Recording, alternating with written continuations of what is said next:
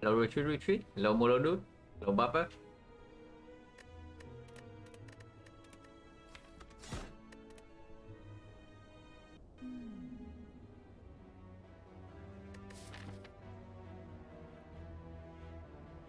Guardian. 100 gold is possible. We can do 100 gold into like here. So 2 elites.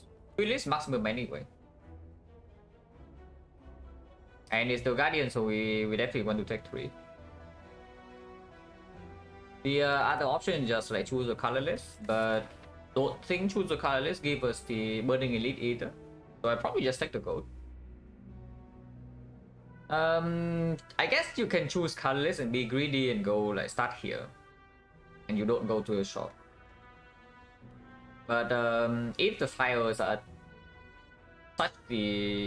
such an early stage of the act, I really like to upgrade in both of these, because afterwards I say at least back to back. So if we are not feeling really strong here, we probably will rest. So in order to actually get to upgrade here, yeah, we need to leave this fight with very high HP, probably maybe decent potions. So yeah, 100 gold here. We probably sacrifice. I wouldn't even say sacrifice a node. We sacrifice maybe like half a node, probably less than that. Compare between these two in order to make sure we can upgrade here. Because if we take the 100 gold, yeah, and then we still need to rest here, it means that if we take the colorless and we don't get a huge hit, we probably just die. And colorless into the Guardian is not like the best thing, because Flash of Steel doesn't really play. The trip is okay, I guess, but the dramatic entrance is just like, yeah, sure, it's okay for the split. First split, but then afterwards it doesn't help you. Hello, Talcan, thank you for the good luck.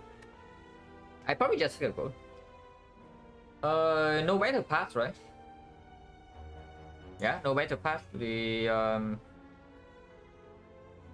we just take the gold and then go here. Pretty clear.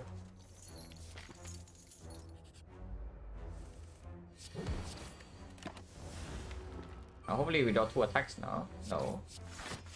55 HP cultist. Hello, Nikaido. Thank you for the good luck. Yeah, 55 HP cultist and we have 1 energy behind. Yeah, so probably means we had to take a hit. Unfortunately, I probably had to take 6 this turn. Yeah, next turn we have guarantee 18, and he attacks for 16, and we can only block 5. So the very obvious play here is double strike defense, and that's when we triple attack or mass strike kill. So we are forced to take 6 because we are 1 energy behind. You see. The cultist fight is like very, at least on non-silent. I guess it's only on Clad, because on defect you can also like do, even if you're on energy behind, you still have enough damage, because defect starter deck is like quite strong. But yeah, on Clad and on silent, usually you can tell whenever you need to take the extra damage, because the fight is like the fight is like very carefully designed around you spend all your energy and barely killing in time if you want to block every hit. So here, yeah, you see, we are 1 energy behind, and now we have to pay 1 energy worth of HP here in order to not get old next turn.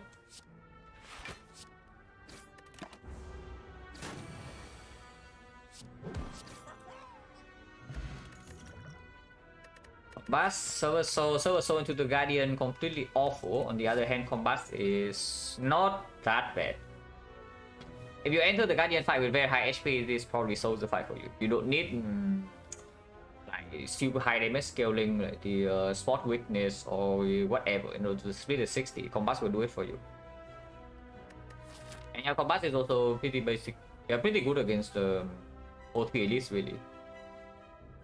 It is worse against the Nob, but only if you draw it late, and even then, not so bad. That's a strong icon card. And then Guardian Axle, we also have incentives to pick up the Buffer Blood. Hello, Luca. With the Combust ended, I think I'm allowed to double defend here. Jawworm rolls maximum HP though, so if he buffs next turn, we can still be in trouble. If we do not play the bash. But let's say I play like bash defense, because next time there's a chance that we don't even draw defense. Like 1 out of 21, and they can also attack for 7. So I don't even know. Like if we bash defense here next time we deal 27, so we don't even play the combat, yeah, and then what? It's 35, so it's like 20 invulnerable runs out, no combat in play. We cannot even kill after the buff. Doesn't make sense. Hello, Amjit. So we just hope that the Jogworm plays nice. Yeah, exactly. Like we 1 out of 21, we don't draw defense, and he attacks for 7. So I mean, at least I'm happy that I double block last turn. So yeah, 1 out of 21, and then this is 40%, right? So in total, that is like 2%. Yeah, 2% that this exact thing happens. And it happens, so we lose 7 HP. Do I need to play this combat? Because now I kind of don't want to. I think our damage is ahead enough for me to not play this combat. Probably don't have to, right? If I play 6 here, it goes to 22, 27, 27 over 2 turns, maybe 36. 36 over 2 turns... Maybe brick here, maybe we don't have it. It costs like what, 2 HP? 3 HP... Yeah, usually 2. And we don't redraw it. Because right now we go to the 59, 58, 57, 64. 64 next fight, no guarantee to heal because maybe it's after the shot, but 10% we see a fight here and then it's advanced hallway. But even if it's after the shot, yeah, we can still see a double slam attack being attacked for 18 on turn 1 and then we still lose HP. We are still healthy enough and there's a potion. How much can I low roll if I do not play the combat? Let's say I play strike, it goes to 27. 27, next turn I draw, let's say 2 strikes.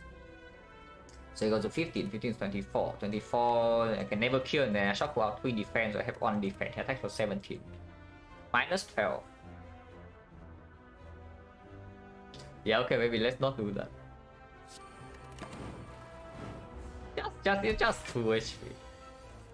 Oh yeah. Well, yeah, guys, I wonder why we kill this turn. No, seriously, I really wonder why we are killing this turn. Because we are overkilling it by with the combat damage. Yeah, we are overkilling it by a lot. But without the combat damage, we are overkilling by 3. So compare the combat damage minus 10 to the strike damage is 6. We gain 4 damage, and this turn we overkill by 3. Of course, I know we overkill actually by 8, but that's assuming we take the combat damage. So we would be off by 1. And that's assuming again that the combat doesn't break our draw. Holy crap, man. So we dodged, I mean the first one was obvious. Like the cultist fight was super obvious because you know beforehand. But we dodged a freaking bullet there. By not reading the 2 HP against the Jogworm. This is not so easy because we already have combats. The Whirlwind become a lot less appealing. On the other hand, it's competing with the Pommel Strike. Icebox is Guardian. If it's Slime Boss, then I still have a reason to pick Whirlwind, but in this one I don't think so, right? It's probably just Pommel Strike. Now the problem with this logic though, that we have combat that we don't need the Whirlwind, is that first of all, yeah, I mean, I guess Energy Potion also plays with Pommel Strike. Energy Potion plays better with Whirlwind. And secondly, combat alone is not enough AoE to solve the AoE issues in the game. So we will need to pick up another AoE card eventually. What is better than Whirlwind? There's an Emulate. That's about it. That's the problem. Like, if I pick up this Pommel Strike, we don't pick up the Whirlwind, and then we enter Act 2, and we realize that combat is not exactly enough against the Grim Leader. Combat is also maybe not exactly enough against Automaton or Collector, and now we need to add some more garbage. Also, we upgrade Whirlwind pretty soon, but the like right here. And yeah, Whirlwind Energy Potion still covers one Elite Fire, no matter what it is. The Knob, the Lagavulin, the Sentries, no problem. They all die to this. It's just that, again, Whirlwind, first of all, not a great card here. And secondly, Moisture is also just freaking good. In Act 1, I don't expect the Whirlwind to outperform the Pommel Strike at all. Now, of course, there's also 1 out of 17, and we just see the Chemex and then we are Omega happy. Hello, Sideway? 2 class runs? Yeah, probably.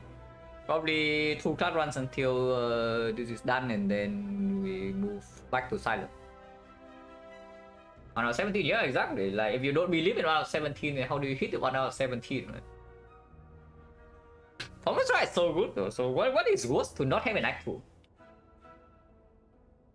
Oh yeah, what is worse to not have an Act 2? Like, is it worse to not have a Whirlwind, or is it worse not to have a Power Strike Plus? Maybe it's worse to not have a Power Strike Plus, you know, because the Whirlwind... If you're stuck on 3 energy, then the Whirlwind Plus also doesn't do actually that much. On the other hand, the Power Strike means that we can still pick up Bloodletting. I mean, not like we are not picking up Bloodletting on 3 energy anyway. In Act 3, we definitely would prefer to have the Power Strike Plus. Exactly, you're gonna go in Act 2, but what about like assuming like Combust is also green, yeah? Like Combust Plus and the Whirlwind Plus, or is it Combust Plus with the Pommel Strike Plus? And if we cannot find Act 2 release anyway, then I probably want to have Pommel Strike. Pommel Strike is just a greedier pick. Yeah, like seriously, that's just all it comes down to. Pommel Strike is probably the greedier pick. But it's also weird in the sense that I think it outperforms in Act 1. So it's greedier, but it's greedy in Act 2, not in Act 1.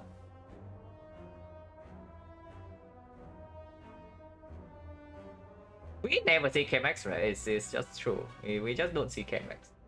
I think the Pommel Strike. 1 out of 10, yes. Yes, that's what I'm talking about. That we might not even heal because there's this garbage fight. You see 80 damage on turn 1. So like, how do you heal in the easy hallways? Hello, Duran. Yeah, this is 100 gold deal with against cardless card. Damage for max HP in boss squad. And the path 3 elites, only 2 options. Either you fight this burning elite here, or you fight this elite here with a shock here. So not that obvious of an 100 gold pick, because you can definitely take cardless and then go this way, or you take cardless and if you high roll you go this way. But I really, because the fire is early, like I talked about it earlier in this run, but because the fire is early, I really want to be in the position to upgrade both here and here, instead of having to be scared because this fight goes slightly bad and I need to rest because like 2 elites and then no rest for the end, for the rest of the act.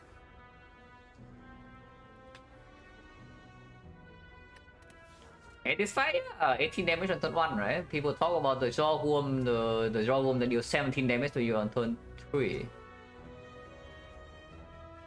Yeah, I see that this is on turn 1 where you're facing 18 damage. Interesting. I mean, at least it's doing something. -7.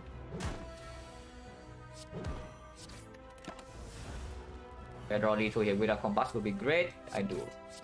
Oh yeah, -7, heal 6, so lose 1. No potion chance 50, completely garbage.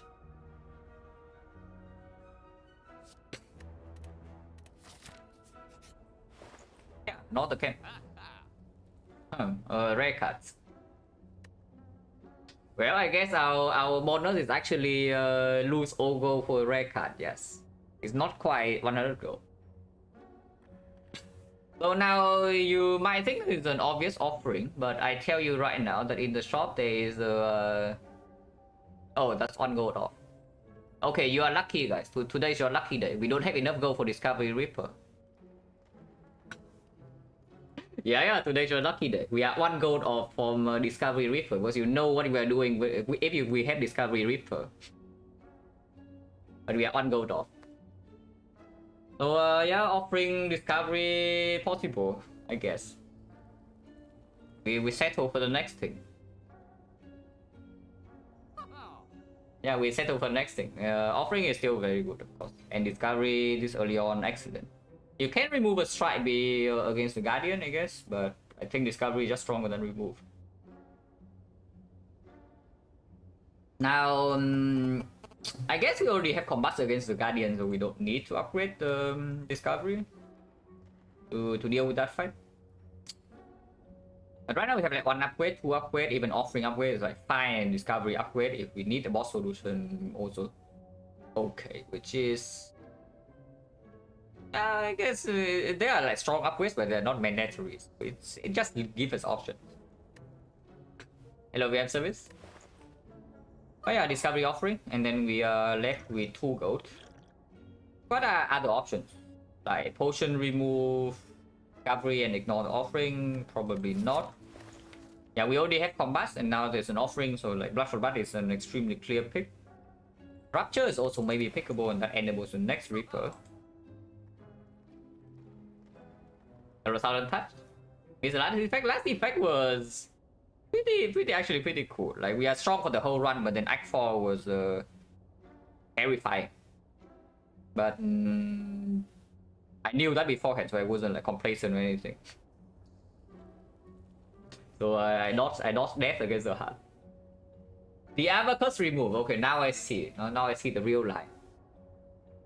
I mean, you can do it. This is a Guardian. You can actually be DGN because yeah, combat exhaust and pommel strike doesn't hurt that.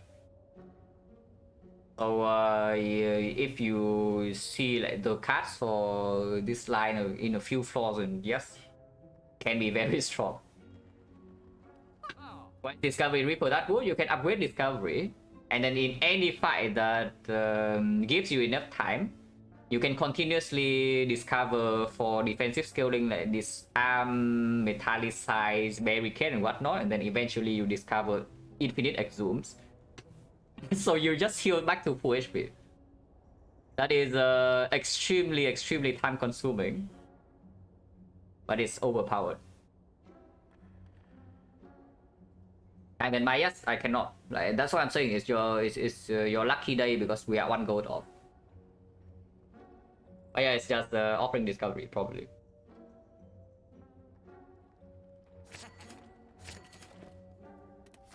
Advance OS for change 50. Okay, I guess I'm happy I have an offering in my hand. This side of floor 5 is not exactly ideal. And always discover strength to speed up process, yes. I mean, basically the most important card to discover whenever you do that kind of thing is always barricade.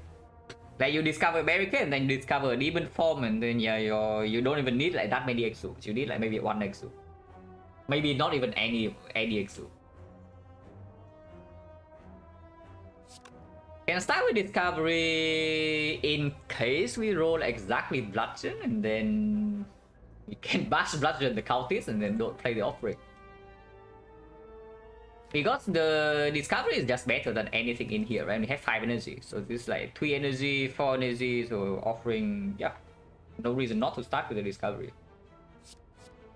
Okay, that's not Bludgeon. Double Soul is 24 damage, probably better than the other options. Like Pommel Strike is okay too. Do I need to play offering now? Because I can bash Silver Soul. This is 30, 32, 32, 45. 45 is vulnerable, so next turn. Because I don't have lethal on both anyway, even if I play the offering. Oh no, I don't have energy to play Pommel Strike. Right. So this is only 32. Yeah, let's play offering. If we can kill, honestly, if we can even kill the slime turn 1, we can save a lot of HP next turn already.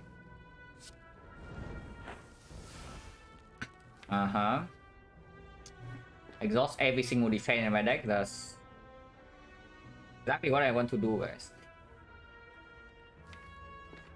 I mean, maybe we kill the cultist fast enough. But yeah, I kill the slime right now, and then we play 1 defense next turn, double strike turn after it dies because we draw only attacks. So I guess the line just we do play combust. If we do play combust, then it's just Don't want to be fail, right? Because being fail is -2 next turn. Yeah, being fail is still -2 next turn. We do want to play a defense. I have to waste a bit of damage here, but I think no damage is fine enough against the Cultist. Not that much damage. It's like Bash Silver Soul is 32 clean, and then Combat kill this, and we can combo strike the Cultist. 45 on the bird and combat seems good. I mean, it's also possible that we kill the bird next turn, but then next turn this guy attacks for 10, so like... Why do you want to block 10 when we are fail over blocking 6 when we're not fail, you know? Like, what's wrong with blocking 6 when you're not fail instead? I think I prefer to block 6 when we are not fail. Over blocking 10 when we are fail. So let's do, yeah. Then we can open with Pommel here first. Hopefully we don't draw the last defense. If we draw the last defense, I guess the line doesn't change. We just accept that we take 6 next turn. Oh yeah, then if we draw first, we basically just say that yeah, we exhaust the last defense. So do we want to do that? Let's assume we exhaust the final defense. So we have triple strike next turn, guarantee. We are dealing 5 now to Cultist, 14 to the Cultist. Next one is 19, 19, another 18 is 37. 37 only attacks in the deck. Yeah, this guy is definitely dead. He can never attack us for 11. And that is still true even if we play one defense next turn.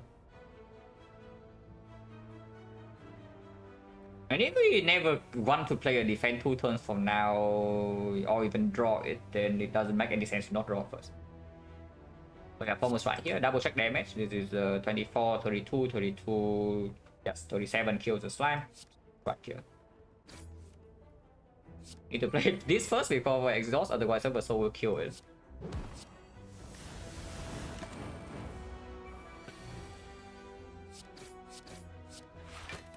Definitely I'm allowed to defend, right? This is 19.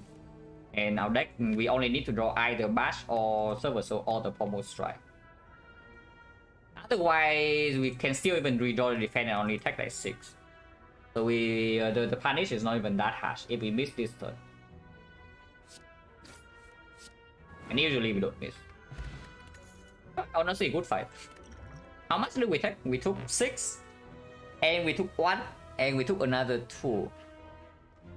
Yeah, 9 damage against Exodium. Yeah, that's Exodium Tux on floor 5. It's not so bad. Definitely don't need this garbage unless you tell me you want True Grit for the Guardian. It's way too early. I do not want to spend my freaking upgrade on the True Grit. And also, if you're really scared of the Guardian, this upgrade solves the Guardian better than the True Grit anyway. Like, why take the True Grit? Yeah, let's skip. Definitely take upgrade first. Probably still make the upgrade on the Combust. It's the best against Lagavulin and the Sentries. And even against the Nob, like, I'm not so sure that the Pommel Strike upgrade is so much better, if even. After with Slaver, yeah, Slaver is all Cultists. The Wildlife is with the Jawworm. The Wildlife is with Jawworm or the Mushroom. If you don't see Jawworm or Mushroom, is a Tux. So that is the same fight as the Slaver fight. Spirit Silver Soul, Force for 7, Elite for 6, Fire, Boss is not Guardian, take over Scheme for 1. Yeah, sure, why not? I mean, it is you deal 1 and 2 energy, deal 16 with a 6 damage upgrade. Now, because we are playing the Ironclad, that card like kind of seems like it kind of sucks, but just look at the freaking silent. You don't have access to vulnerable, and now you're like, extremely happy when you pick up a card that says 15 damage, 2 energy upgrades to 20. And here you have a card that just deals more damage than that, like 16 damage, upgrades to 22, and you say it sucks. And of course, we shouldn't be so spoiled, guys. And yeah, it actually plays in the it actually plays in Hexagons. Rotaco stuff. Yeah, wait for Max first.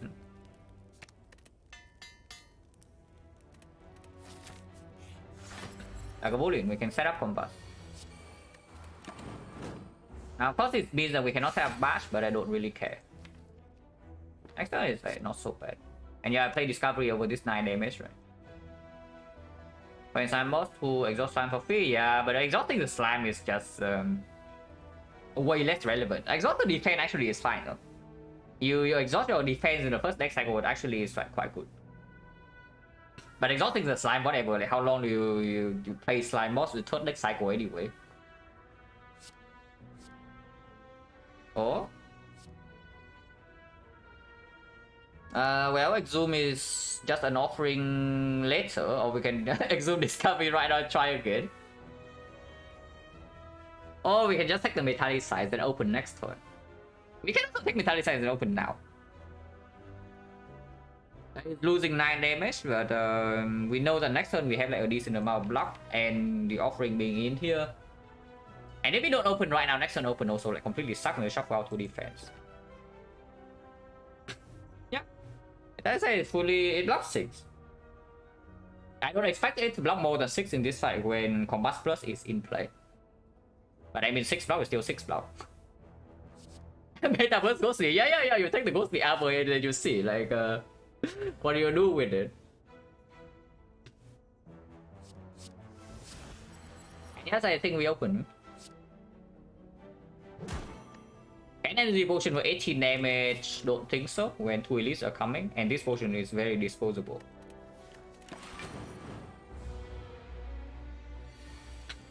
Okay, so first question, do I want to shuffle in defense or not?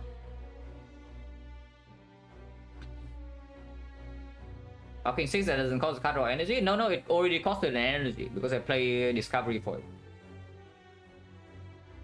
But I know what you mean, that it doesn't cost me energy in these turns. But it does cost me 1 energy in the open, so you cannot say that it's free.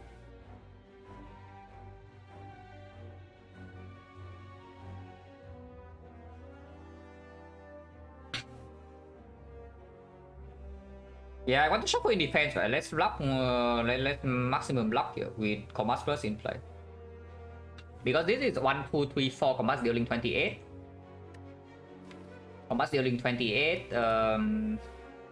Maybe Taunt Potion deals 6. I'm not too attached to this Taunt Potion. Very willing to use. I think Energy Potion is definitely better. So 34, this guy's got 71. 71 energy wise, this turn we deal 9, so 62, offering maybe another 9. It's 53. 53, next turn, maybe single defense bash. 55, off turn, 27. 31. 24, that's actually off. We cannot maximum block here.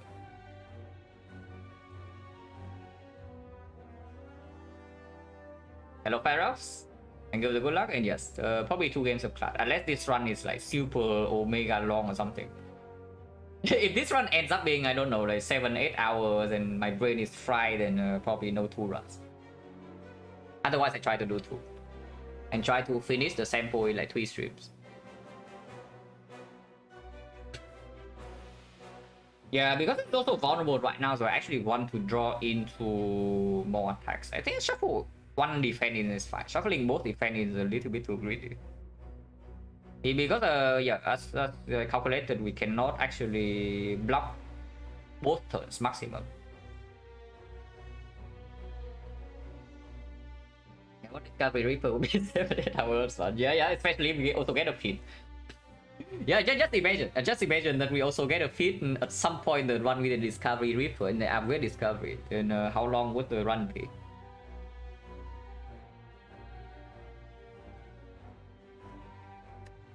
Not shuffling out. Yeah, shuffling out shuffling in 1 defense fight. Shuffling in this fight makes no sense. Like, every single attack in here is at least try or better. So play 1 defense and then offering it.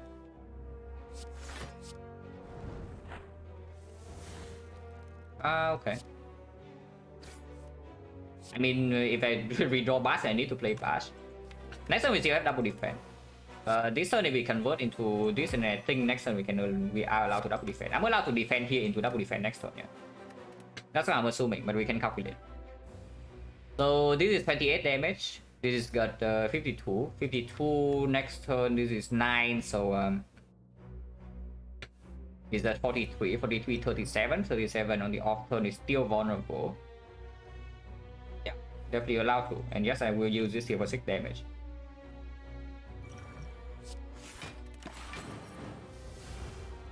For the boss, the Guardian. I'm taking a bit too much damage for my liking, I would say. Yeah, 37 this time it goes to 10, 10. If we bottom deck Pommel Strike, then it doesn't work. If I Blast Strike instead, what happens? If I Blast Strike instead, it's only 21, so it's 6 damage less. Damn, next if I bottom deck Pommel Strike next time, we actually don't have it unless I use Energy Potion as well. Throwing Blast and not Pommel Strike this turn is actually problematic, huh?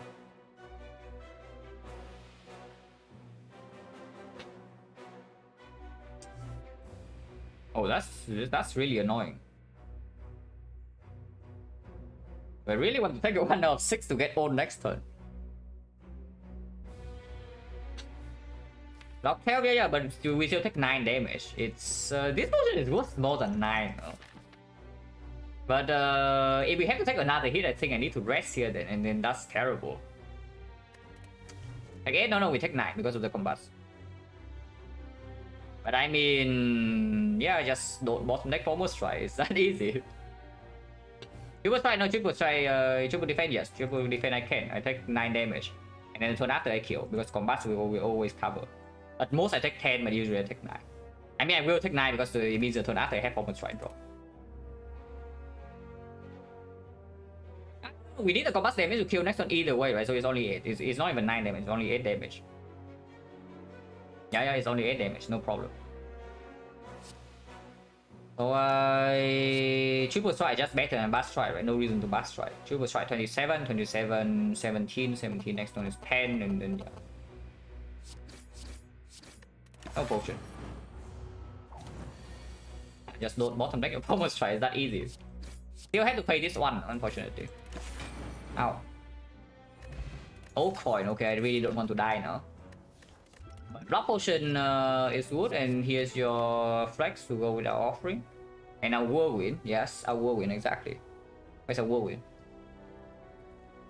Yeah, we don't have it. Flex would be the upgrade. Now, after the flex, we would really like to upgrade the Pommel Strike and the offering. Unfortunately, we don't have any of those. Next side is the sentries or the knob. If we are facing the sentry, we don't care about the flex that much. If we are facing the knob, probably it's okay, but what about this Carnage? Yes, Carnage sucks, I know, but Carnage against with the Energy Potion at least performs in a very short term. Yeah, Carnage into the Guardian, not exactly the best when you also sing a freaking upgrade on it. Act 2, I don't even know. Does the Carnage Plus outperform the Flex Plus in Act 2? I guess it makes the Snecko pick more appealing.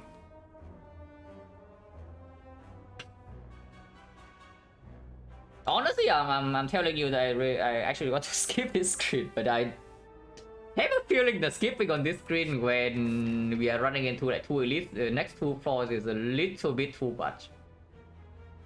Potion chance is what? 1, 2, 3, 4, 5. We drop 3 potions, so it's 30.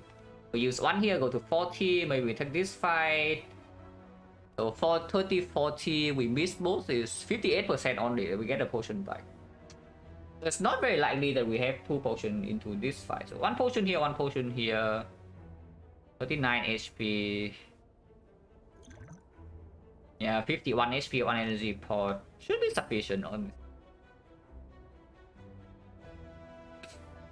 Seems like best go for elites, yeah, especially with energy potion. That's why it's so annoying, because I also know it's good here. Double Ironclad is double Ironclad until Ironclad is done, and I just do 1 silent per deck. Effect sample over for now. Probably the effect will be back in like a month or so, maybe earlier than that. We'll see. But I do didn't want to take a break on defect and then review some of the stuff before I start the next sample. Lagavulin already down. Can we upgrade bash? Like why?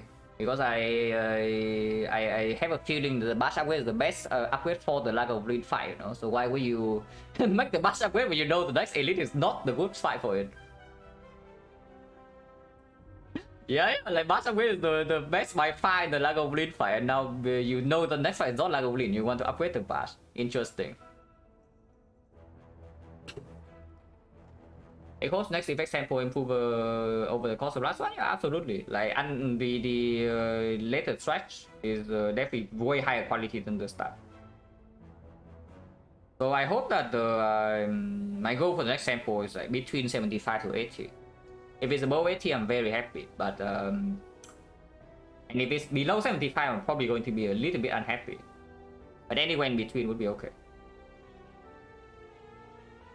It was a bash upgrade. Why do you want to make a bash upgrade though? Bash is not a very strong upgrade. At least for later. Not the okay. The upgrade is good. The upgrade is good, but the card sucks. That's the exact same position as the Zap. So like, if you can get away without the bash upgrade, then why do you want to make it?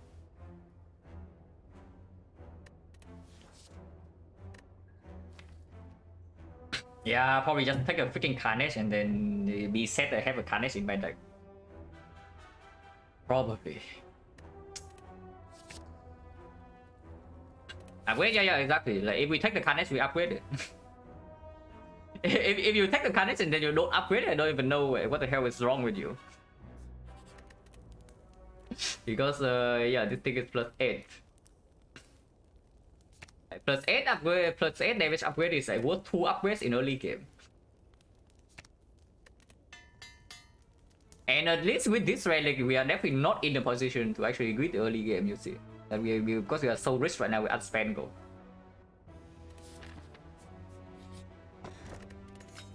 Oh yeah, we are even richer. This relic does not play until here, but this relic basically means that if we survive this part, the Guardian is done. Like we have HP, we have combust. At worst, we can rest and then Guardian can never kill us.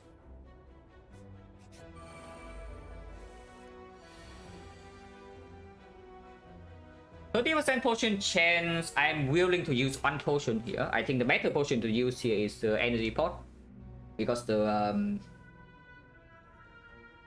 block pot will play fully in the next fight. In this fight, I think it only blocks 10. The both potion will always survive. Always survive. Yeah, just like how we always survive slime boss with a potion, 56 HP, 2 perfect strike plus a swift strike, a pommel strike, basically a deck with like all damage, yeah, 56 HP, 1 potion, and an impervious, and a whirlwind plus. Yes, we always survive, guys. In case you're wondering what that is a reference to, like watch the how I die in my 19th streak. Because that is exactly how I died. Yeah, deck full of damage, impervious, whirlwind plus. We enter slime boss with 56 HP, 1 potion, and we are dead. Because we bought the deck and shuffle our perfect strike plus, impervious, and the whirlwind plus. Interesting stuff, guys.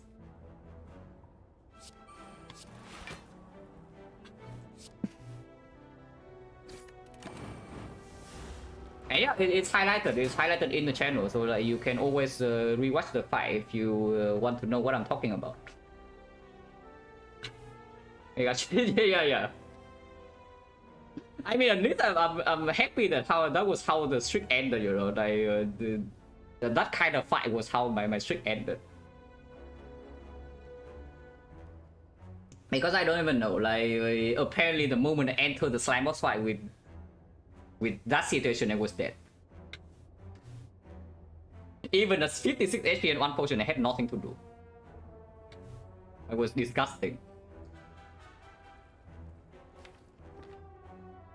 But here we can probably still discover first. Don't remember details. Was a different decision can we make? Yes. I could have made 2 different decisions, but honestly, looking at it, I don't even know that if you can say that is not hindsight. Decision number one is to not use energy potion in the North fight. And just face tank the North for like 20 HP. So I don't use energy potion for 20.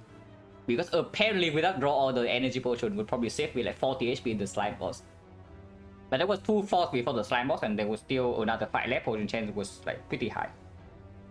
So I don't think that was reasonable to do.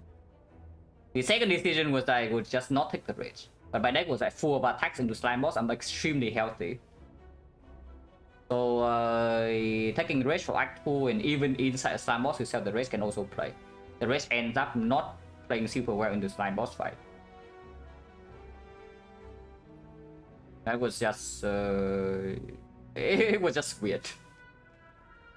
Because I don't think you can say that entering the slime boss fight with so much resources means I did something wrong beforehand, you know. But the situation was that the moment I entered the slime boss fight, I was dead. Which is very screwed up. We can start the turn with Discovery. Energy can be good enough if we draw Connection back together. Yeah. We can see what this gives me. Oh. One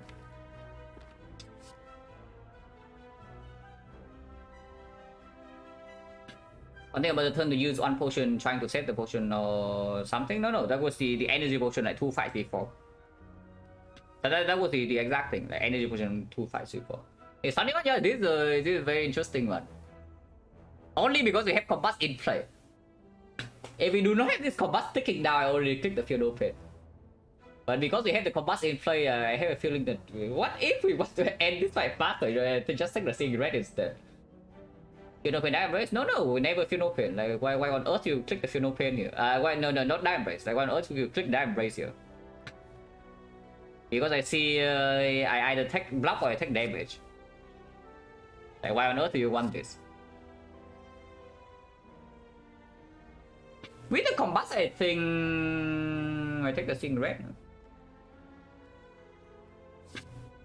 Regardless, I need to play Offering, right? No matter what I take here, I need to play the Offering. So I draw 4 of these. I can bottom deck exactly like Carnage Strike, and then what? I don't need to deal 20 here, so Pommel Strike is still killing. I have 4 energy, 6 energy. So I can play double defense. Next I have Carnage, so I guarantee kill. Yeah, Singing Red is just better.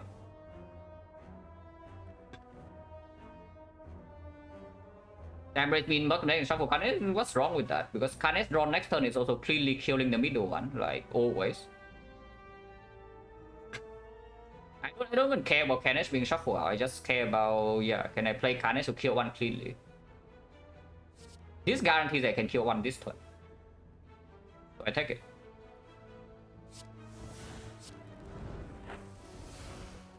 Yeah, 28, but this is better. Yeah, this is way better.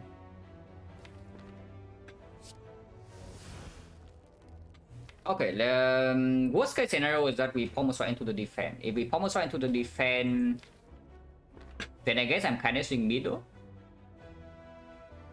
We no matter what we are doing this, yeah, pommel double strike here, 21 damage. Let the combust kill.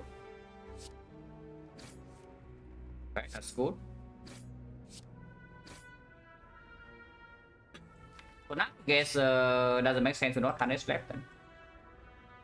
We just Carnage less and then like here. If we draw a defense great, if we don't, sometimes we have a kill, but yeah, unfortunately we break. The weekend potion for 5 doesn't make any sense. We preserve both potions into the next fight. We take another hit. And you see how much the energy play lasted the 2 energy compared to freaking Fuel Pit. Of course we take 1 extra hit, but we also kill one turn earlier so that first of all we never get, because we can still get attacks. Let's say we draw a hand with like only strikes, and these things have plus like 28 HP. No, it's close. It's still close, even with that hand. But with the Carnage pick, we are always preserving potion, at least the energy pot, in exchange for maybe a -2 or -3. It is still close. Even after I see the outcome, I still don't know like if I'm correct or not. At least with this line, I saved my freaking potion, guys. Congratulations. Now I saved my potion and throw it away. Good stuff. Oh yeah, speaking of the rage. Yeah, it is. So potion change is 20%. Not bio, but question mark can be healing. Life loss we just skip, so it's an anti-note. It is fine because I think relics are good enough to skip one note. I just really don't want to low roll this fight and have to use potions. Punish minus and then they thought, yeah, let's not take that. 5 pot definitely over energy, right? Honestly. Yeah, 5 pot definitely over energy. But sometimes the energy. But basically, we just have more options to. We are just more flexible with 5 pot and the block pot. No matter which way we low roll in the draw order.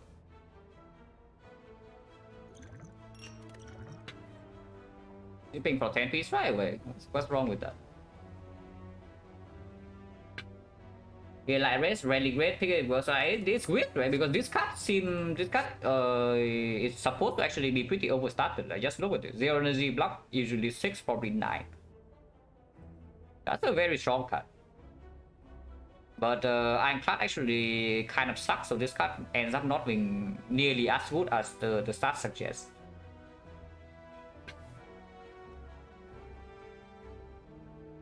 Peace Strike is my thing? Why is Peace Strike my thing? I dodge Peace Strike whenever I can, you know. You're probably in the wrong stream. Like Peter's stream is the other way.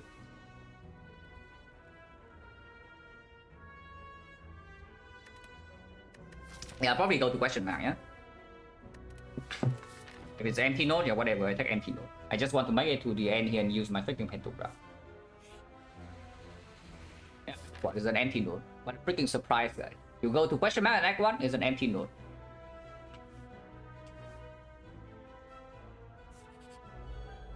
Who could have seen that one coming? Oh yeah, now I draw Carnage because I toss away my energy pot. Yes. I mean, who could have seen that coming?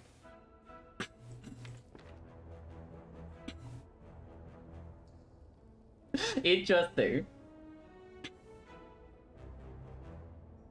I mean, we are fine, but that was that was certainly interesting. Yeah, I mean we are completely fine. We deal 18 damage, another 14, 32, 32 next turn, 46, 46, with this 66 is exactly dead. Without even playing the discovery, but yeah, whatever. I mean, I have to take 2 for it, but sure. Yeah, double strike combust, double check my math. This is 18, 18 is 14, 32, 32, this is at 34, no, wait, no. 18, 14 is, wait, is it actually 32 only? Wait. 32, this is 44, we are 2 damage off.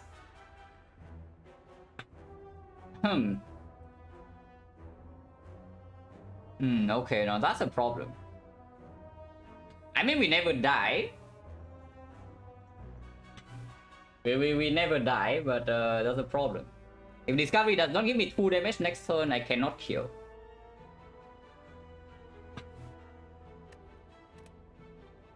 I'm taking 9 this turn. I'm taking 29 next turn, so 38. We had 39 here, so yes, we never die even if Discovery completely misses. And heal to 7, 7 heals up to 9, 9 here, but no potions. Just unready. If I play offering enemies, I will die, though. That's the problem. If I play offering enemies, I will die.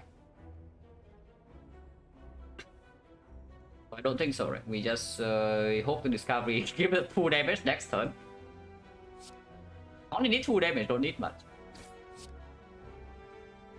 Or some block. Block would be fine too.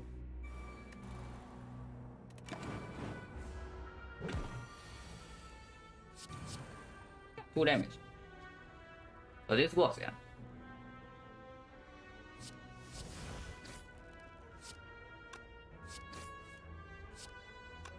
Okay, okay, do I get to read my 5 pot now?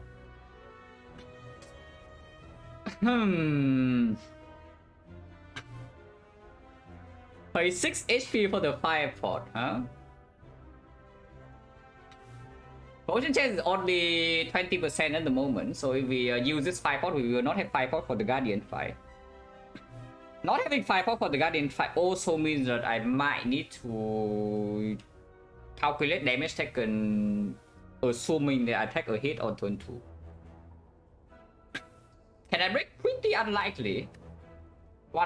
Exactly one hand to break, but it's possible. Like I draw exactly triple defense here.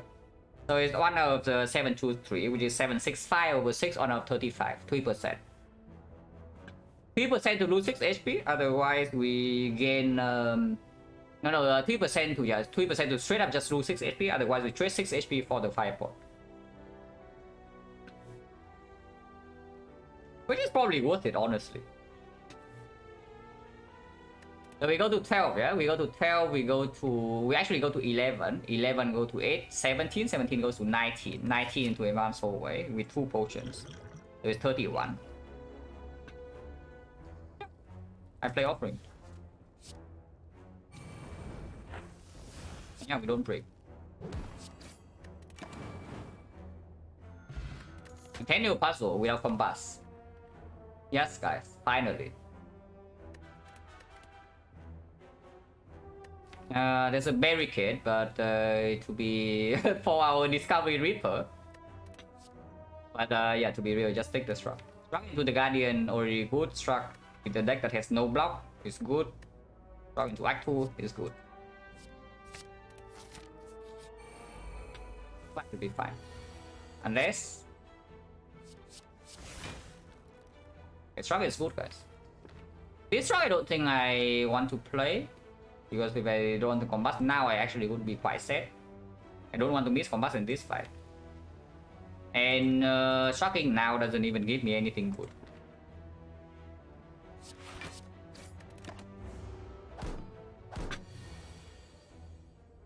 Well, hit the wrong one apparently. Now I don't have a kill here next turn. It takes 4. I mean, I can also just defend Bash here and lose the Carnage. Discovery is so underrated. I mean, if the Newry is so good, then how can Discovery be so bad, right?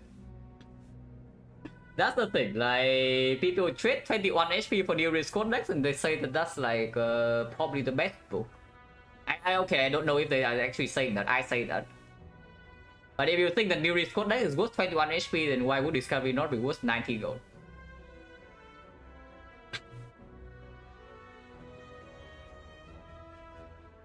And let's try left how much damage, not enough. We need to play offering. Or basically if we bottom deck the pommel strike, we don't have enough, we need to play offering, so we lose 6. So I expect the value we lose at 2, because we still need to play combust in the other line. Slightly less than 2. But yeah, we try here 22 damage, and here why not just take 1?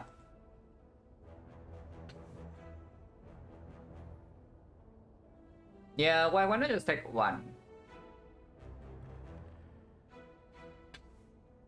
55 minutes for 13-second run. 75? No, we're almost at the boss. But 1 hour Act 1 is pretty standard. I think 1 hour Act 1 is like kind of normal. Something like 40 minutes, 50 minutes Act 1 is quite fast. And I do tend to play slightly faster nowadays, but it's not like super extraordinary. A really slow run, yeah, would be 2 hours in Act 1.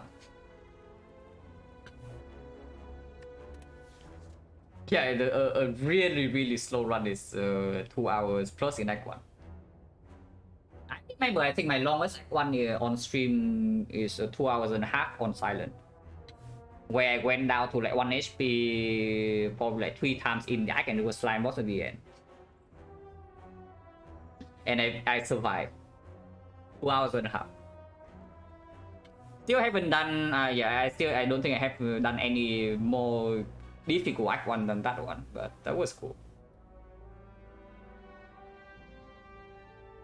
Runs always tend to speed up, slow down, pretty rare they're linear, yeah, because I mean at some point the run gets worse or it gets better. And Spy also like kind of snowballs, you know, if you get worse, like things just goes like completely downhill, so you get slower and slower and slower until you die. And on the other hand, if you get stronger, you just snowball, you play fight faster because you are stronger than before, and then everything good happens and then you win. But yeah, back to this fight. Like, what if I do, let's say, just bash defend here, take 1. Next time I draw 8, yeah, and this guy never attacks. So I would do pommel. I need to spend 3 energy here, and then I don't have Carnage, and I need to spend 3 energy here as well. That's pretty fishy actually. This is how much damage? This is 22. So yes, it's exactly enough if I don't bottom deck pommel strike. If not, I lose 6. If I lose 6, yeah, if I lose 6 HP, I go down to 13. 13 is 19, 19, 21, 21, 46. Yeah, no problem still. Oh, no problem. So we can Carnage and strike them.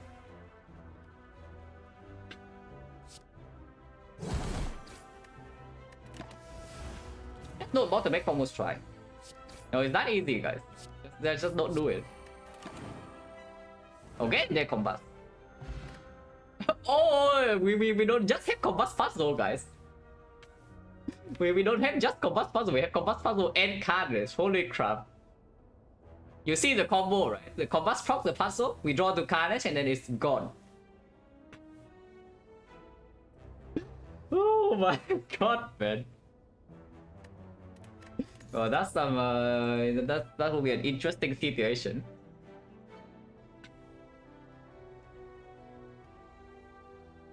And it's pretty bad. I mean, Carnage Plus is still like half our damage into Act 2, so I really don't want that thing to happen if it's possible. These are garbage, yeah? We don't have any exhaust to go with Sentinel. I mean, we do, but we don't. And the Clad is complete garbage, then Cleave minus, yeah, not interested. Upgrade right now, probably... I will scare the Guardian on like 50 with Combust Plus. No way, right? Even without, even if we lose the combust, even if damage is gone, it's doing like what? Attack buff and things, so we have minus 21. I think without discovery upgrade, splitting third cycle is not that easy. With our potion, it's like we need to still need to deal 48 over 3 turns with like base deck. Build attack, thank you very much for the 715 months. Appreciate a lot.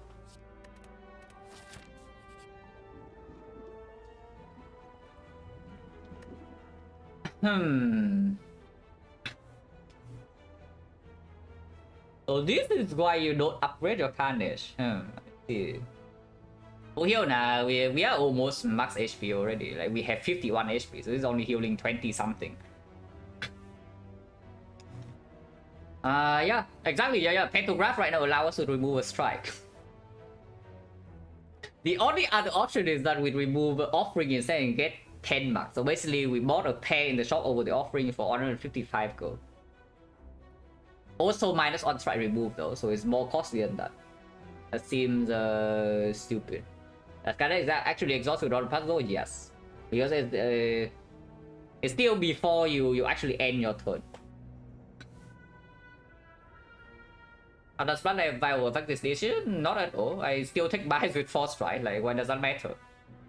Because if I'm not removing a strike, I'm removing a real card, you know. Then why is that so good?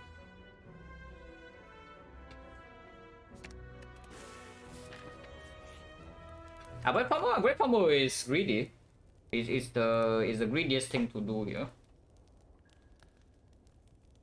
I don't actually mind it too much. Because honestly, worst case scenario, we just 5-4 the freaking Guardian. Third phase, and sometimes we can even face tank that. Hello, Peter. Since I got off, yeah, around 11-12 hours, somewhere close to that.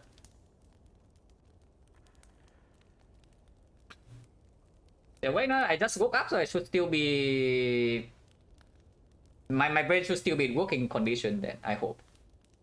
Unless the Ironclad is like Omega crit. Yeah, I'm allowed to upgrade Pommel Strike here. Now, upgrade Discovery is basically for like Fusion Hammer if we see some Degen store. But if we see Fusion Hammer, maybe I prefer Pommel Strike upgrade anyway. And then we see on armaments, we can already do the garbage thing. Even if I upgrade Shockwave and I can upgrade Bash in this fight, it's okay. Bash upgrade is good in the Guardian fight, and yes, if you enter, you see, you also see what happened the last time I died in Act 2 on class. That we entered the Collector fight with Bash unupgraded as Bash minus as the only vulnerable source, and you saw like, how terrible that is. But I mean, not like Bash plus would make a difference. We did get the Shockwave at the very end, yes. We actually got Shockwave at the very end. But the entire act was like Bash minus on the vulnerable source, and it was terrible.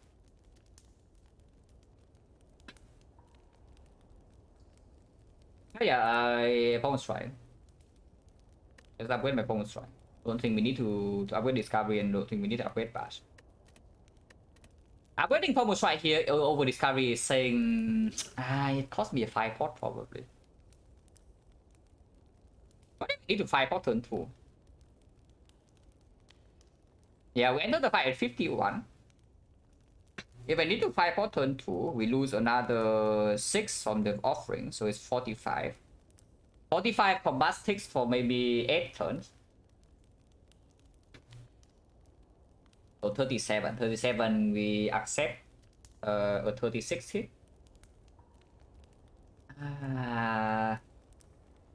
I really don't want to use block pot and the 5 pot is the thing.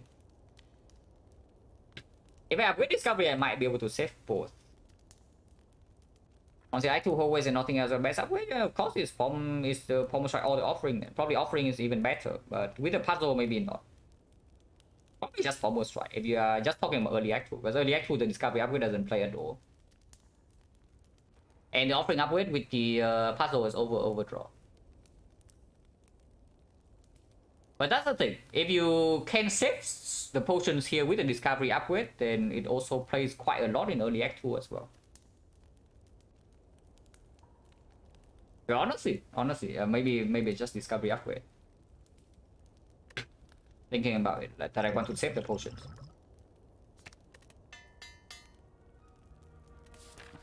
Might still need to 5 pot, because that would be quite cringe. Okay, Carnage save. I do play this, yeah? Hopefully you don't draw Discovery Plus. Okay, no Discovery Plus, that's good. Offering can be saved for later. Or I can offering right now to play the Discovery and not shuffle it out, and then shuffle out all the attacks. Okay, Struck. First we shuffle in the Struck if I play the offering as well. I can always Struck later, yeah. Yeah, I just play Strike here next on Discovery, or I play Struck now and then offering to shuffle.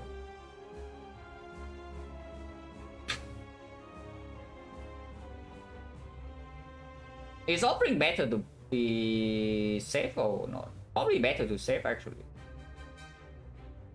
I go Struck though. Because combat is already splitting, so if I Struck into Discovery now, I just play it. Otherwise, I don't draw Strike next turn. Cannot be so bad. Okay, Guardian... no problem. I do play this, yeah?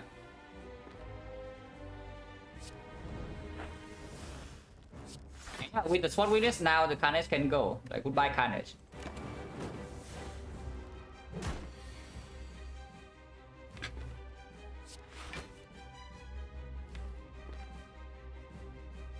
Discovery or Spot?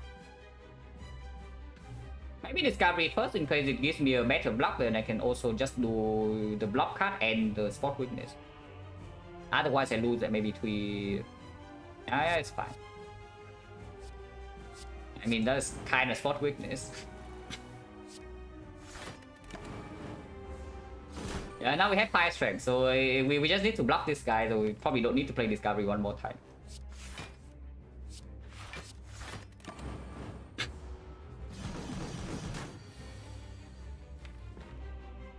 One 21, 34, 34, 41. So yes, next turn we don't split this turn. I don't want to split this turn.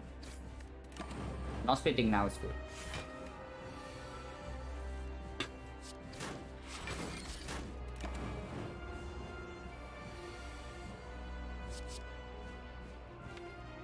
The barrier probably better than Ama in the redraw. Ama upgrades on defense, but it's still basically a block 8. Let's take the barrier. With barrier, I can even play the strike. But I want shock next turn.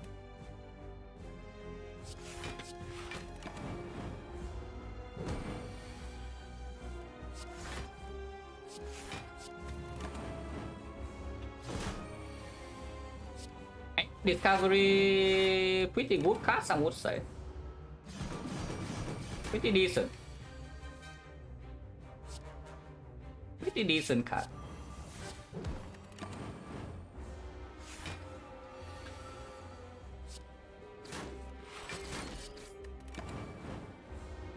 Both fortune preserve as expected.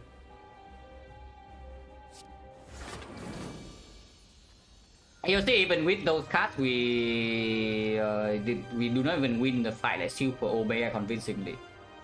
So without the discovery upgrade, we still would have on spot weakness though, so it's not so bad. Probably if when first discovery hit, it was probably enough. Rewarded for saving a potion, yes. Oh yeah, brutality we take, yeah? Unless you tell me the emulates time. But I see brutality with a freaking puzzle, and I want to have something that block the puzzle before the compass. It would be nice. Discovery, no, the brutality opens up. I mean, Rupture is already open, but now it's open even more. Blood for Blood is ideal as our damage. I mean, the other option is not that bad. Yeah. Emulate, not that bad, because our only AoE right now is the combat. We see Slaver, it's fine, we have potions. Leader, yeah, Leader, I guess combat is not so bad, even compared to Emulate. And unlike Emulate, Brutality doesn't need the upgrade. Its upgrade is nice with the puzzle, but it doesn't need one. But maybe no, second AoE, it's just our first AoE is a little bit questionable.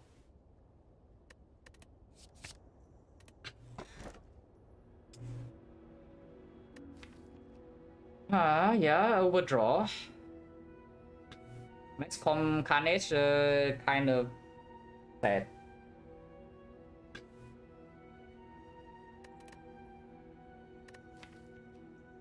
It's one of the worst pyramids I have seen. Not the best pyramid I have ever seen, I can tell you that.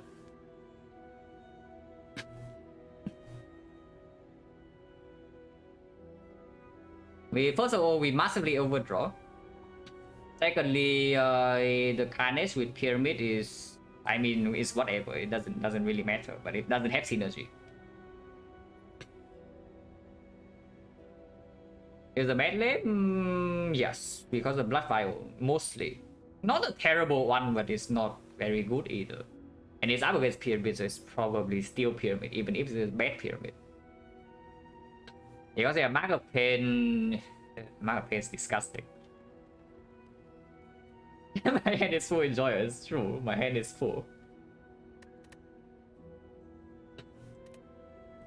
I only do this because we have 2 potions, yeah.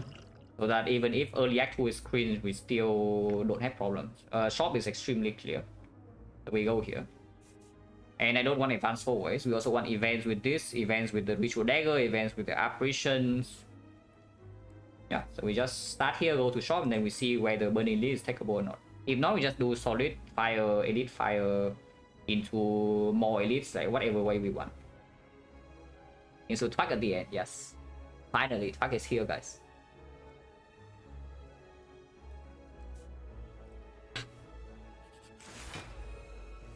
By the way, you know what card we are looking for. Exactly, guys. Once again, we are in Act 2 and is a bloodletting waiting room.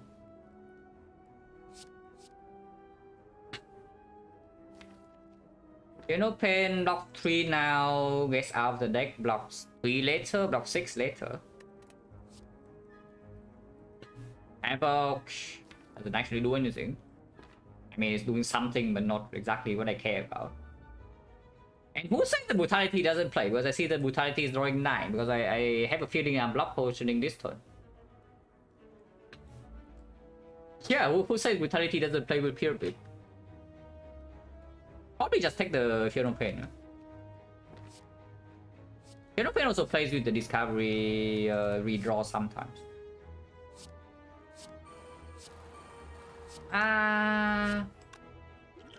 This potion is only blocking for 8 now.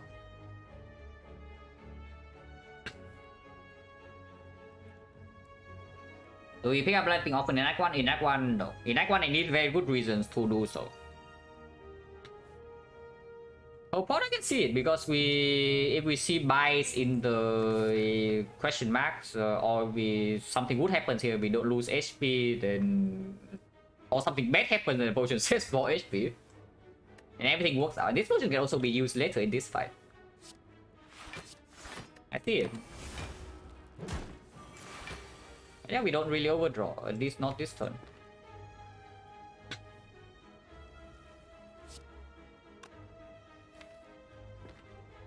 Taking another 6. Yeah, first few floors will be rough.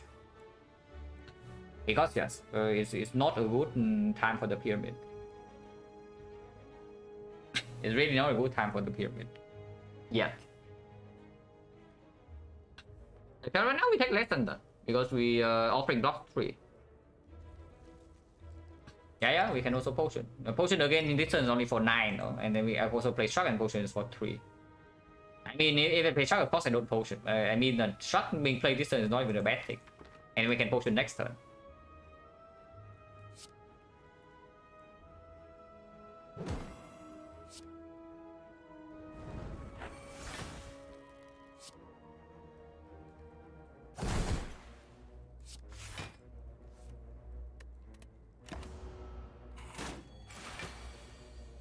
Yeah, now we potion.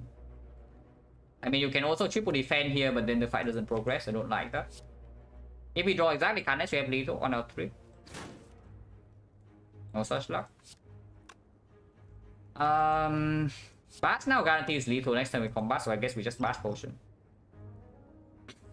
Often early act will always take a lot of damage. Yeah, I mean, it's just how it goes. That's how the game goes. Especially when you take your greedy boss relic and your relics do not give you like block output. If you do not get block or damage output from your relics, usually you take a lot of punishment early act 2, because they demand outputs very fast. How many hits does Discovery have? Fin 5 Flame Barrier? Barrier not really. Barrier is only blocking 9, so we need to play defense as well. Next turn is not even dead. It's just a bludgeon, Fin Fire, Impervious. Actually, second wind works. Server Soul is even better. Yeah, Server Soul is better than second wind. You heard it here first, guys.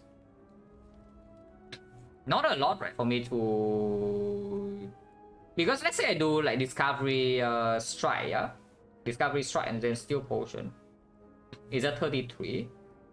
33 next turn is at 45. 45 with no vulnerable. Carnage doesn't kill, and then we have no more potion. And we get old. Uppercut is fine. Honestly, it's a decent chance. But if it goes wrong, we need to burn the 5 pot as well, and then it's a terrible situation.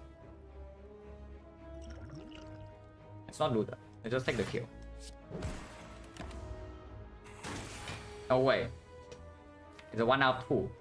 I actually forgot that my hand is full. yeah, exactly. But doesn't go. It's fine, never punish.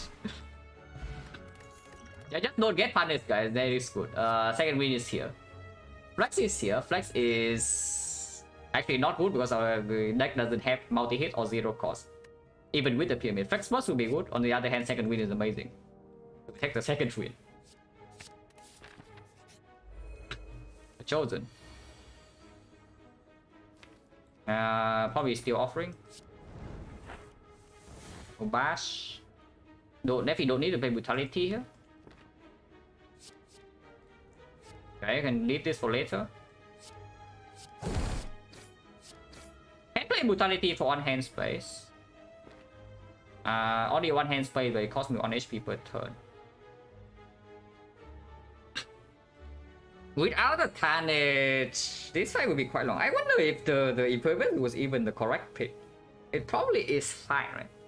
Because the Impervious blocks one turn and the second wind blocks full blocks another. So we have at least full coverage for 2 big hits. So that is 4 turns. Yeah, it cannot be so bad. Hello Defender, hello RG, thank you for the good luck. Should I still play the freaking brutality? Because it seems like if I don't draw 2 these cards and get back to my carnage, this fight never ends. Brutality. Oh yeah, it's doing vulnerable, so next turn impervious, and then turn afterwards maybe second win. That was sure. But doesn't need to be played. I would play defend and I would play honestly combust. But no. With the pyramid impervious is just good. We have the relic that makes impervious good. Impervious is like Omega Poker.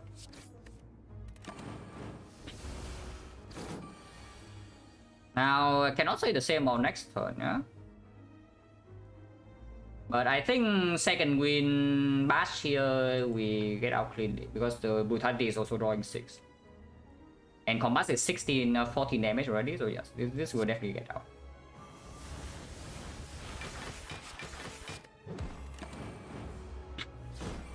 That fight is already lethal, but if we draw lethal we save 1. No potion, point chance 40. Is that the best damage card we can see or not? I think that is the best damage card we can see. And it's not exactly ideal with the pyramid, but I think I still click it. Because we have second win. Oh yeah, cool. Cringe. I mean it's cringe, but I take it. Yeah, wrong order, just barely off. So if I did not click Mausoleum, I would get the pay after the apparitions from one elite. Interesting.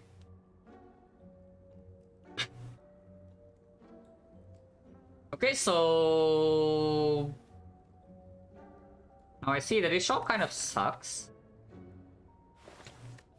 But brutality does not need to be played. Here's the thing, yeah, brutality does not need to be played. So we can take the pellets and then use it in the collector to push all the debuffs with the brutality in our hand until the turn 5. Okay, but for that, you think the apparitions are not doing the same job, or combust? We have combust offering also in the deck, you know. It's not like brutality is the only way we burn ourselves down. Yeah, we always buy pellets with the collector at the end with some powers that one of them doesn't even need to be played, and with the freaking pyramid. This is the cost we buy, and then afterwards I don't know. Mayhem time, yes, mayhem with our apparition offering seems a great idea. Our structure for strength completely unnecessary. Yeah, if you want to buy Rupture, then buying Flex is probably just better. Maybe not. Rupture with the palette is also like some utility. But we don't need the Rupture damage, and more importantly, you never have the upgrade for the Rupture. Oh, by the way, second win apparitions are excessively cringe. I'm just saying. So the Wraith also kind of matters a little bit now, because we cannot freely play our second win.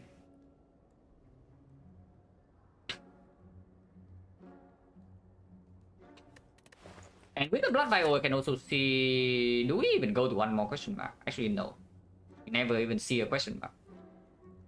But with the operation, I don't think I take the Burning Elite, yeah? So I just go here. I go upgrade operation or the Blood for Blood, and then upgrade the other thing here. Common Strike upgrade is not necessary anymore. I would like to have probably 2 operations upgraded before the Collector. Don't need all 3, but at least 2. At least on the right one, yeah. One question mark very late. So it's not really a super big consideration for the buy, because if you see the buy, the act is already over. But that's the thing, if you are planning to upgrade our operations, then not removing the right also doesn't make a lot of sense, because second win is not being played. Let's remove the right. Yeah, let's remove the right. There's nothing else to do in this shop, so we are bringing way too much gold with no free pathing. These potions are way too strong for me to buy the garbage fruit juice and then replace it with the fear force. We pay 165 gold for 5 bucks HP. Not be stupid. I really want to take Burning Elite. Is Burning Elite so scary? Pretty scary, right? Pretty scary without the operation upgrade, because the Remedy Leader with operation upgrade is actually terrifying with no big block like impervious dark shackles to guarantee us against the turn where leader decides to randomly attack, and we don't really end the fight that fast. Burning need to remove Ryan Matter. No, the thing I'm most scared about the Burning Elite is that our potions do not win the fight for us on the spot, and we also don't have insurance with Operation Plus. Oh, so much gold with Force Pathing and Act 3 is going to suck. If we low roll, I mean, we can also always high roll. You know, if we high roll, nothing goes wrong. But yeah, this is just not good, because right now with this position with pyramid, with triple operation and with damage with blood for blood already, we are even the discovery. For any, I mean, if we see fit, we are probably just like in super good shape, so it doesn't even matter. But like Reaper, for example, like Reaper can always heal to full from the chip. We have sustain. Good fun, no draws as long as we don't die turn 1, we also don't die turn 2, and then afterwards we probably win the fight. So middle one cost of 1 elite is possible, just to play around the force pathing. Not too interested. It is not like a super bad trade, because you do gain another fire to upgrade your operations, but I don't like it. Because right now the output from these relics are not exactly super cool in fights. They are not bad relics, but they also don't give you the output to prevent low rolls. Accept this. And we remove Strike Override with the operation, the second win cannot be played. I don't think so. I think I remove the, because there's still a small chance we see bites here. Yeah, we just remove right and then go right side. If we cannot spend go in the Act 3 shop, sucks to be us. And we bring probably like 700 go into the Act 4 shop. Hello, Papera. After too greedy, it's not too greedy, it's just bad. Like, what does the Rupture actually do for you?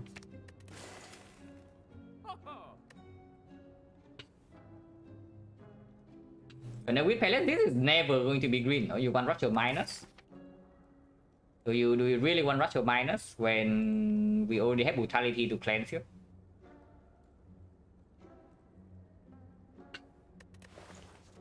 Yeah, like whatever, you can just see a dual wheel and that's a better Rupture like in any way, shape or form. Spot quickness with the pyramid is also just a better Rupture. No need the upgrade. And before that, we also need to spend upgrades on these 4. Let's see, block the second win. Yeah, that's the original argument. That was before we have Operation Pyramid. So what do you think happens now when you have a double Operation Plus in hand and the second win in hand? Do you want to play your second win or not? Exhaust your operations. Because I have a feeling that we don't want to exhaust Operation Plus, and then the right stuck in our hand forever, you know. That's a bigger problem, because now the things have changed. If we do not have apparition in here, yeah, of course I remove strike over the right. That is very, very clear. That's the entire reason I picked right in the first place with the pyramid. Okay, not true. I would click right regardless, but that was one of the considerations. But yes, you are correct. If you don't have apparition, I would remove the strike over the right. Yeah, there's nothing else to do here.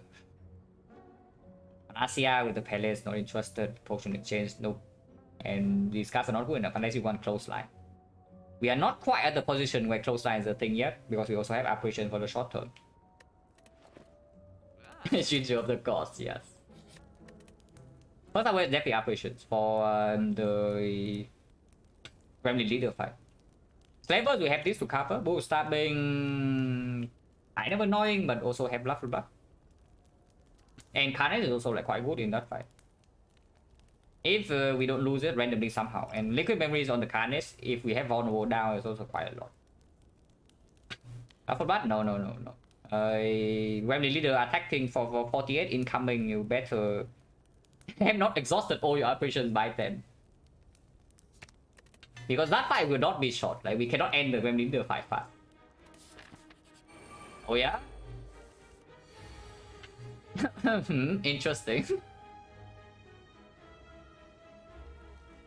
Yeah?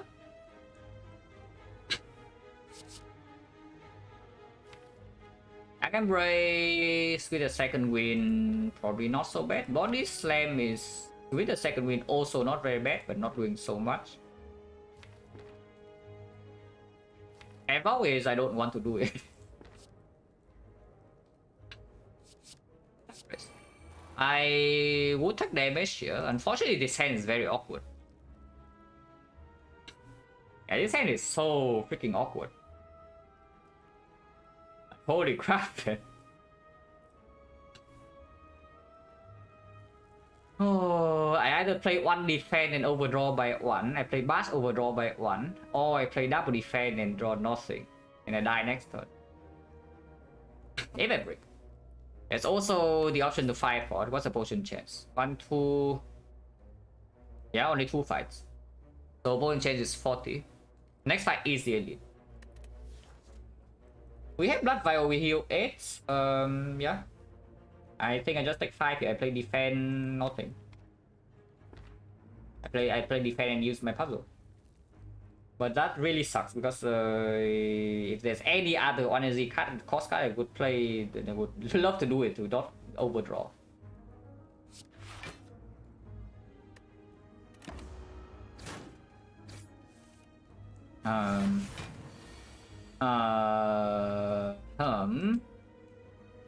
Interesting. By interesting, I mean bad.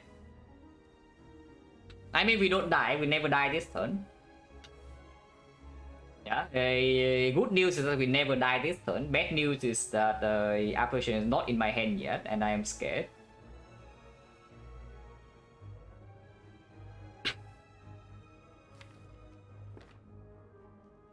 Not even second queen, because if second queen is in my hand right now and not apparition, we also draw like a billion with this Dark Embrace. Start with shock? Probably. Probably start with shock over Pommel Strider.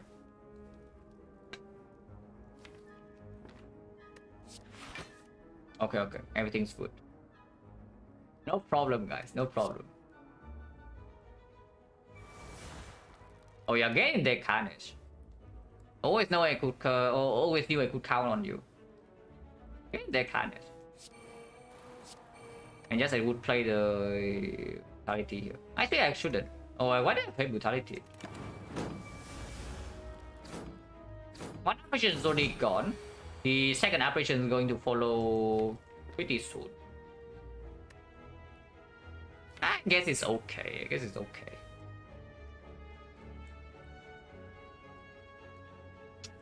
Out of 4. Don't hit the 1 out of 4. Right? I mean, okay, even if we hit 1 out of 4, it's not that bad. Because I think the fight ends before we get hit by leader 2 more times.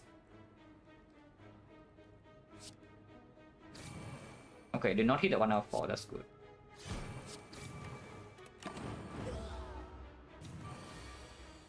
force her to attack as well, but it doesn't really matter. I think the fight is over soon.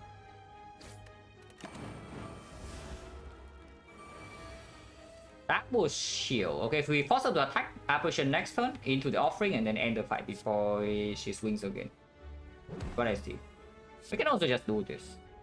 But it's the we talked about this before, yeah? Double shield means that if we kill one shield, the chance of her getting shielded is still the same.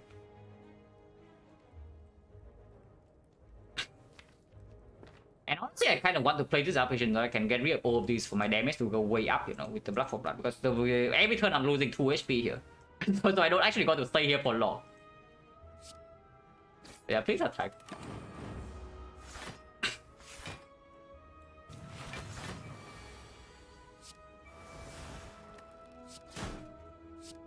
Do I need to play offering? I'm drawing 1, 2, 3, 4, 5 cards. Offering only cost me 1 HP though, and 2 energy is quite good. Yeah, probably good. Yes, I do that to shuffle. To draw until everything, to just second wind exhaust everything.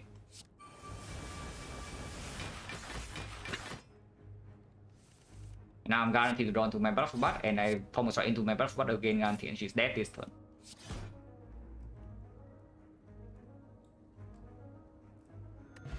For Marmory, yes. Mausoleum would be good here. Oh wait.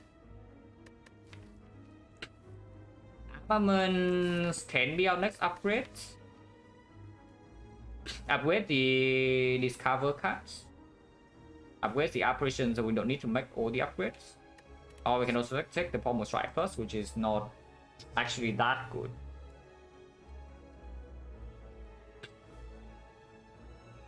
Is the castaway 200 damage can charge with it, dude. Yeah, yeah, unlucky.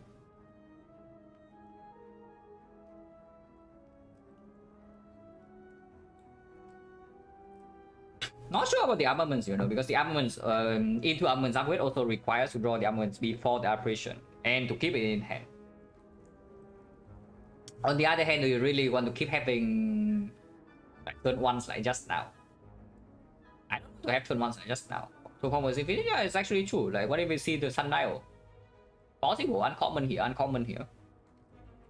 Everything can happen. We have enough gold to buy literally anything in the shop. And 2 potions still intact, potions 50, I think we definitely go right side. This upgrade is probably on the blood for blood now, I don't think we need another apparition upgrade. At least not yet. Into the collector fight, I think I want the second one.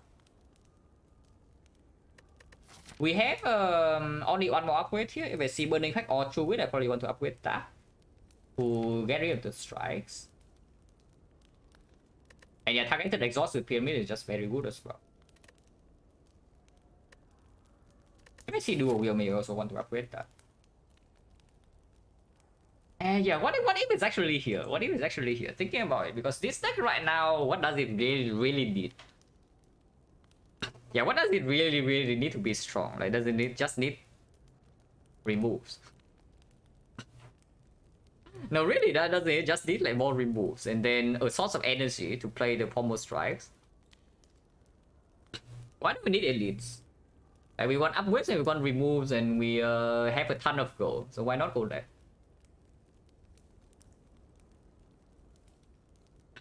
I know, guys, I know. We go here, remove a strike, and then we go here, we see buys with 3 strikes, and we don't take it.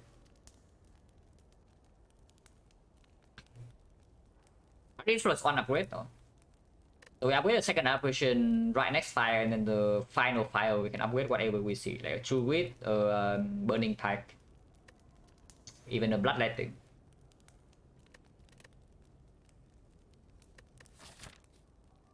Yeah, honestly, screw the elites, right? Screw elites, we just go left. No free pathing next side.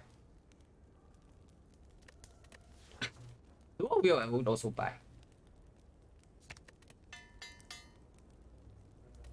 Yeah, let's go left. Finally. Without Obama, freshly pick up.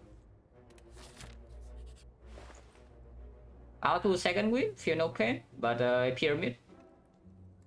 You want your marker pain, here's your marker pain. That is noticeably worse than usual with the Apparition Plus, especially if we upgrade the second one. So Power 2 will be stuck in our hand, second wind will be stuck in our hand, Apparition will be stuck in our hand. This show is also quite bad. Like we went to 2 shop, the best thing we buy is like the pellets. I was okay. Not amazing. Not terrible, but not amazing. Yeah, we just remove it. Piano Pen is probably good enough. Yeah, Piano Pen is probably good enough. With pellets, with the second wind, with the discovery, with the apparitions, with the carnage. I'm considering Warpaint? Why do I want Warpaint? Oh, seriously, why do I want Warpaint? Do you want to upgrade your defense? And when does give energy? Yeah, how much energy on which turn? Yeah, how much energy do you think this thing gives you and on which turn? Because right now I see whenever blood for blood is on 0, it doesn't give me any energy.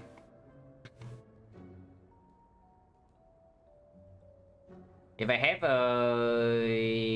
the turn where I play apparitions, I don't want to play defense, so I say plot 2 energy in order to get 1 energy the turn after. Yes, outmaneuver reverse. Must go to spare? Yeah, I see it. I see that once again we still have too much gold. But what about the waffle? 7 max HP. We buy a freaking strawberry here with the apparitions or what? But okay, Funeral Pain is bought. 264 is not that much. 264. And then it's like 300. 310, 385. If next act we never go to a shop, that's another plus 200. So 600 go into act 4 shop. 600 go with removes 125 is not. I mean, it's not the worst. We probably float like 100. Probably 100 go. But that is if the path low roll next act only, yeah.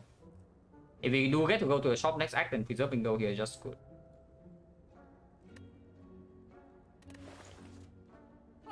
If I buy the waffle right now, and yes, I do think I buy waffle over the other relics. Almighty 1000? No, I don't care about 1000 gold. Like, why would I take 1000 gold? I cannot even go to the shop. I mean, of course, if I can go to a shop, I take 1000 gold. But sometimes I cannot. Yeah, let's say I just take the waffle, 92. 92, Cleric can still show up here. Vagrant I would drop, so Vagrant doesn't matter. But yeah, let's say it's Cleric, and yes, I would play the Cleric. Yeah, waffle 172, so 92, 92, 17. 17, 45, 62, 62, 130, 130, 300. Even more than enough gold. If I'm forced to the shop too early into Act 3 though, I would be pretty sad. Auto pick up Power 2 is very good. That's the weird part. It's very good, but only after operations are played. So it's just freaking strange. Because yeah, you see, whenever we still need to hold these operations, then our hand is what? We have 1 operation stuck, probably 2 operations stuck. The second wind is also stuck in our hand, and the Power 2 is stuck in our hand as well because we don't want to generate wounds. So we have -4 hands placed. The brutality in the collector fight also stays in our hand because we need 2 pellets. So we have 5 cards that are stuck in our hand. So now it's like 40% chance. Yeah. Why do you want to take a 40% chance for 160 gold? For 1 upgrade. How much do you think 1 upgrade is worth? That you pay 160 gold for 40% chance to have 1. I mean, that is way too overpriced, my guy. Don't do that. But yeah, that you see what I mean about the Power 2 being weird, right, Duran? Like, we take a Power 2 and suddenly we have -5 hands placed. Like, what the hell, man?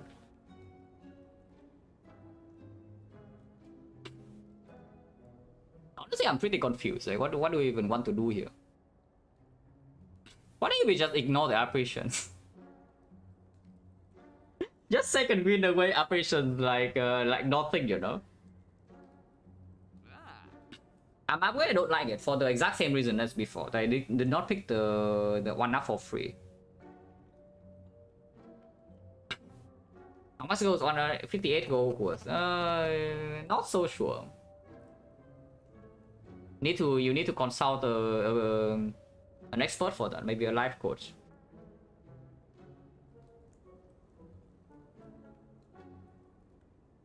No, seriously, but what if we just take like say power 2 body slam, just ignore the operation? We just play power 2, second win, exhaust some stuff, and then body slam things to death.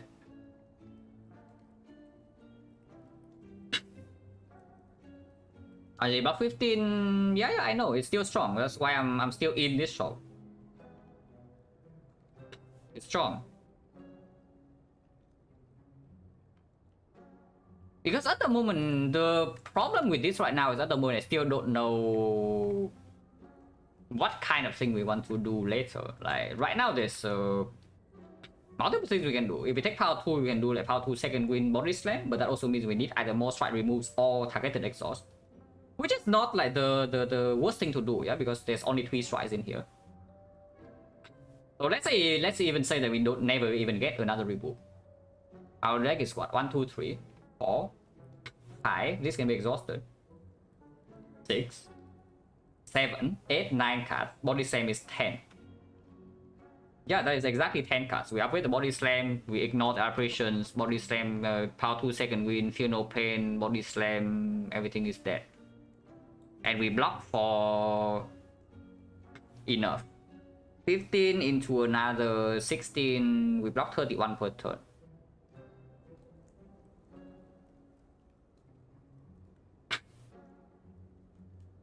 Plus, without the dual wheel, that's not enough damage, unfortunately. No, not yet, not yet. If we have one bloodletting, that's enough, because then we can do blood for blood, homo strike, blood for blood, homo strike, blood for blood, homo strike, and then we definitely don't need damage. Which is what which is what I'm saying. That I don't know which direction we are going into yet. Are we leaning heavily towards this blood for blood? Are we leaning heavily towards this like power 2 second win thing? Are we leaning heavily towards the double homo strike, or are we leaning heavily into the operations?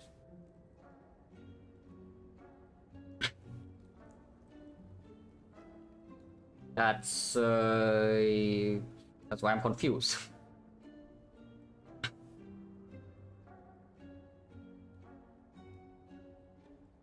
But yeah, power 2 cannot be that bad, right? Cannot be that bad. I can see not taking the body slam because it's still unclear what I want to do.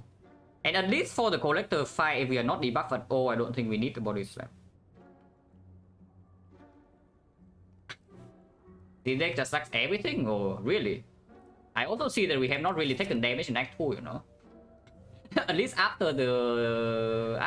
yeah, this floor we don't really take damage. And this is Operation, and this Elite we don't take damage. And I see that we have block almost solved, we have damage almost solved, we have cut draw completely solved. So I don't know what you are talking about when you say... I'll remove also like a head, yeah, so I don't know what you are talking about when you say that we are lacking everything. Because we are like we are, if anything, yeah, we are like one thing away from being broken in too many directions, which is why I'm confused. That's the thing, like we are one thing away from being broken in like so many freaking directions. I can see it. Power through -1 hand space at worst in the collector fight. That's annoying if the draw order doesn't line up though. Like if we draw all the operations early with power 2 second win, like we get hand clock early, yeah, and some defense are being drawn as well. And then our combat is bottom deck, our blood for blood is bottom deck. We don't kill the minions, and then we need to save the operation because now the fight is slow.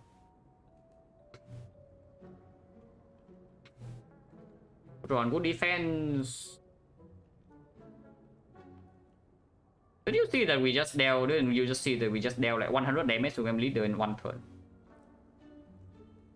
So is our damage really a problem if you can deal 100 damage in one turn? Like how much damage do you think you want to do in middle back 2 if not 100 per turn?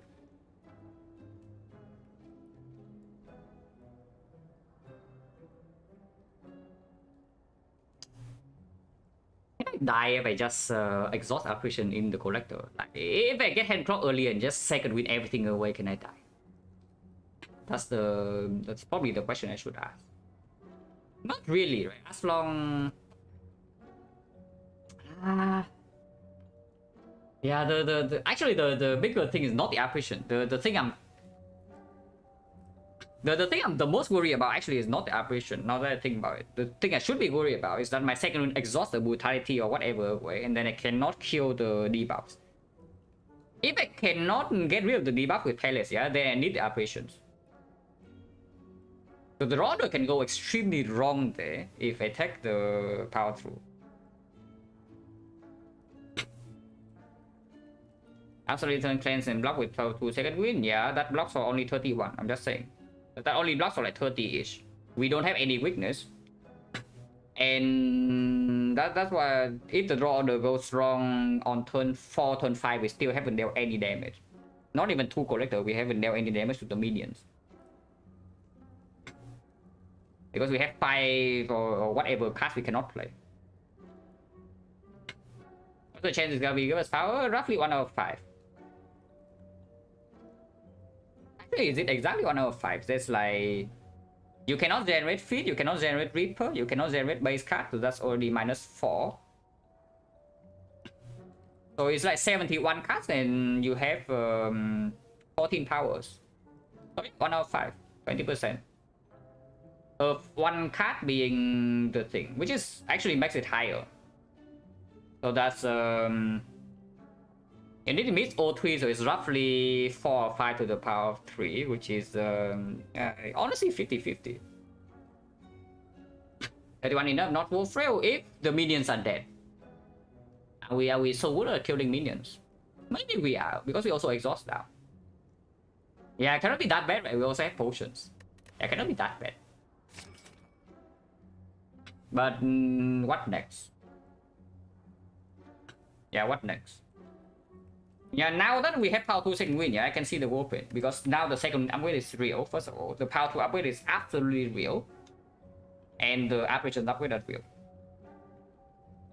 And oh no, we are not buying we are not buying the waffle after buying Feel No Pain power 2. But I can see the war paint now, because war paint now has 4 hits.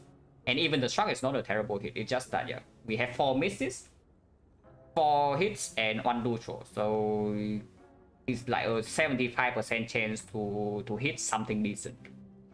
25% of the time we hit double defense, we are unhappy. Offering is also like neutral, just in the middle. But it's not bad. It's not could be worse. If it's not turn 1, it's still like kind of place. Yeah, that's fine. The weapon. If we buy the weapon, we also shut down cleric next floor. Which I don't even know whether it's a good thing or not, but we do. And we are cool. Good stuff, guys. 25%.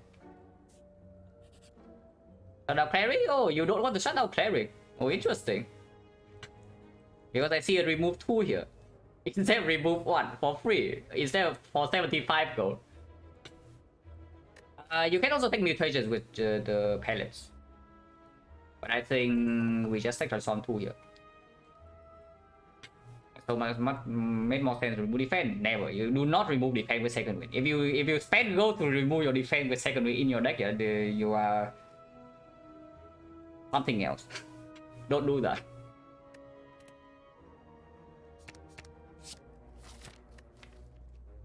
Ew. That's disgusting. That's worse than a strike. I am not kidding. This is worse than a strike. It's stuck in our hand. This is better than a strike. But unfortunately, we did not transform into power or skill.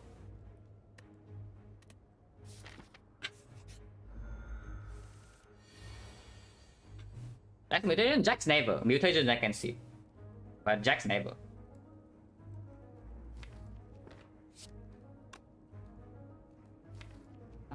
Saving brutality for next turn is possible.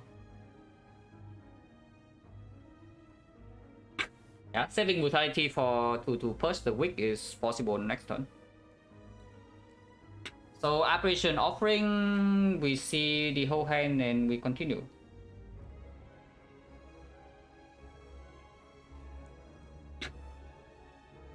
Unfortunately, we draw the upgraded apps here, but it's fine.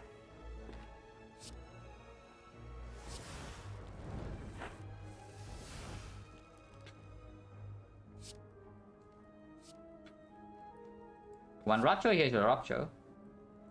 A20H doesn't really do anything for now. It will do something after. Because we have 2 more Apparition and Power 2 second wind. So just A20H will do something later. And the other 2 are also just not really doing anything, right? We probably take the barricade.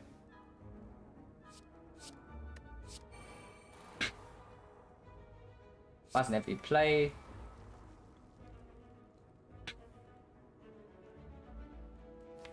I think I want to gain bluff immediately because we already have the thing to discount the bluff for blood. And I don't want to lose this 3 HP. I don't think we need to. But suddenly no, we combust, we don't need. We combust the barricade and this thing is no problem. I still don't want to be entangled. Entangle is the worst thing. Yeah, like this fight with Apparition, you are actually not scared vulnerable, but you're really annoyed at the entangle. Yeah, this is probably Pommel here defend. And I save the brutality for next turn.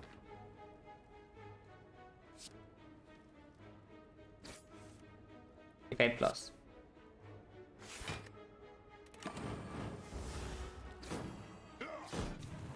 I'm scared. Ooh, this fight doesn't last nearly as that long. So don't be scared. Don't be scared. This fight doesn't last nearly that long for the wounds to be a problem.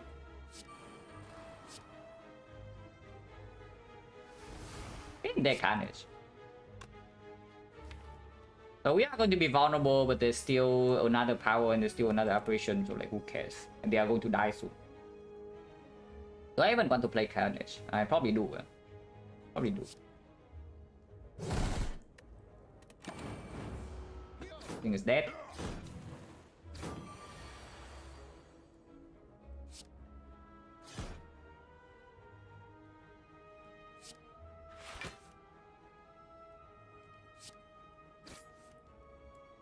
I guess you can also just second win this whole hand away.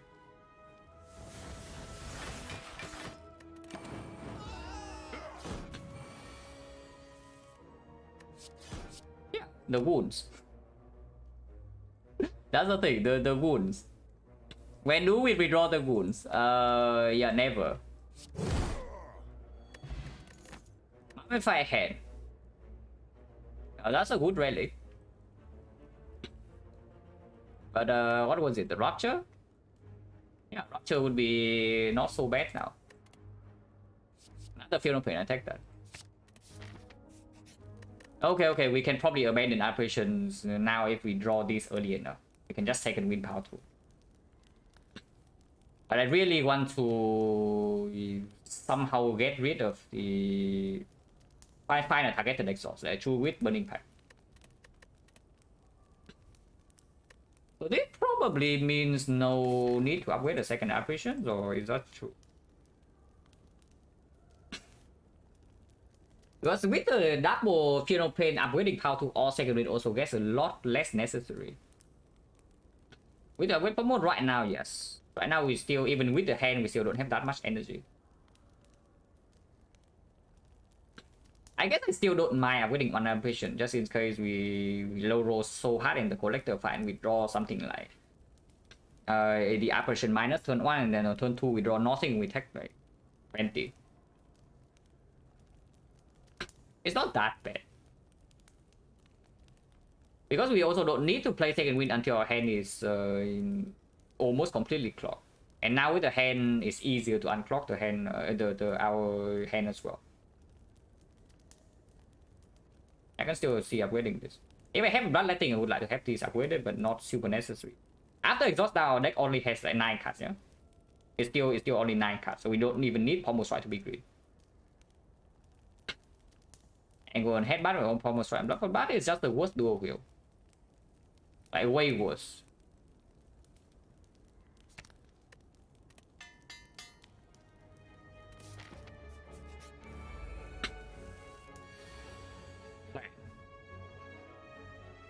So I can go now, I can go next turn. I think I want to go now. Just Apparition Offering and then see.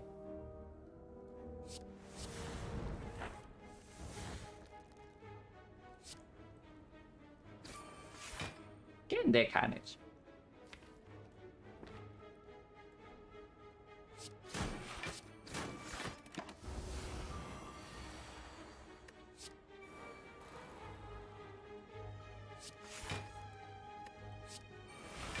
Yeah, again, their server so unplayable.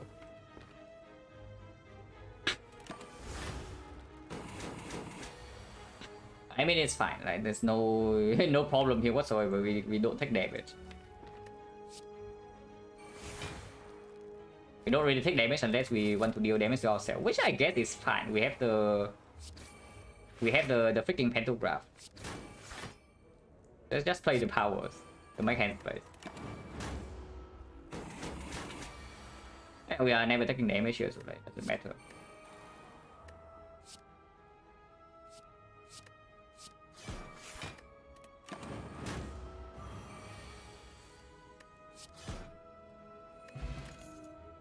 Perfect Strike Plus, finally. Maybe don't need a third upgrade. Hello, Blur. It looks very above curve. Yeah, it's in a strange spot in the sense that I still don't know what we are really trying to do. But we can do many things.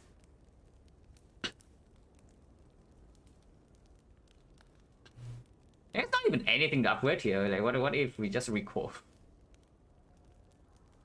Unless you tell me it's like something like bash upgrade, which I really don't like. Hero Queen upgrade is unnecessary, Power 2 upgrade is unnecessary, Second Wind upgrade is unnecessary, Up upgrade is unnecessary. Probably just recall. If we see something like Peace Pie, I would like to use it to the max next act. There's a 3-no rest for 0. We over heal by what? 24. Yeah, we over heal by 24.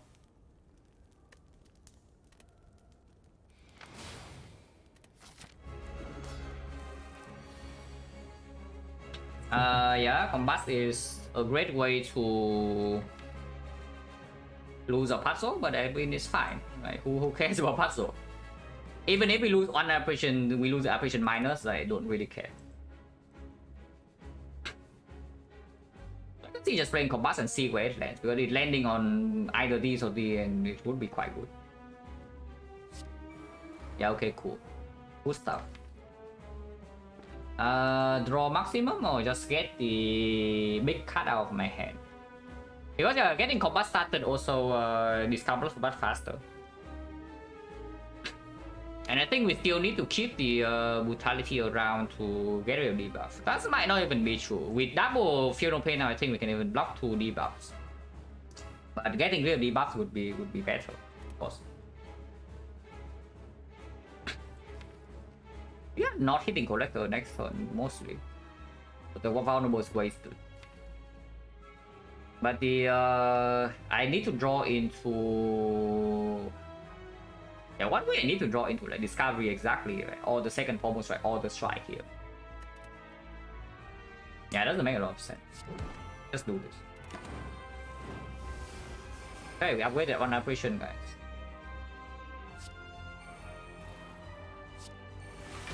Get there, Carnage.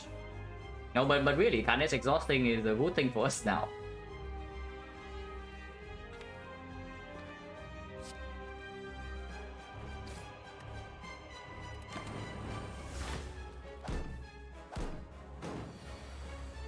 Oh, that's perfect. I thought she continued the attacks like this.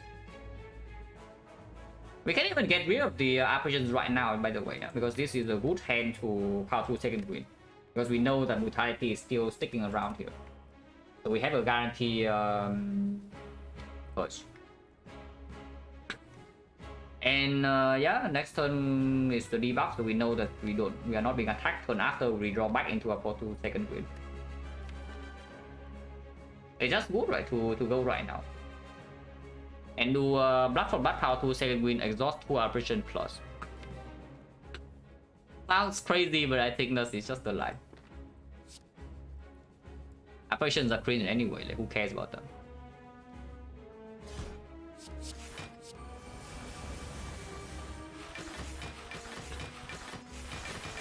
Or Slam will be good here. I don't have the nose, I think of the good luck. Do not play this, yeah, unless we want to be in trouble. Do not play that. I mean, you can also just save the Fear No Pain, but this playing Fear No Pain now, saving Brutality is just definitely just better.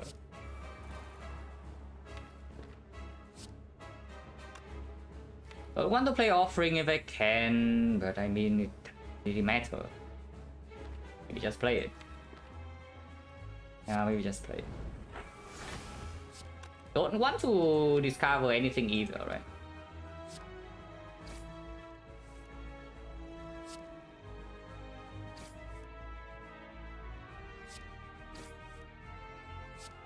Like one is none. Yeah, I want to exhaust this defense next turn.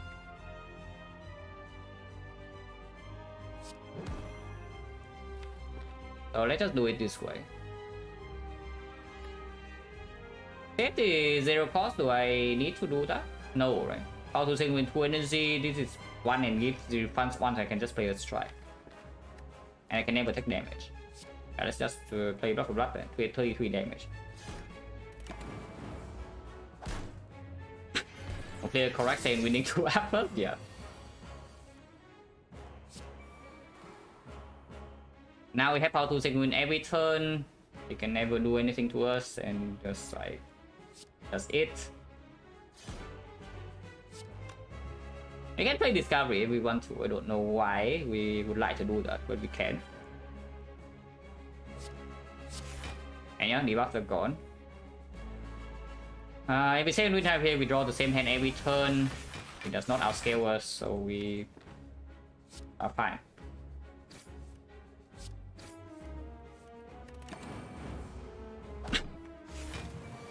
Yeah, it's only this much damage. Who cares about that?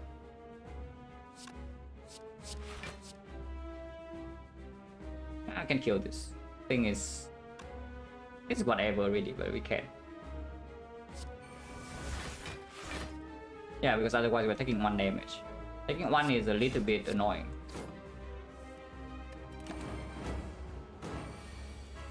Like again, so we once again need to block instead of playing bash, but next turn she never attacked, so I draw into my blood for bat first and then a second win. No, if I draw into power 2, yeah, I will draw into my power 2 and then it's bad. I can just play double power 2 again, so it doesn't really matter so much. I can also just draw blood for bat here, 2 out of 3. Did not happen, but could have happened. And I mean, fight is over, like, super easy.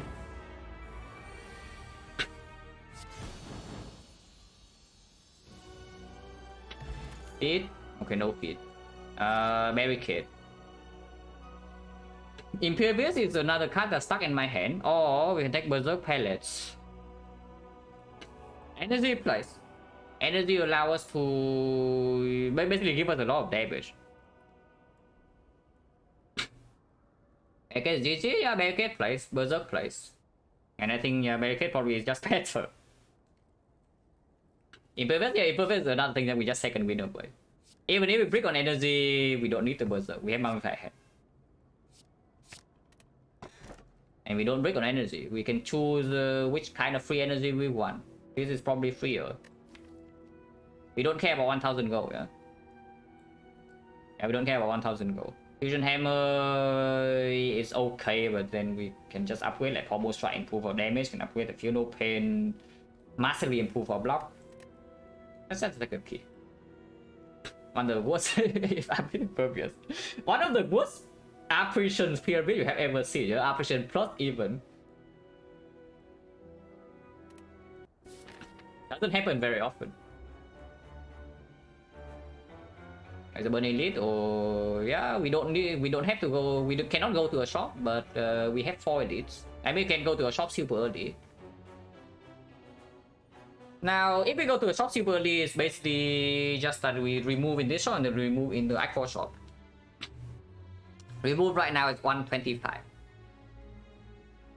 So 125, and then in Act 4 is going to be 150. So 275 with FE back, that must go with 4 elites. You must Silver Soul? Yeah, probably Silver Soul goes over Strike. I don't even know, is that true? Remove Screen Ironclad? Nah, with this deck though, with this deck I definitely don't say it's cringe. On a lot of other decks I would agree, but on this deck, no, I definitely just want to remove my cards. Unplayable is not that true. Like if we, let's say we completely brick on turn 1 for example, would you prefer to have something like Fear No Pain Silver Soul, or would you prefer to have something like Fear No Pain Strike? Because maybe Fear No Pain Power 2 Silver Soul can also be a turn. Yeah, like if you don't exhaust away your important cards at the second win, or the other Fear No Pain or the Power 2, the Silver Soul is playable, and we have 4 energy now. Strike is still worse, but after Strike I think this goes. Is that here? Let's double check I don't miss Burning Elite. Yeah, I don't. Yeah, this hand for example, you know, do you not want your Silver Soul, for example, right here? Isn't it okay? Actually, it's not. It's actually not okay, but you see my point. Kind of. So what do we do here? Just Brutality, Fear No Pain, second win? Because Brutality, why though? I don't think we take 6 in this fight. So might as well just draw a full hand. Yeah, we full block and then we draw 9 next turn. Why not just draw 9 cards?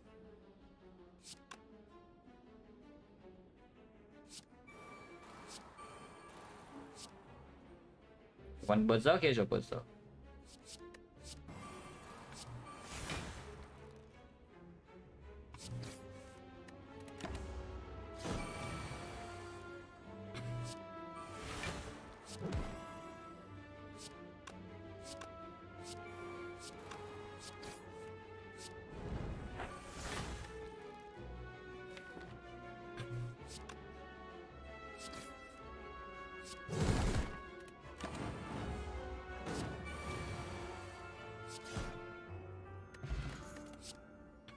Body Slam, if you think it's necessary, probably not.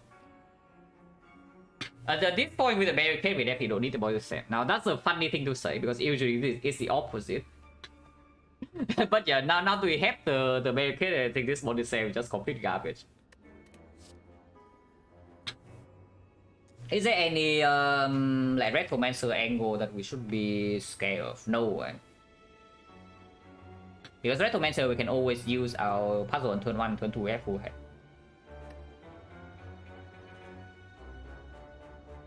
Then call today, yeah, in like 10 hours.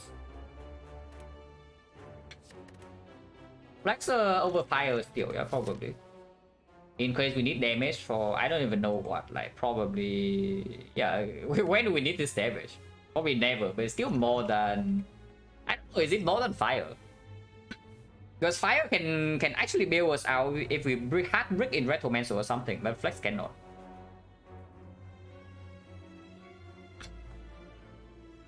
Draw certain powers, yeah, we take, we definitely take Dark Embrace. We definitely take, I would still say we take Bloodletting. We take a Burning Pact. And maybe that's it. But no, we take, I don't know if we would take anything else. Like I said, to be more careless. No, just think about a fight where you completely brick in Retromancer and you cannot kill the daggers. If you cannot kill the daggers, like, how many attacks do you think you draw in the first 2 turns? I don't know whether such a hand is possible, yeah, because if we don't draw into any attacks to kill the daggers, like, don't we just draw to Apparitions or like Power 2 second wave? But we just what if? Don't know how that can even happen. But if that is the case, then Fireport definitely outperforms the Flex Port, and we don't need the Flex damage in any single fight, so you don't care about the synergy. Not sure, but I think, yeah, we'll see. If the Power Strikes are green, maybe I still want it. Maybe I still want it.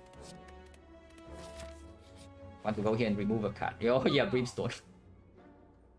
I see a Dire Blade on sale, so I click that, and I see a card remove, so I click that. There's also dual wheel to solve our damage if we think that we are lacking damage. But yeah, I take Dire Blade over Puzzle, right? That's like probably just true. Over Battle Prep, because it also gives me a card remove, which is on the strike. Yeah, Prep, yeah, who cares about Battle Prep? Not me. Weapon for free. We can see Spaghetti Monster, so we open this chest, lose Omamori stack. We lose another Omamori stack here, and then Spaghetti, we need to actually be annoyed. Targeted upgrade is also not so bad. We can just upgrade, let's say something like Dark Embrace. I don't mind it. I think targeted upgrade and Dark Embrace is good. Tongs, yeah, Tongs is not even so good. Like, what do we care about the Tongs? Discovery is unfortunate, but Discovery right now is second Green Fodder. Yeah, the Discovery is just literally just here to be second Green away. We don't even want to play it. Like this deck is in such a degen state that we are exhausting Apparition Plus and Discovery Plus. So like yeah, let's just make it faster.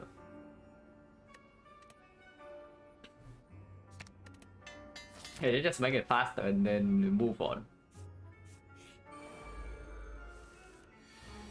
Oh yeah, you think you cannot hard brick? Okay, I literally just trust strong Discovery, and here it proves me wrong. Like because I am probably playing Discovery this turn. Yeah, I'm probably playing Discovery this turn. Oh yeah? We have a choice. Burning Pack versus Bludgeon. Bludgeon still taking 1. Yeah, 1 is not. But then we redraw the Bludgeon. Burning Pack is not guaranteed to draw into anything good though. Just Bludge. Yeah, get Blush, my friend. Yes, I would like to Carnage to exhaust. Completely fine, yeah, completely fine.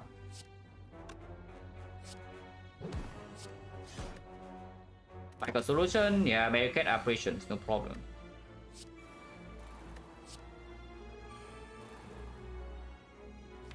Don't even need the power tools, so I just exhaust now. Draw my real cards.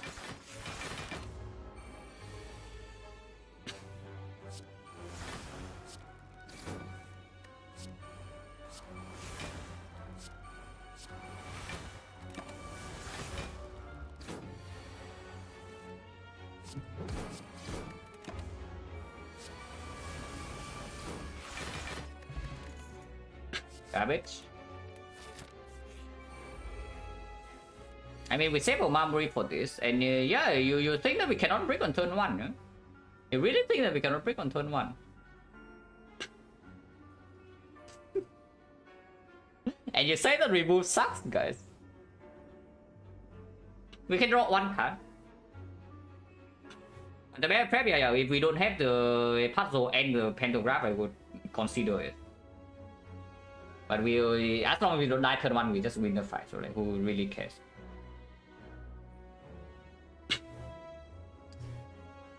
Yeah, do you want to draw 1 card? And we draw the intent? Or do we just take 12 here? Because taking 12, no problem either. We easily push the debuff. I'm raising the server brutality, yeah, into taking 38 to my face, right?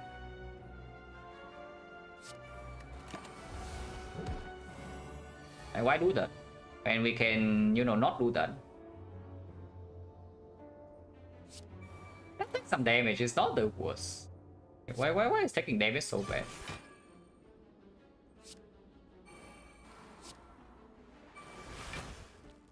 Why is taking damage so bad?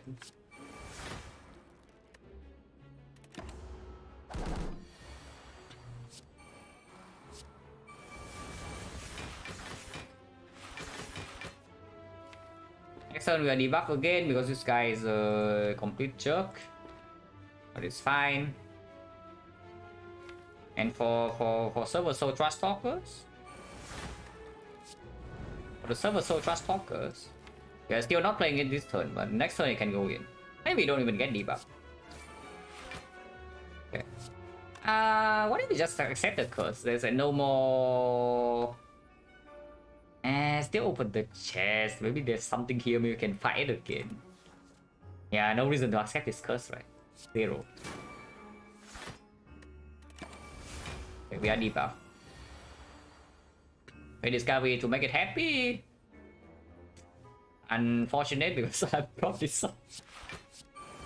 I am playing second win.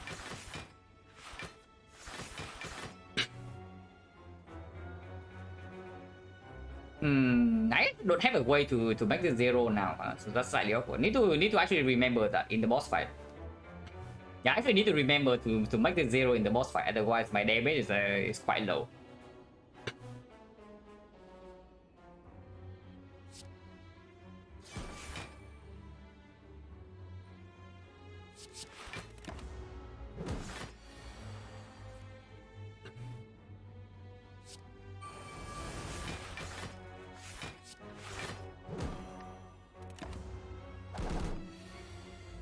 Yeah, like you see how awkward it is when this thing is one cost.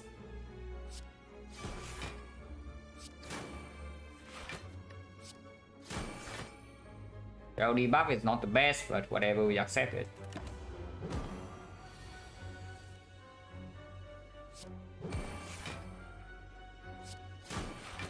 And no matter what it is, I don't really care.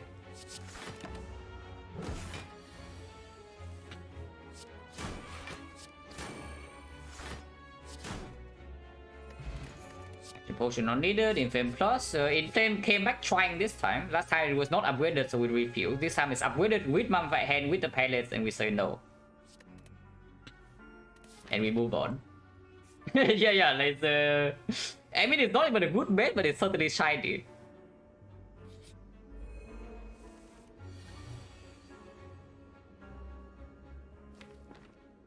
I'm taking 3 here. I don't hate taking 3. I mean, no matter what, I can never die next turn, even if it's 45 into a brick, and it doesn't really happen. But I don't mind taking this 3. Yeah, I don't mind taking 3. Let's take 3.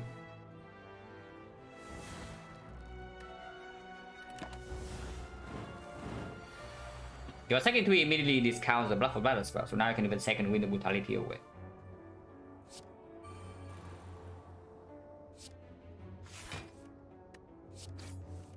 Yeah, Server Soul is probably gone. Next remove.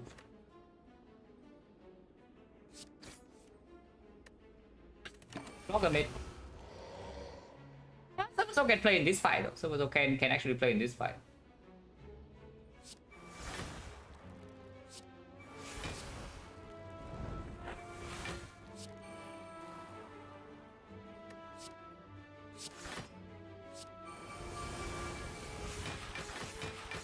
We don't have barricade in play, by the way, yeah? Safe. It is okay, so no problem.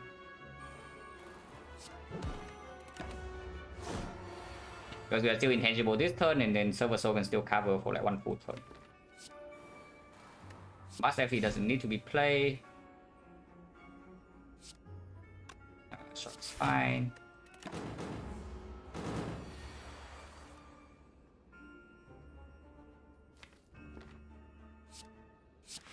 Server Soul Doubters?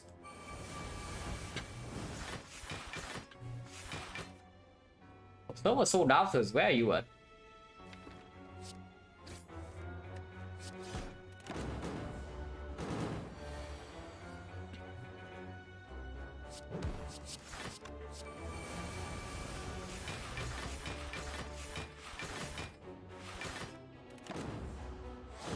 And now we just kill.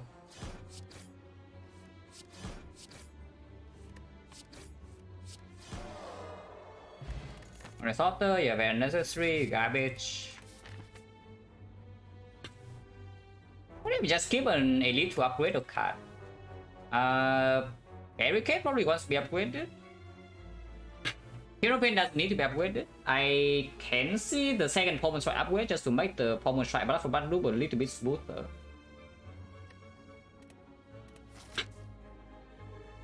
What's the more important one? Probably Barricade, yeah? Because Barricade upgrade means I can do Barricade power to second win on the same turn. Yeah, that's a pretty big case, actually. It's a pretty big case.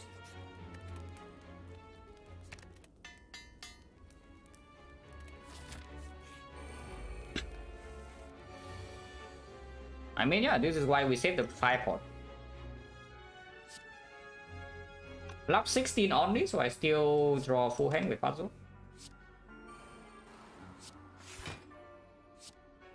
And I get to probably bash a dagger. That 5 pot will kill it. If I really break. Usually I don't, but sometimes I do. Drawing into app before the offering would be good, so I probably Pommel Strike first. Wounds are like fine, yeah, wounds are whatever.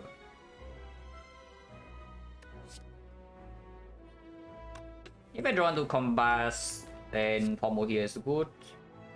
Because yeah, combust into 5 power is scaling this. Probably fine to steal Pommel. Quality, not the best.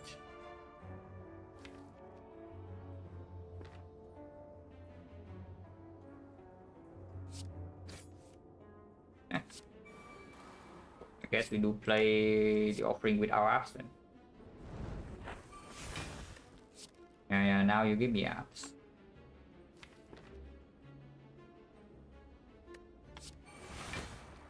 With the app, and of course I kill the one that gives me good, yeah. So you would be shocked if Carnage gets played. Also I heard.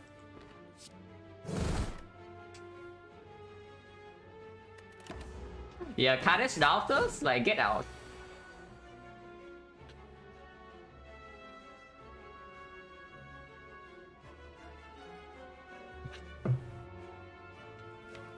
I mean, I did not need to do that, but it's more convenient because I don't need to deal with the dagger this turn. Bottom decking Barricade, slightly annoying. Bottom decking Dark Embrace as well, also slightly annoying. We have 2 operations, so like nothing wrong can really happen here. Yeah, Barricade is here. So next time we just win. Yeah, just make the hand space with this. The shop, yeah, it's not necessary. It's actually true. It was very unnecessary to do that. But I did it anyway.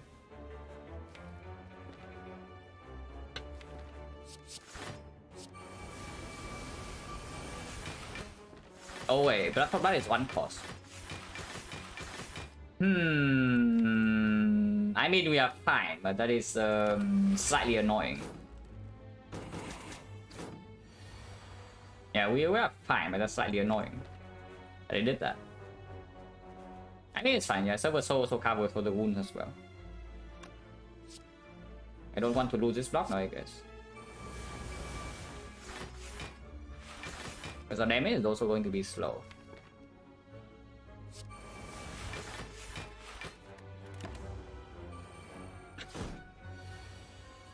Yeah, it's really annoying when this is 1 cost, you see.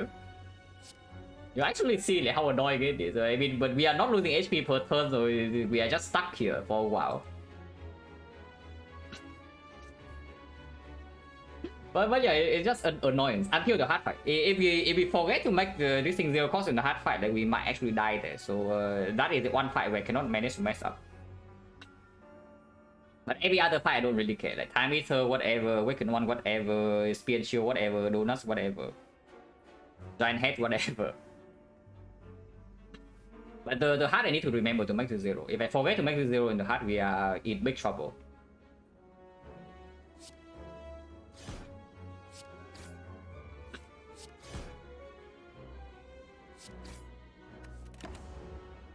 Here is just a minor inconvenience, nothing else.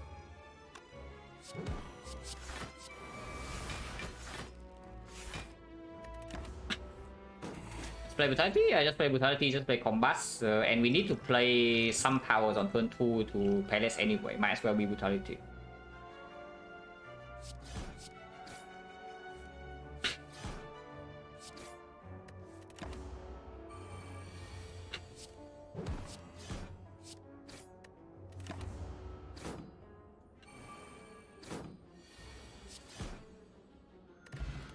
Stone. Corruption, that is actually bad.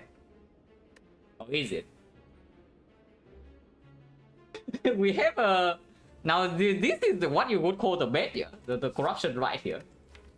Because we have the Mummified Hand, we have the Pyramid, we have Dark Embrace, we have Field Open, we have Pyramid.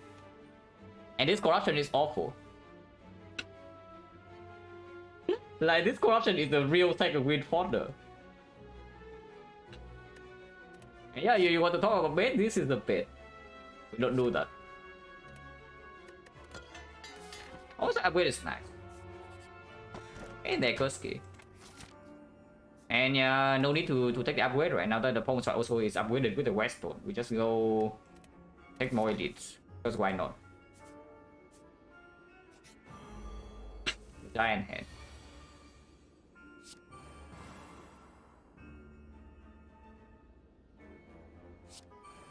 Honestly, I would just take 2 here.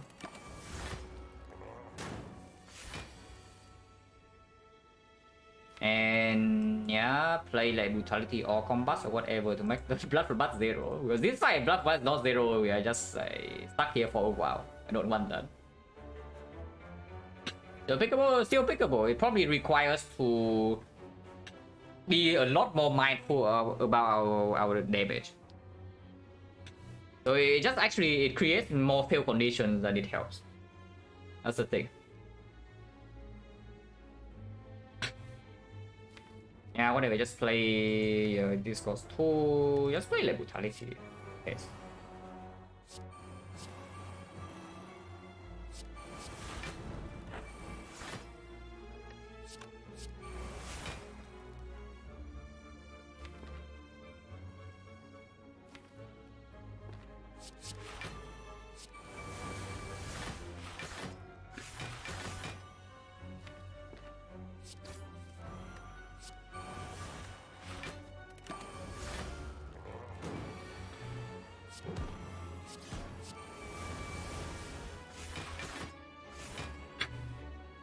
Skip situation, a lot more careful, but can be careful. Yeah, I just need to take some pings on turn 1 against the heart.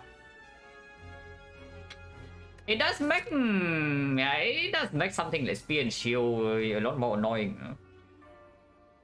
Like, a lot more annoying. But I don't really know whether I care about the Tungsten Rod or not. Probably skip. Yeah, honestly, probably skip.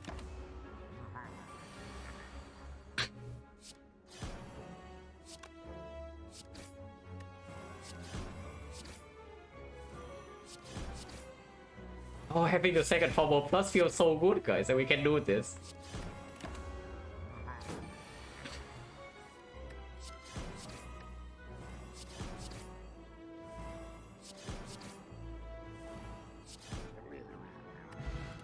Ashes. Oh, that helps damage a lot. It's convenient. I think Red Plus. Oh, is that a bait attack?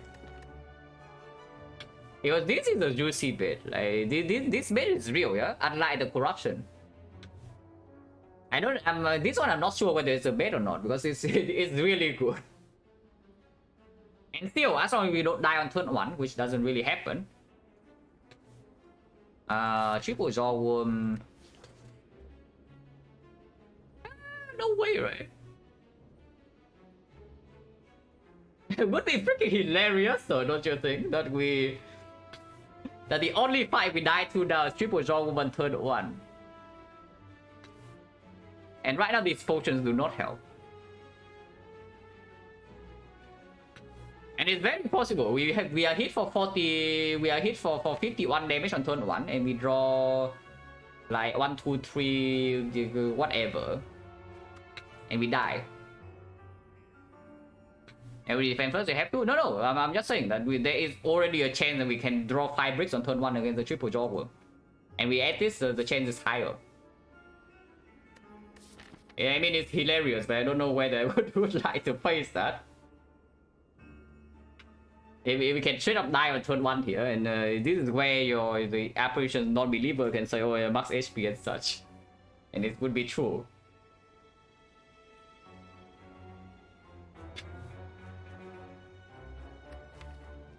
But it's not a total break, yeah, sometimes. Like, Field of Pain blocks for a little bit. So how many bricks do we actually have? If I draw 1 defense minus, I'm already there, yeah? So all of these are saving. So I have 1, 2, 3... This is saving with Liquid Memories.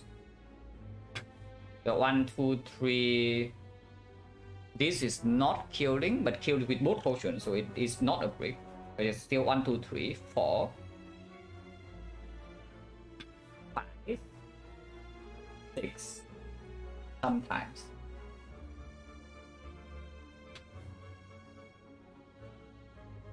Blocking 3 is not enough.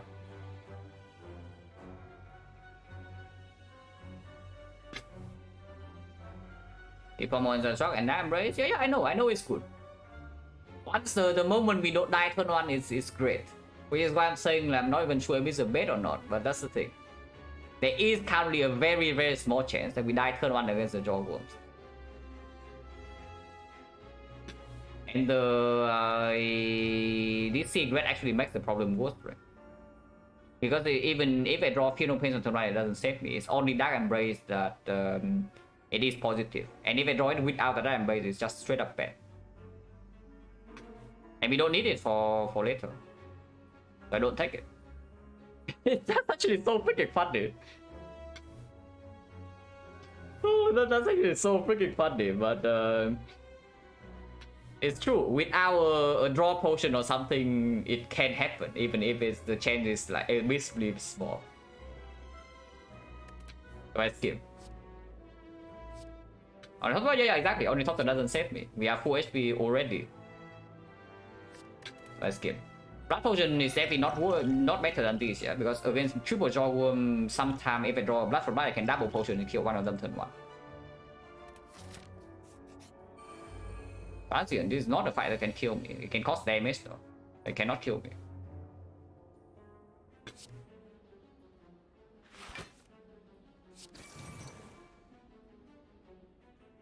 One, 2, 3, 15. The Funeral Pain is fine, doesn't have conflict. And yeah, Ashes as well.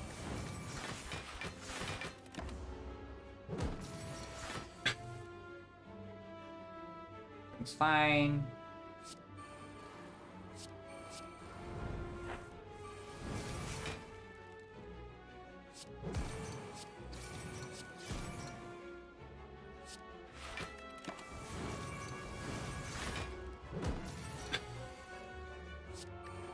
This fight is a super omega trivial after turn 1.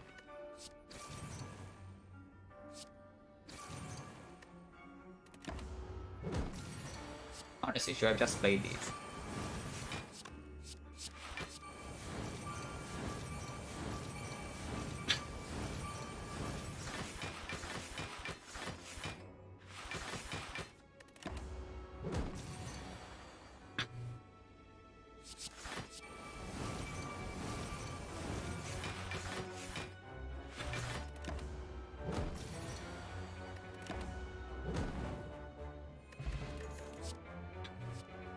Plus is not really doing anything, so I don't take it.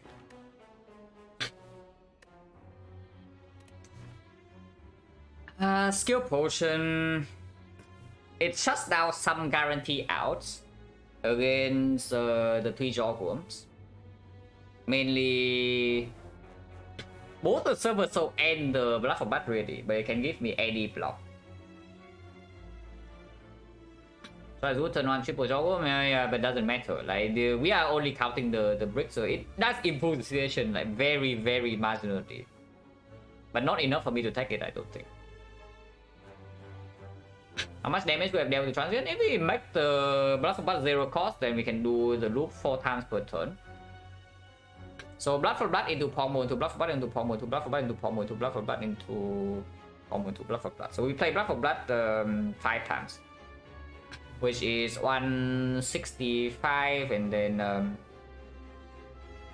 pommel is 15 each, 60, 220 per turn. But sometimes we need to waste 2 energy on the bash. Probably we can do something like 600.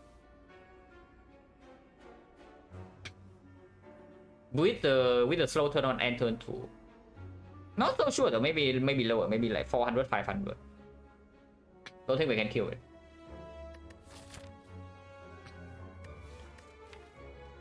Skill boost still is just better, right? Any card draw, any block at all is saving already with the Looking Memory. So it needs to be not card draw and no block and no damage. So what would this need to be? It needs to be like, even Bloodletting is draw. So it needs to be Seeing Red.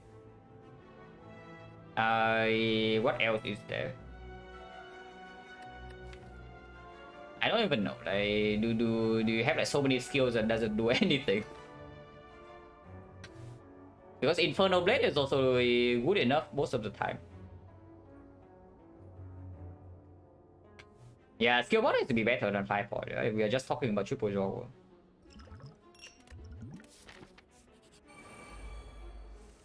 Not quite triple jaw, but they also do quite a decent chunk of damage if you let them.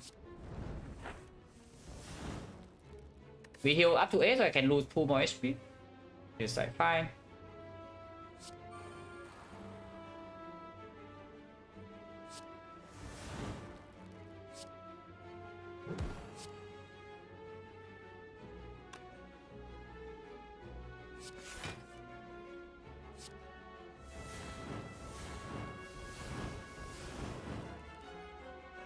With Royal Pigeon offering, yeah, it doesn't really matter too much.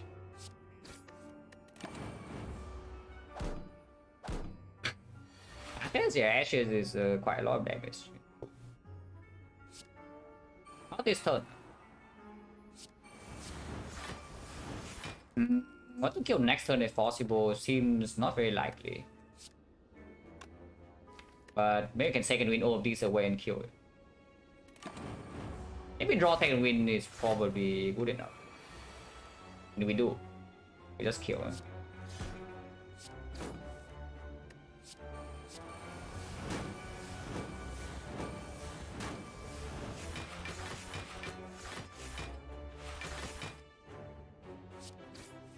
Oh damn. -1. It's fine, 1 is known.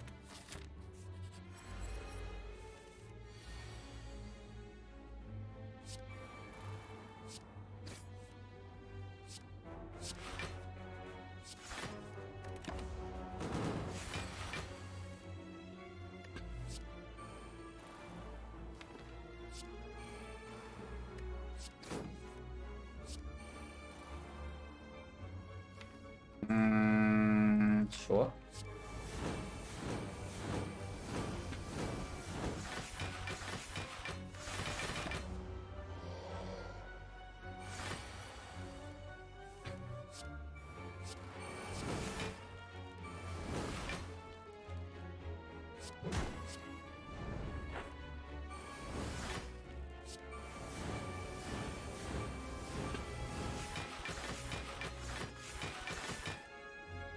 Second turn GG for basically 85.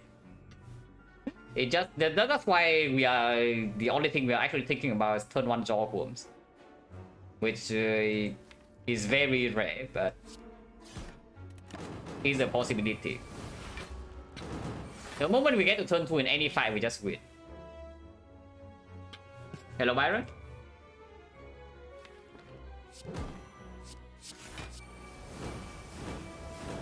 It was a class run, yeah. Every one of the class runs out there.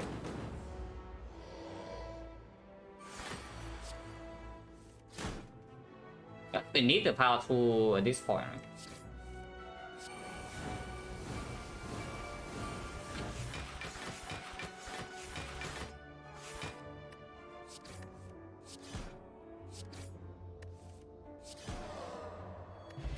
Champion spell. Oh yeah, just in time, guys. Finally. 1, 2, 3, 4. It is 12 HP into the heart. Oh, it's more. Do you want it to be more, though? Black Palace? No, no, no, Blur, you are missing something.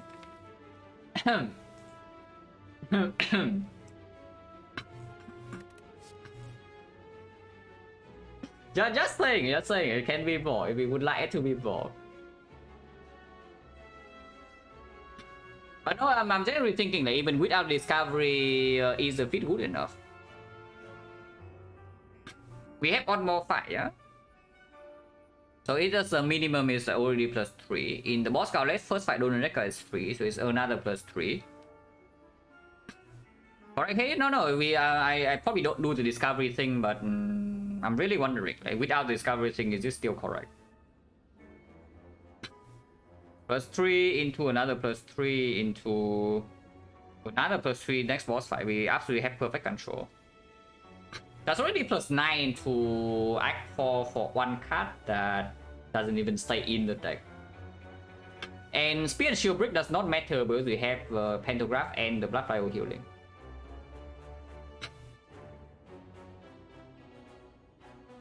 Yeah, can be upgraded. I don't think we upgrade the feat though. Upgrade the feat if we don't plan to discover, then it's only 3 HP. Compare that to something like upgrade on Funeral Pain or the Pommel Strike or even Second Wind. It's just better to upgrade something else. So at the moment, with the skill potion now, we are probably fine. Why does the max HP matter straight up? It's true. That is actually true. Why does the max HP matter? Like the way we die in the heart is not that we don't have max HP. The way we die into the heart is number 1. We fail to draw our Pilot's Purge on turn 2. We don't have Apparition in hand when somehow we die. Pretty unlikely we Horn Fleet and 2 potions. And the Pyramid. Number 2 is that somehow our damage is way too slow in the heart and outscale us. Which is also not really a thing if we upgrade both Xenopains, which we will. Is upgrading both Xenopains even so good? Upgrading both Xenopains only... It's a lot more block at the beginning, but at the end it's only +2 per power 2 second wind cycle. Upgrade power 2 is +5. Upgrade second wind is +4. So honestly, if I want to make upgrade for the heart, if we play a long fight, it's just power 2 second wind upgrade. Sandino is interesting. Sandino is kind of like a Seeing Red, but it doesn't break us in the Zorworm fight. But it only works after the powers are down. After powers are down, it's better. It is a lot of damage. It is actually a lot of damage, but it can break us a little bit. Probably not very good. Honestly. Probably just not very good. Let's skip. Yeah, we never even see the Jawworms. How it goes, guys.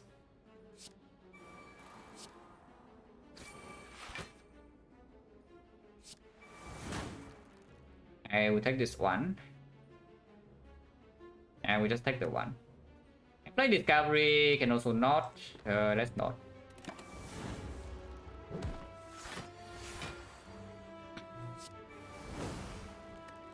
Yes, I would play that because I heal 27, so I would just like to make this 0 cost for my freaking sanity.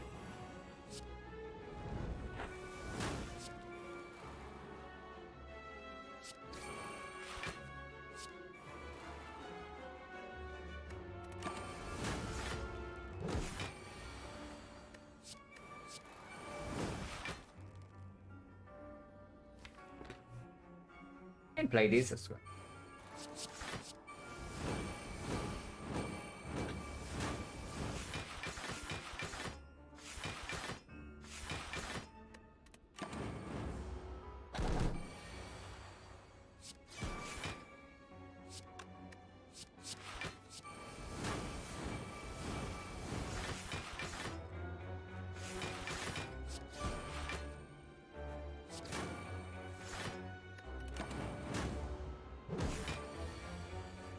I mean, we can even take the curse because Omamori is unhealed. So you use your relics, right? We'll make Omamori happy here. Get there, Omamori. Always make your relics happy, guys. Garbage. That way it's probably... Power 2 is probably better, because Power 2 can also... Power 2 is easier to play than the second grid. Sometimes. I mean, it doesn't matter, we upgrade both, and I don't think we can ever die to boss scout it.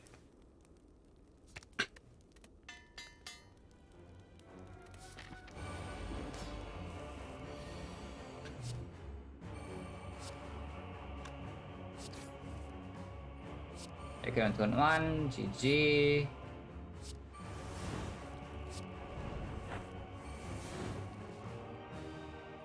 I would actually take this hit. I would just, yeah, I would probably like to just take 2 damage. It doesn't really matter because, yeah, Pantograph and such, so might as well just do self-damage.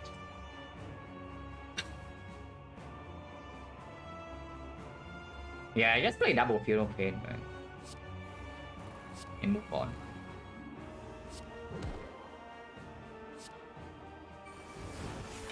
Yes, I play Brutality.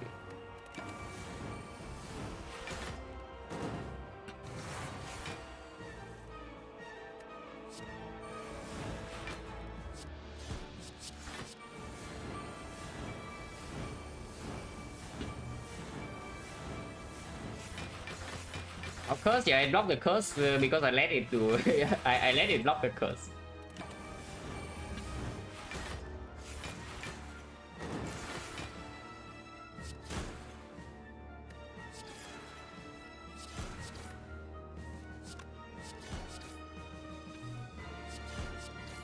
What did remove in Act 4 is the bash because I actually see that this server soul is fairly useful sometimes. It makes the initial exhaust part like a lot faster. I think bash is just cringe, even bash plus. Nah, Pommel Strike is probably worse, right, than the bash plus. Yeah, honestly, I want to keep this around. Yeah, Masters cannot be that bad, and we don't need the third Pommel Strike. I think we can also just buy something else over remove, but if there's nothing over remove, then we can remove.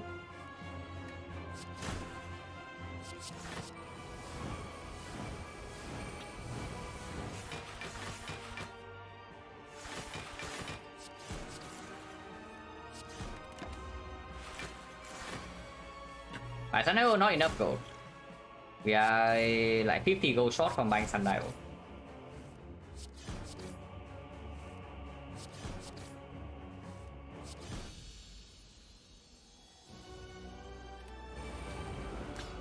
Second one, we are playing a million powers here and we break on turn 1, so it's minus. That's actually quite annoying because we do not have a heal into the next act. So we will start the speed and shield fight with slightly lower HP than usual, but we have Ornithopter. I mean, I can also start with that and break Silver Soul and then see. Probably do that. We are playing a lot of powers here though. So 1, 2, 3, 4, yeah? We are playing 4 powers. This thing has 10 strength. So first phase is what?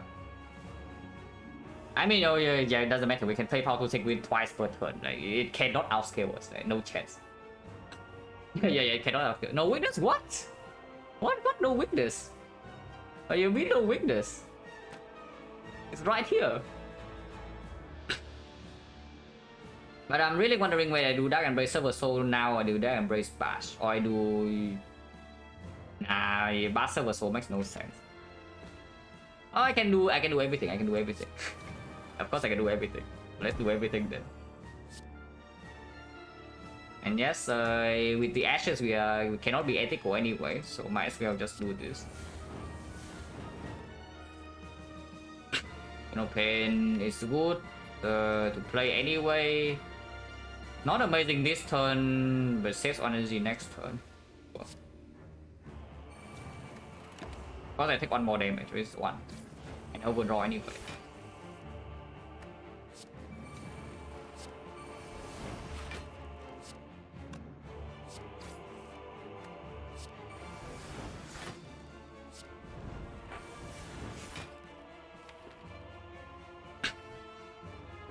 Cannot play the barricade this turn, unfortunately. No energy.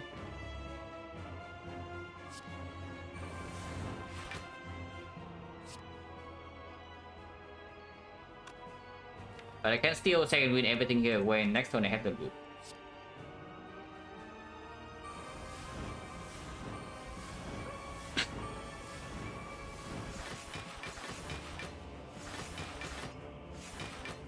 Oh wait. Buffalo has 1 cost. I mean, I can make it 0 cost now, I guess.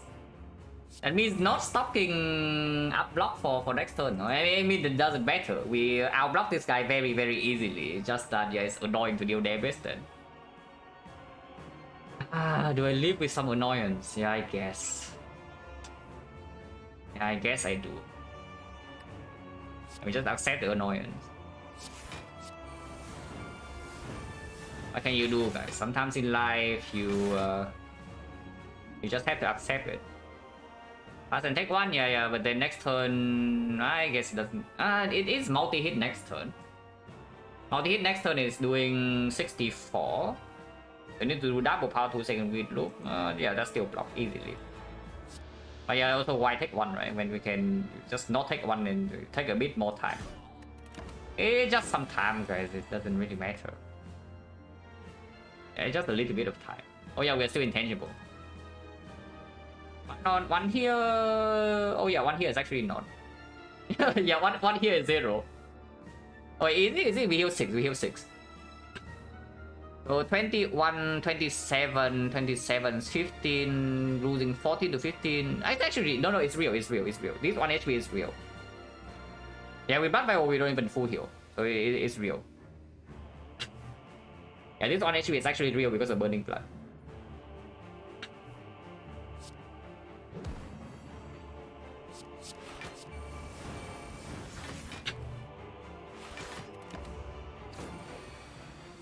Before we can deal some damage and we can stack up block. Maybe just block first. Yeah, maybe just block first.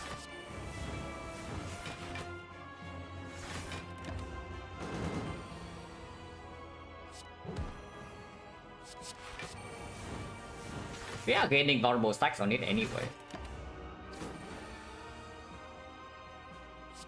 This turn can deal damage. Oh, 1 cost ruffle is so cringe, man.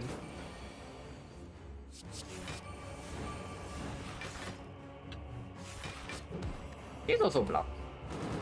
It's fine, it's fine. We have we are fine here no matter what we do, so I can take the lazier life, speed it up a little bit.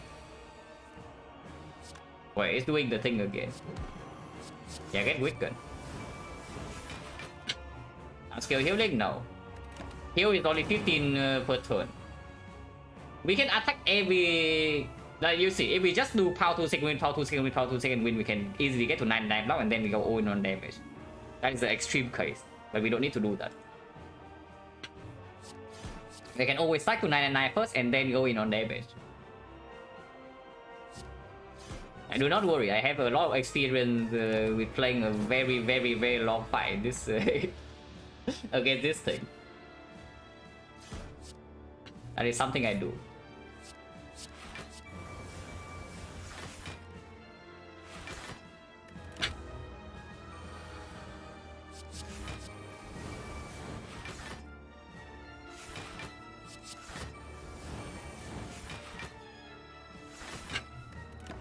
And yeah, Plan was of course the one that stands out, but even without that, there was plenty of super long Awakened One fights.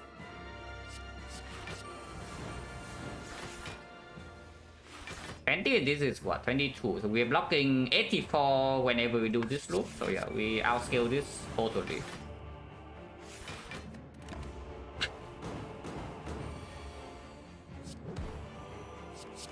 Next turn there's a Void, we don't really care.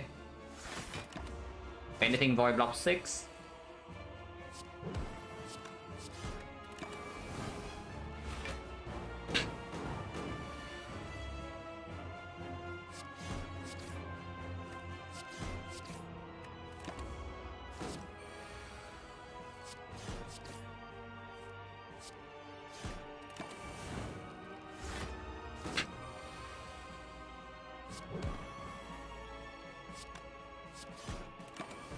Yeah, I know. Block is almost out, so we do need to play a bit more block.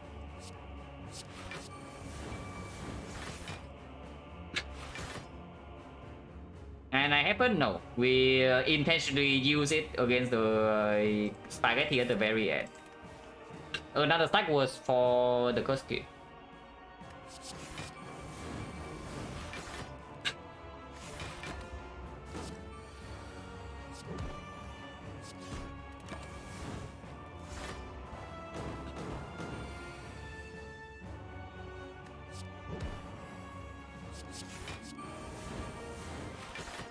Okay, we kill it next turn.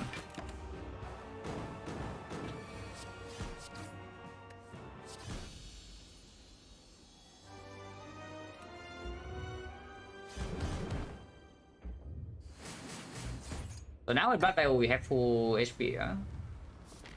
-1. With the second win and move on.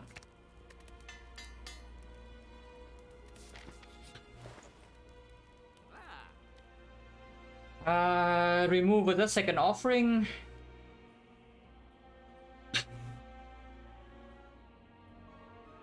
Second offering is cute. Probably it's better than remove because we already know that we don't need the remove to play power 2 second win every turn and still do blood for blood. After exhaust we have the 8 cards. And as next, yeah, convenience, nothing else. Don't need the convenience. Yeah, I take the offering. Because again, server soul can play. Bash actually is like fine, and having offering also makes the blood for blood the cost like more convenient. Let's just take offering and move on. I mean, you can take speed pot for the over the skill. It does make the hard fight quite a bit faster, yes, because our power 2 second win gains like 15 more block every time we do it, so we can play it twice per turn. That is 30 block every turn, and then we can go in on damage. It's good. It's good, and we also know the speed and shield. Even if we complete big on turn 1, we still have full HP into the heart. Actually, have any reason to die in this point? Yes, maybe I pressed end turn accidentally. Maybe the heart shuffle in 5 status at the top of my deck, and I don't draw apparitions, and I don't have a cleanse on turn 1. It's possible. Not very likely, but possible. Also, this uses more gold, we probably do it. Because it looks better.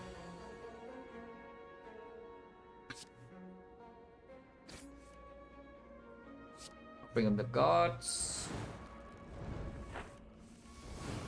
Yeah, offering of the gods indeed. And yeah, we win the fight.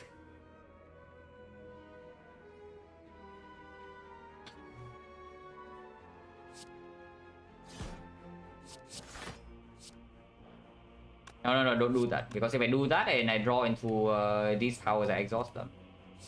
I do this first and then I draw. It's offering, oh yeah, it's offering a wood card. So debatable. Any server soul non-believers? Any server soul doubters are in here? Or are there any server soul doubters or not? Wait, what?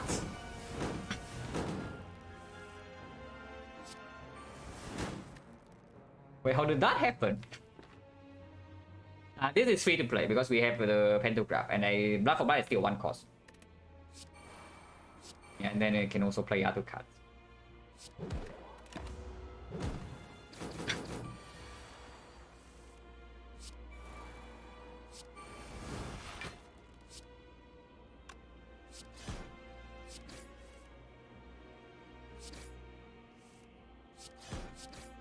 I don't even know why I'm killing Spear first, but I just do. It doesn't make any sense to kill Spear first in this fight. But I just do it anyway, but why not?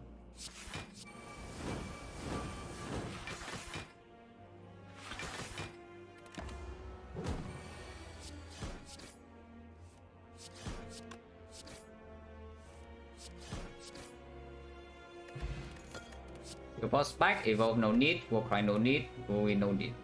You just move on.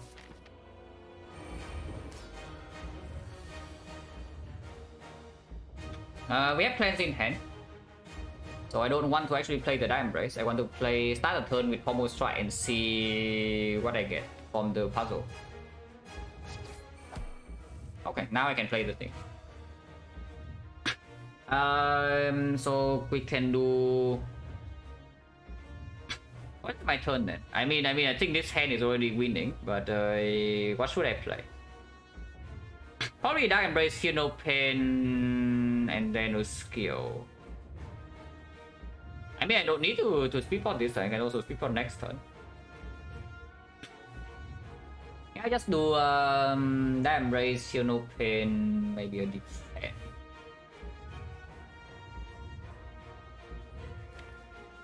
Speed for to defend now is like fine. That's okay. Next turn we have guarantee pellets with the second Feel No Pain, Apparition, Pommel Strike.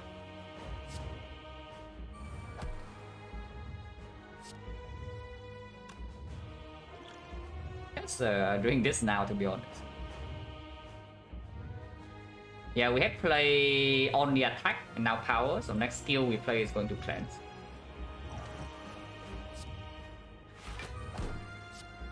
Do not play this. I want to make hand space still, don't want to play Discovery, so I'll probably just play the Blood for Blood.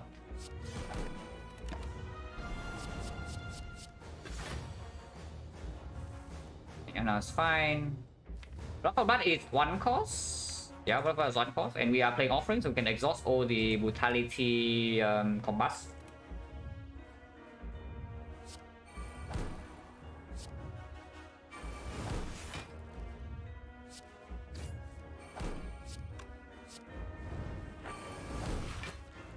Which can happen right now. It's just don't have barricade, so is that really a good thing to do? I can try to do another Offering though into the barricade.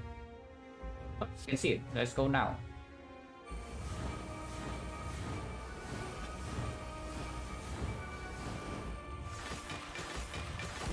Exactly. We don't need Apparition for next turn, we still have one anyway.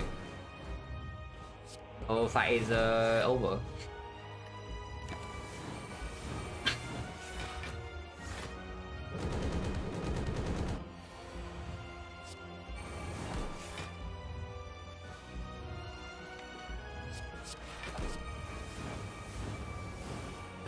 And even, I think I will Liquid Memories my patch next turn to let it have 6 vulnerable and just end the fight like that.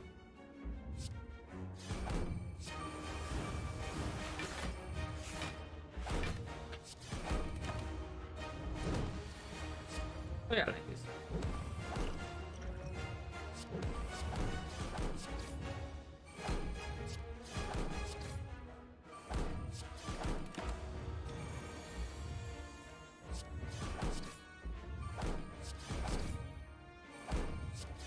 Don't actually need to block at all, yeah? So we can still max out damage every turn here. Okay, strongly, yeah. Every fight we after turn 1 we just win the fight. That's literally after every fight, turn 1. Which is why like half of Act 3 was thinking how do we not die to triple jaw worm turn 1. Like, that's the entire Act 3. How do we not die to triple jaw worm turn 1? The moment we survive turn 1 we just quit.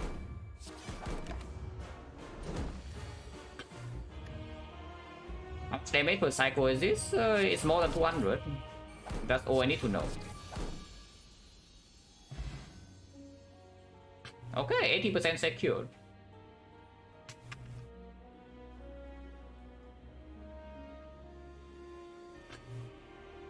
And yeah, it almost comes back to the start of Act 2 that this is like one of the worst pyramids like you could have gotten, because Brutality is a brick, offering overdraws with this expensive cast, no energy, a lot of strides and like bunch of hand draw.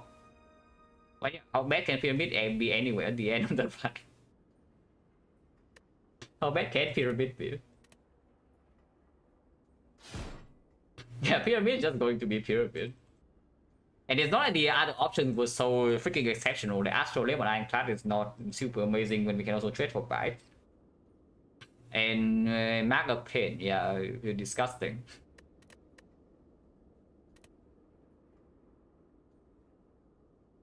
Especially when two potions were preserved from Mike 1, yeah? Especially yeah, before the Guardian fight. Like the upgrade made for the Guardian fight is to preserve both the fire potion and the blood potion into Act 2.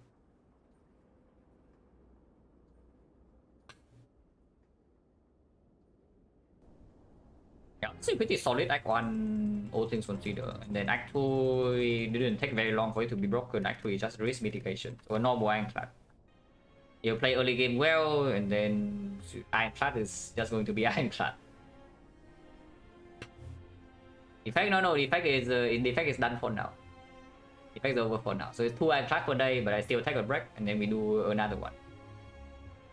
We're back in like 3 minutes.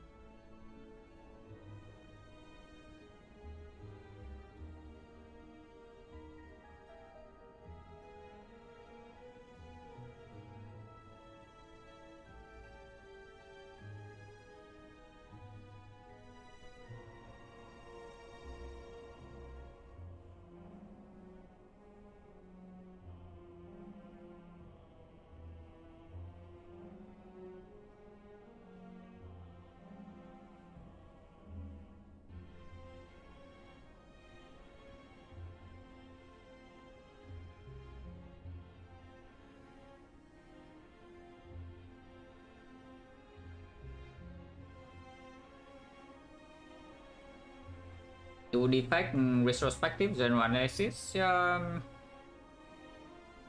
we can probably take a look at some defect cards because I do think my evaluation of some of them has changed a little bit. For something like passing or neo bonus is a lot harder to do, at least for now for me. Like neo bonus in particular, especially when I don't really swap at the moment. But we can take a look at some cards. Where is it? Like Compendium. Oh yeah, what are these? So what cards have gone up, what cards have gone down? I mean, I guess I can go through them like one by one. Bow Lightning, yeah. Act 1, on energy deal probably 18. Which is pretty freaking sick. In most fights, slightly more than that. Probably on energy deal like 20, 21. Which is, yeah, pretty exceptional. Just that in Act 2, complete garbage. So once again, early game card. But that one is clear. Barrage is the more difficult one to evaluate, but I don't really like it unless I already have a relic that works with it, like the virus. Or I have something like runic capacitor free upgrades or in really low front load damage. Because this thing again suffers from the defect problem. It's slow and it needs the upgrade to really perform. Upgrades plus 50% damage. It has a good upgrade. But yeah, in late IQ Act 4 of course it's okay. It's like it's basically this card. You look at Barrage and you think it's Barrage, but it's actually this. It's the same. They are the same card. Do exactly the same thing. Power curve also similar. Seems like it's maybe slightly stronger in Act 1, but in Act 2 they are equally garbage. Beam Cell, actually overstarted. Zero energy, this is probably like 6 damage at least. Usually it's like 9. Upgrades to... this is probably a plus 7 damage upgrade. Yeah, plus 7 damage upgrade or 0 energy card. Now that is completely ridiculous. But once again, the effect has really strong upgrades, so it competes with a lot of things. But even in late game, yeah, like you might think that in late game that you have focus and like whatever, and then your damage is with dark orb, with lightning. But still, just think about like how much damage this thing actually gives you in, for example, the hard fight. Yeah, how much damage does it give you? Like, is it? It doesn't deal 200 damage or 300 damage, but if it's a 0 energy that deals 80 damage, is it really so bad that you say that my deck is ops? And at least, no, I'm just talking about the cast general, dude. Because yeah, just think about it. Like this card, if you play Compound Driver a couple of times, you play Streamline a couple of times, you play like Barrage or 0-for-1, you play even like Bullseye or even Doom and Gloom, sometimes Meteor Strike. How much damage is it in the heart in total? Yeah, if it deals 80 damage for you, is it a bad card? Is it a good card? Holy crap. 0 energy, it's just good. But yeah, the awkward thing about it is just that in Act 1 sometimes you have maybe like starting with strike remove and then you don't really get to use it. Sometimes it's competing with like premium upgrades. But I have never been disappointed when I have this in my deck in Act 4. I will just say that. Yeah, I actually have never been disappointed. No matter how bulky I am. That I have a Beam Cell Plus in my deck against the heart. It's just very good. Charge Battery, exceptional actually. Actually super good card. I think I was underrating this slightly. I knew it was good. I didn't rate this like way above something like let's say Steam Barrier. Now I probably do because the first of all, of course, this is better with Snecko, and Snecko pick on defect is a big thing. But the second thing is just that if you float energy, it's better to play Charge Battery than Steam Barrier. Yeah, and if you are Energy stat and charge rate is not even so much worse than steam barriers. But in almost every case, charge rate just outperforms. Yeah, you are on 3 energy, you're on 4 energy, you float energy, you need energy in the fight, whatever the case might be, the charge rate outperforms. That's a very good card. Claw, yeah, complete garbage, we need to talk about it for the worst card in the class. Unpickable unless some divine things happen, you transform into like 2 claws or something. Cold Snap, metallicize in the card. Skill in Act 1, metallicize that deal 6 damage, that's pretty good. And of course skills with a lot of things. Compare this, yeah, compare these two, but I mean if you watch live post you probably know what he says about this, and I definitely agree that Cold Snap just better than Bolt Lightning. Even in Act 1. Let's compare these two, because in the advanced 4 the Cold Snap also outperforms. In the elite fight, like the only fight where Bolt Lightning is outperforming the Cold Snap is the North fight. And only if you kill on turn 3, yeah? Because even with Bolt Lightning in your deck, you might not even kill turn 3. If you are killing on turn 4 either way, then Cold Snap is just better. And yeah, Cold Snap is also better into... I don't even know, definitely better into the Guardian. Into Slime Boss is debatable, into Hexaghost also debatable depending on your damage. But in whole wave fight it is better, and in 2 out of the 3 elites is better. Compound Driver probably overrated.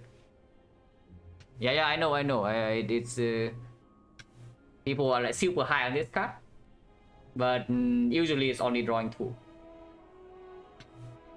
I mean, once in a while it draws 4 for you, and it's like the best card in your deck. But most of the time it only draws 2 cards, and it's 2 conditional. Yeah, on turn 1 usually it draws 1, so it's not even a good draw on turn 1 unless you have the virus or the battery. And if Compound Driver can consistently draw 3, it means your deck is quite good. But yeah, usually it's draw 2, which is very good still. Like 1 energy draw 2 is a Pommel Strike plus. That's completely fine. But it's not like so freaking insane that you speculate to pick maybe like 3 copies of this and then you just die early game. Are we not still critic? Yeah, it's true. It's actually just true. You don't click this over actual good stuff if it's not playing immediately. Two-headed, yeah, just compare this. It's just 6 damage for 1 card draw. So early game 6 damage better, late game 1 card draw is better. So that's pretty clear. This has a better upgrade, but once again, the effect upgrades, it competes with a billion things, so that doesn't really matter so much.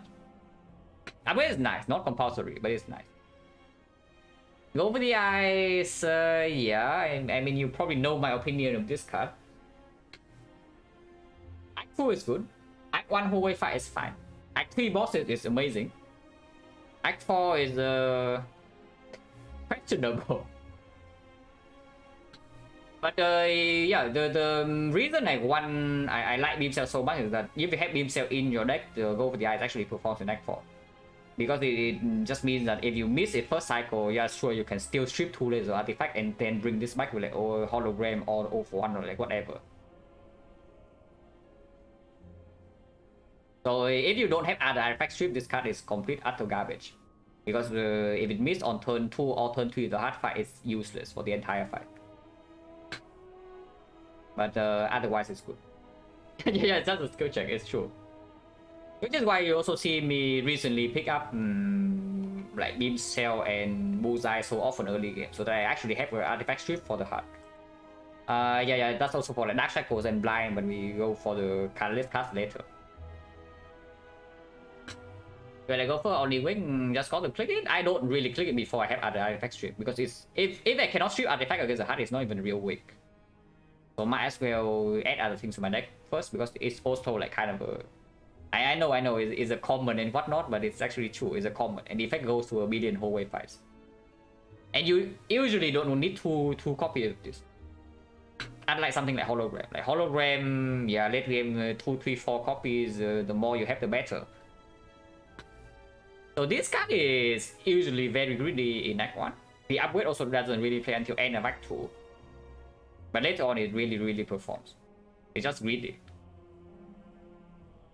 Yeah, hologram exceptional early late game, not super good early game, super greedy pick. But I definitely take this over skip in early game, even if I'm running into an elite suit, because in honestly, yeah, 2 or 3 elites it performs, and even against the knob, you have something like a Zap upgrade. This can also play. If you have anything like something like Streamline, for example, you can also play. Yeah, Beam Cell this also plays. Leap, yeah, complete garbage. Sometimes okay. Leap plus is decent. Leap minus early game. It's just if you are running into the billion hallway fights, or if you're at the end of Act 1, your deck literally cannot block against Act 2 and you see that you are like probably dying in the first 2 fights, maybe add it. Otherwise, probably not. This is a sad card. You're back on the Leap garbage shit. Yeah, I could pick Leap Act 3 sometimes though. But it's just that nowadays I don't need the Leap to run into maximum hallways. Yeah, nowadays I don't need the Leap to run into maximum hallways in Act 1, so it's like just doesn't really have a purpose. Rebound knob card has the worst card. If you are dying to those fights in Act 1, this is fine. Sometimes it's really good in Act 2 as well, but not very often. It's just the worst hologram. Remove 2 defense. You remove 2 defense on the effect, you are like a kind of a lunatic. But I can see it because at least in Act 1. In Act 2, I can definitely see removing 2 defense. Yeah, but in Act 1, you remove 2 defense, you are like kind of weird.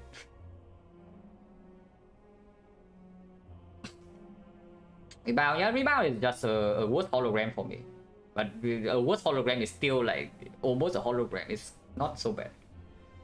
And one definitely Hexagons can save you sometimes. Slime Boss even can save you sometimes. The knob it performs. It's good. If you're dying to those fights at least. Late game it doesn't really break you that hard. Because you can choose to rebound either cut or energy depending on what you have. It plays well with something like Equilibrium. It plays well with a real hologram. And it definitely gives you artifact strip to maybe deploy weakness. It's not so bad. It's just yeah, it's just a card with utility that is not always good early game. So it depends on how much you value the utility here. But I do think if you play greedy, you do not pick this very often. Recursion, very good card, but of course situational. Like if your entire deck's damage is Dark Off, yeah, better have a recursion. If you literally die after evoking your plasma for the battery, yeah, better have recursion. If you have an 0 for 1 and a ton of focus, sure, recursion plus is fine. But this guy is like pretty clear, right? Early game without focus, lightning, 1 energy deal 8 damage random, complete garbage. Frost, 1 energy block 5, yeah, defend. Complete garbage. But it scales. So if you speculatively pick this, is greedy, but I would say usually it performs late game. It's fairly rare that you have a deck that doesn't really use this well in Act 4. Stack, for me, unupgraded really bad. Upgraded quite decent. Pretty good with XecnaR because you draw through your you draw through your first cycle faster. Basically, like with XecnaR, the stack is performing on turn 2 already. Without XecnaR, stack plus, even stack plus is like turn 3 or something. It blocks the reasonable amount. And usually a card that only plays on turn 2 or turn 3 for me is not very high, but it can block a lot. If you are desperate or if you are really lacking output, and your deck is like massive, this can be your block. How then recursion upgrade early game is just an energy upgrade, like so basically like any other energy upgrade really. It's basically good if you don't put energy. Like very simple. You make the energy upgrade, you can use your energy. It's better than the other output upgrades. Because you compare the output upgrades, yeah, this is something like +3 damage, of course it's the bad one. But a good damage upgrade usually is like +4. Streamline upgrade is like +5. If you make one energy upgrade and you can use it, that is definitely more than that. Because other minimum is like a strike is +6. On a defense is +5 block. If you don't float energy after making energy upgrade, go for it, it's good. Team Barrier, good early game card. Still performing quite well in Act 2 if you brick on energy. In Act 3 it falls off. And this with 041 is honestly one of the bigger base in the game, I would say. Not that it's bad with 041 or anything, but it will actually be bad later. Like a very common thing with 041 is that you pick too many zero costs. No, seriously, you pick too many zero costs with 041 and then you actually cannot get your good stuff back in the hard fight because you are dying to beat up that. It's very possible. I have done it. And I have seen others do it as well, so I know it's like a thing. Don't overpick zero cost when you have 041. But this card is yeah, good early game, good in Act 2. Act 3 falls off. Don't try to make this into anything fancy. Streamline. Yeah, garbage Act 1. We still garbage Act 2, but Act 2 boss it performs, and afterwards it's good. So it's just that, like, if you can sneak a Streamline into your deck and it doesn't kill you early game, and you don't have to add other garbage, then sure, go for it. But this card usually performs late Act 3, Act 4. If it doesn't really perform, it means your deck cannot really draw, and if your deck cannot really draw, then well, you probably die. That's the thing, you probably die if this card doesn't perform in Act 4. Sweeping Beam, quite good, one of the very few AoE options you have. Upgrade is mediocre, like +3 damage on the AoE card upgrade is just below average. But it does meet some thresholds. It does meet some thresholds, so probably still make it if you are having so much problem with AoE fights like the leader. The leader, the collector, the automaton, retromancer. This 3 damage can make the difference, but it is a decent card. Creep Nana is way better than Creep. Like, you trade 2 AoE for 1 card draw, like, holy crap. It's not even close. Considering the defect also has the Echo Form, and Echo Form on Sweeping Beam is way better than Echo Form on Creep. Turbo, once again, same thing as energy upgrade. You don't throw energy, it's good. If you do, it's terrible. If this is your only energy source in boss fight, usually it's not very good. And honestly, I'm feeling like Turbo Minor is just not enough. The more I play with Turbo, the more I feel that Turbo Minor is just not enough. So it needs to be Turbo Plus as well in order to actually make me feel not energy starved if the deck uses a lot. So it's a defect card. What's an upgrade? Aggregate, again, the defect card, upgrades exceptional, but even unupgraded, this card is basically pretty useless early game. That's for sure. But late game, your deck has maybe the 35, 40. This card's super good, but that's clear. So it's just greedy pick. If you can have an excuse to add an aggregate to your deck early, it's good, and it doesn't kill you. It will perform later. If aggregate doesn't perform later, it means that you have like a ton of removes, and then it's probably still fine. But it's just greedy. So you need to accurately just like when this is pickable. Because Act 2 will kill you if you misjudge things. Auto Shield, complete garbage, like performs Act 1. Very good in Act 1 in fact. And probably good for the first half of Act 2. And then it becomes garbage. So it's like leap but with a... It's basically leap but it is surviving a little bit longer. But in late game it's worse. Like compare Auto Shield Plus to Leap Plus in something like late Act 3, Act 4. Yeah, exactly. Auto Shield's Echo Form, that's a big thing. Leap Plus is actually a real eco form target in order for you to block sometimes. You have a next form, you have maybe a speed form artifact, and Leap Plus can actually bail you out even in next form. This guy is just set. And yeah, any loop as well, like but it's strong early game. It's really strong early game. Like 1 energy, block 11, exceptional output in Act 1. That is true. If your loop is only blocking for like 4 damage, you play 2 cards and you play auto shield. Blizzard, Echo Form card.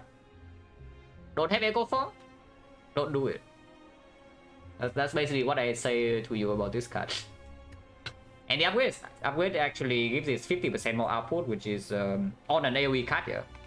And it's a 50% the scales, unlike the 50% here, just stuck at 3. It's quite good as an upgrade if this card actually is doing anything at all. But yeah, it's just Echo Form card. And Echo Form have a Thunder Block and Frost, but no damage solution. This can kill stuff for you. Otherwise, don't. But yeah, no percentage is real if the number scales. And look, this is 50%, but it's terrible. But you still do it because the effect sucks. Both sequence, yeah, exceptional card, which also tells you that yeah, maybe click mausoleum more often because this is literally right for an anchor. But yeah, this card is just insane. Like it did, yeah, who freaking cares? It saves you. I don't even know how much HP Act 1, Act 2. Even in Act 4 is not even a bad card. Bullseye? Yeah, good card for artifact strip reason I talked about before. If your deck main damage is off, it also is exceptional damage, 1 energy. Upgrade? Probably slightly overrated. I don't actually value this upgrade that highly.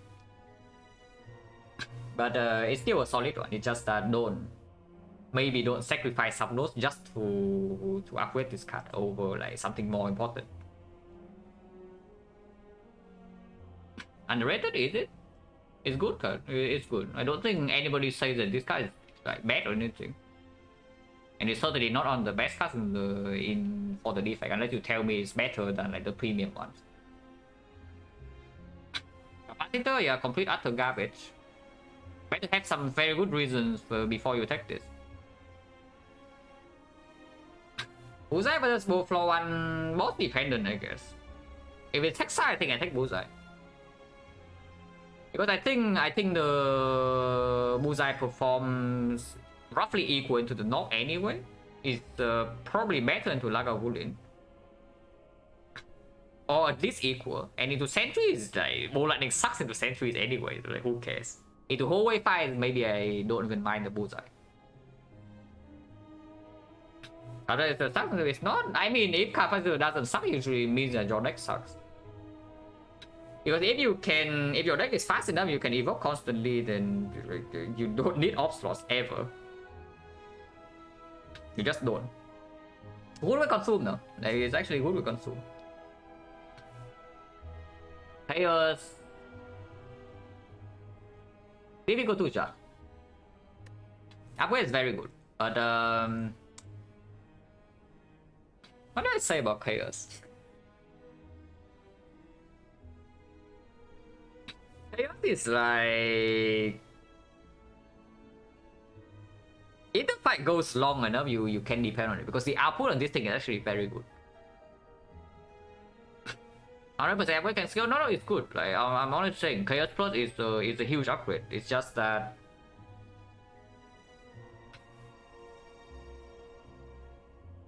it's weird. It's not good in fast fights. Like that's for sure. Unless you are very skillful. But in boss fight, usually, whenever I have a Chaos Plus in my deck against bosses, I am not unhappy. Better than Fusion? Not really. I mean, if you pick Fusion, it means that Fusion is doing good things in your deck. If you transform into both, then I would agree. If you actually pick Fusion, I would prefer to have Fusion over Chaos for sure.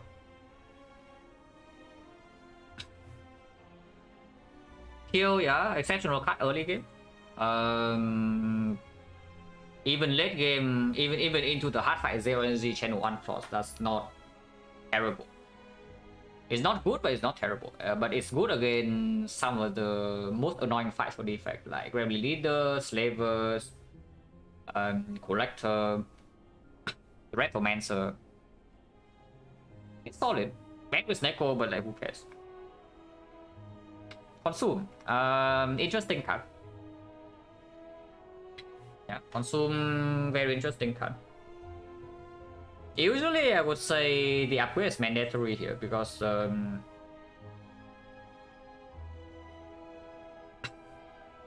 yeah, when you actually lose off slot, you better gain. It's like yeah, off slot with focus just a multiplier with each other. So if you lose one of them, you better make the other high, like as high as you can. And this card can be your boss solution next one. Sometimes you just die the Hexagon, sometimes you just die the Slime boss. This card can bail you out. And then it actually opens up some... It opens up some options for later, for sure. Because yeah, it's not very good. Like this guy is not good in hallway fight. And it's probably bad in most elites, but it's good in bosses. And it opens up some options for later. So I don't hate it that much, but I don't love it. Also for me, compulsory upgrade. So again, yeah, defect problem. If you don't have so many upgrades to spend, you don't need this in the short term, maybe it's not a pick. Placing off slot, yeah, I had been forced to play with one off slot before with the crown. I did a crown spot on defect off stream, and then my solution for the run was actually one off slot with the consume plus. Darkness, my opinion, this probably has gone down quite a bit. Because on paper, this guy is dealing an insane amount of damage when upgraded. But the problem with this card is that there are two problems, of course. Number one, there are two problems with this card. Yeah, number one, it's pretty garbo in AoE fights, which is already one of the toughest problems for defect. That you run into Gravely Leader in Act 2, and your entire damage is a freaking Darkness plus, and you just look at the Gravely Leader, you wonder like, how the hell do you get out of this? Yeah, you don't. And yeah, of course, number one is that it's best against AoE. Number two is that the upgrade too important. So that's just the defect. And then you waste one floor because yeah, in that one, yeah, no matter how hard you try, I don't think you can get more than 3 or 4 upgrades without crippling some other stuff. So do you really want this to be one of your, let's say, like 3 upgrades into Act 2? When you still cannot deal with the annoying elite fights of Act 2. And then even in hallway fights, this card is still like fairly slow. It takes like 2 or 3 turns for it to deal significant amount of damage. It's like kind of like the bomb, but it's worse against AoE fights. And so into 2 Doom Plus, then you don't need the Darkness. But yeah, I saw the run today, Papa. Like that left was was definitely something. Yeah, that left was like you get 3 removes, yeah, so that's plus 3 flaws. You get 3 good card picks, so that's plus 3 flaws, and you get 3 upgrades, good upgrades as well, so that's another plus 3 flaws. In one boss fight, you get 9 flaws of the Spire for free. So that was pretty freaking sick. But yeah, my opinion of this has gone like way down because it doesn't even perform super well against the bosses unless you have recursion and good manipulation. Defrag, yeah, that's defrag. Doesn't really perform until you have force, but you can pick this as a hexagon solution. If you have all the lightning, maybe a bullseye plus a defrag can save you against hexagons. Not actually, I don't think it's actually worth speculatively buying. If you have no frost, let's say no frost middle of Act 2, and you buy this unupgraded, I think that's completely wrong. But you can do it in Act 1 when if it performs against the boss.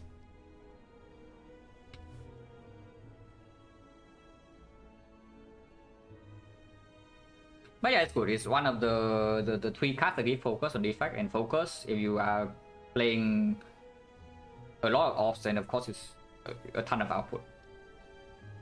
Great upgrade. As always, great upgrade.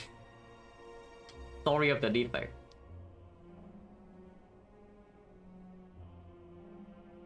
So love picking speculatively, I only do it in Act 1. Like middle of Act 2, you do it, you are probably, you don't have time. Yeah, that's just another thing. That if you do it middle of Act 2, you just don't have time. You do it in the middle of Act 1, yeah? For the second half, Act 1 is still relatively tame, so you can maybe farm some off cards. And you also have an early shot in Act 2, usually. And that covers for like a lot of ground. And sometimes your boss relic, you also have 2 boss relics to see. Maybe one of them gives you some transforms, and then you transform into some card that works with it. But middle of Act 2, you do that, you have no time. Like, if you're already in the best spot, can you really afford to spend an upgrade on a card that doesn't really play? And then unupgraded, you bring this garbage into Act 3 with no frost, it doesn't do anything for you.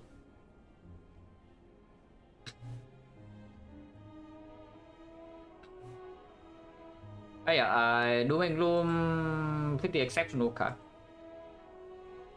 But only if you can use the Dark Orb. If you cannot use the Dark Orb, just lower this. 2 energy deal 10, terrible. If you can use the Dark Orb, super good. Was my favorite defect build? Whenever you get to do reprogram stuff, which is not very often.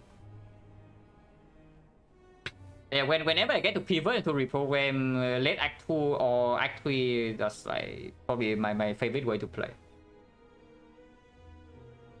But doesn't happen very often. Upgrade on this is like good, but not necessary. It's good. It's very good though, because the 10 to 14 is actually a Gremlin test show in Act 2. Yeah, just because of the Gremlins. Other than that, like, maybe there's some echo form with this that kills the Retromancer daggers, but that's not super important. But if you see this in Act 1, this upgrade is good. If you see it, maybe late Act 2, the upgrade is probably not so good. Double energy plus 2 energy upgrade. Pretty freaking sick. Slightly awkward out of the energy generation card, because unlike the others, if you draw into this thing, you are losing energy.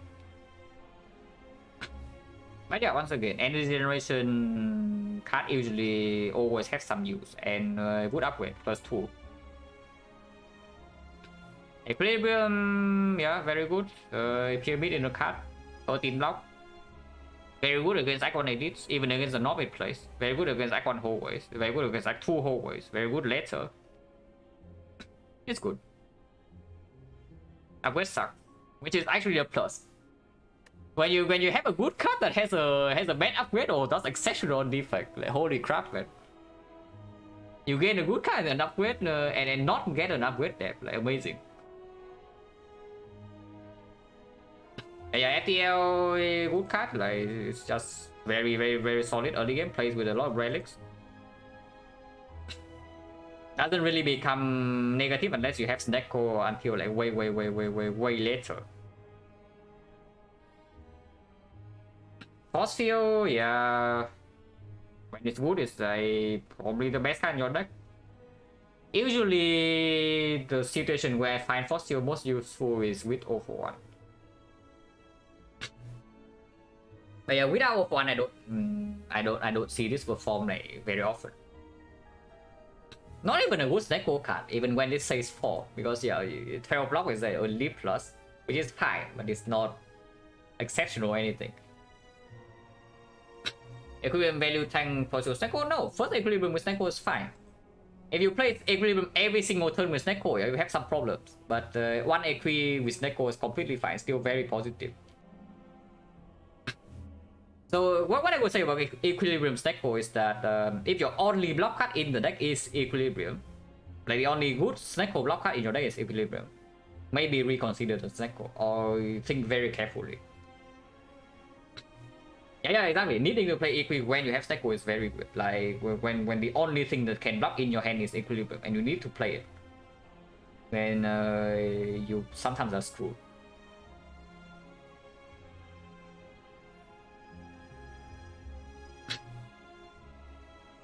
Yeah, fusion energy scaling basically, but it's slow.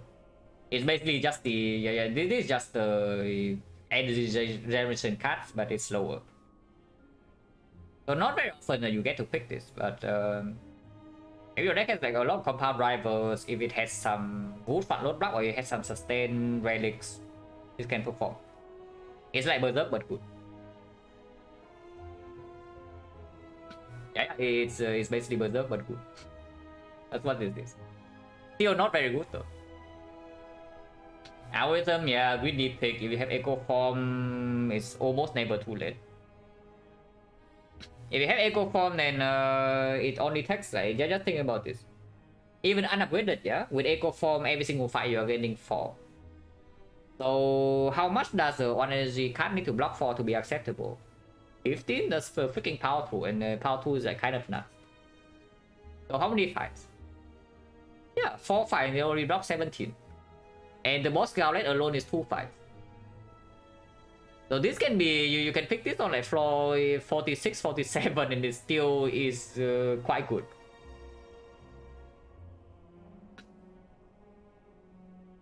So yeah, with Echo Form, almost never too late. And not 1 mana, like, well, not in Act 4 though. Like you don't forget, if you pick this very late, you're bringing it into Act 4. So do you really want to add a leap to your deck into Act 4? Because I don't.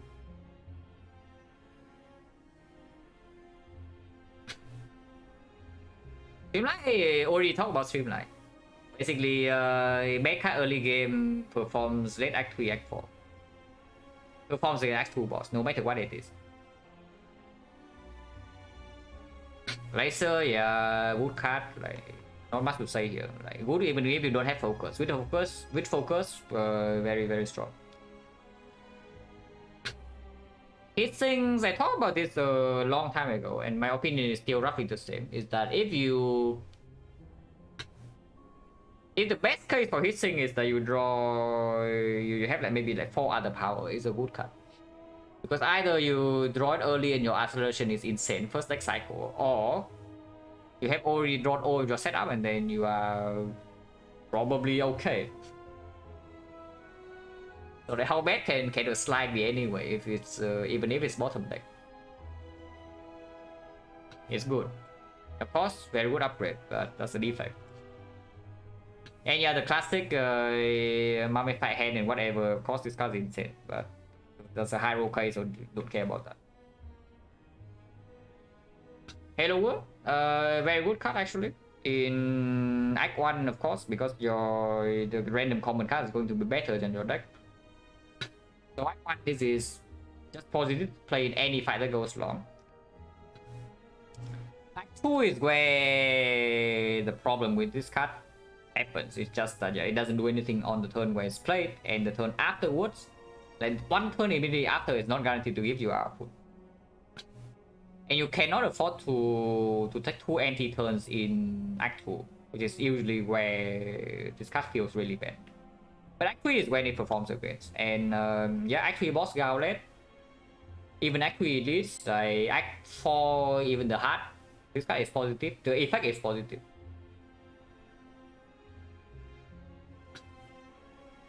If you take Act 1 Hello World and get Pyramid from boss, is Hello World worse than Strike? It depends on how much energy I have. If I can play the Hello World card, then no.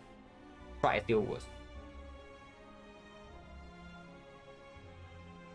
But yeah, this card is good, but I mean, if you are here, you probably know this card is not like the worst effect card or whatever like people like to claim. But yeah, it's just that Act 2... Act 2 is a little bit too fast for this thing. Just a little bit too fast, and usually your defect deck is already like quite slow. So yeah, your defect deck usually is quite slow and it can scale, yeah. So it makes your strong point stronger and makes your weak point worse.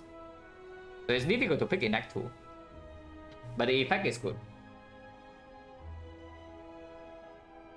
Loop, yeah, capacitor, but actually good. That's what this is. You want outlaws? Yeah, take the loop. No, really, you want outlaws? Just take the loop instead of the capacitor, and it plays so much better. It must be the best for you. It makes your Dark Orb scales way faster. And it doesn't actually require you to channel so many orbs to work. Melter, yeah, garbage. But sometimes you transform into no damage and you are desperate and you pick the next one. Otherwise, no. When does loop you land in upgrade priority list? If it works, then I mean, if it have any kind of focus at all, then it's a pretty big priority upgrade. It's a lot of output. Just count the upgrade as output. Like how much does loop give you? If your force of blocking for 6, that's a 6 block upgrade per turn. Yeah. So if your force of blocking for 6 and you're looking force, then yeah, do that. If your force of blocking for 2, then maybe don't do that. It's not too difficult. And yeah, I don't really believe in speculative loop either. So if you pick the loop, you usually upgrade it. Because when I pick it, it's pretty strong. Overclock, exceptional card upgraded. It's actually exceptional because you look at this card, yeah. First cycle you draw 3. So you get 2 draw for free. That's super good. Second cycle, you're still getting 2 draw when you draw into this, but you lose 1 with the bird. So you still get 1 in the second next cycle. Third next cycle is when this card has a problem. And beyond that. But third next cycle, how many fights go that long? Upgraded exceptional. Upgraded pretty difficult to pick because it requires, because second cycle is already breaking even. Actually, it's worse because you lose out on, you lose two block. First cycle is slightly positive, and second cycle is already slightly negative. Third cycle is just purely negative. Winning or dead by third deck cycle, what are you doing? Sometimes you're recycling, sometimes your deck just kind of sucks because you're playing defect. So yeah, I really like this card when it's upgraded. Unupgraded, pretty difficult. But if you have relics that play with it, like letter opener, if you have like a very heavy setup, which I usually don't, which is why I don't like this card too much. I don't believe in the unupgraded overclock. It plays in hallways and that's it. I don't even know how much it plays in the elite fights because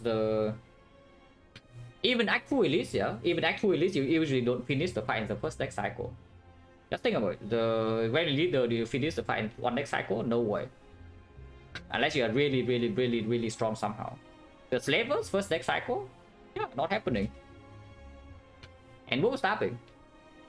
If you don't have darkness, you don't have yeah, probably also doesn't even work first deck cycle.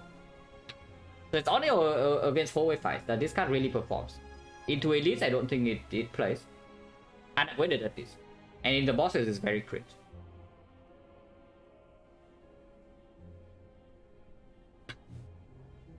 But the most textbook situation where I pick overclock pending to upgrade it, if any, probably has some, yeah, definitely has an echo form.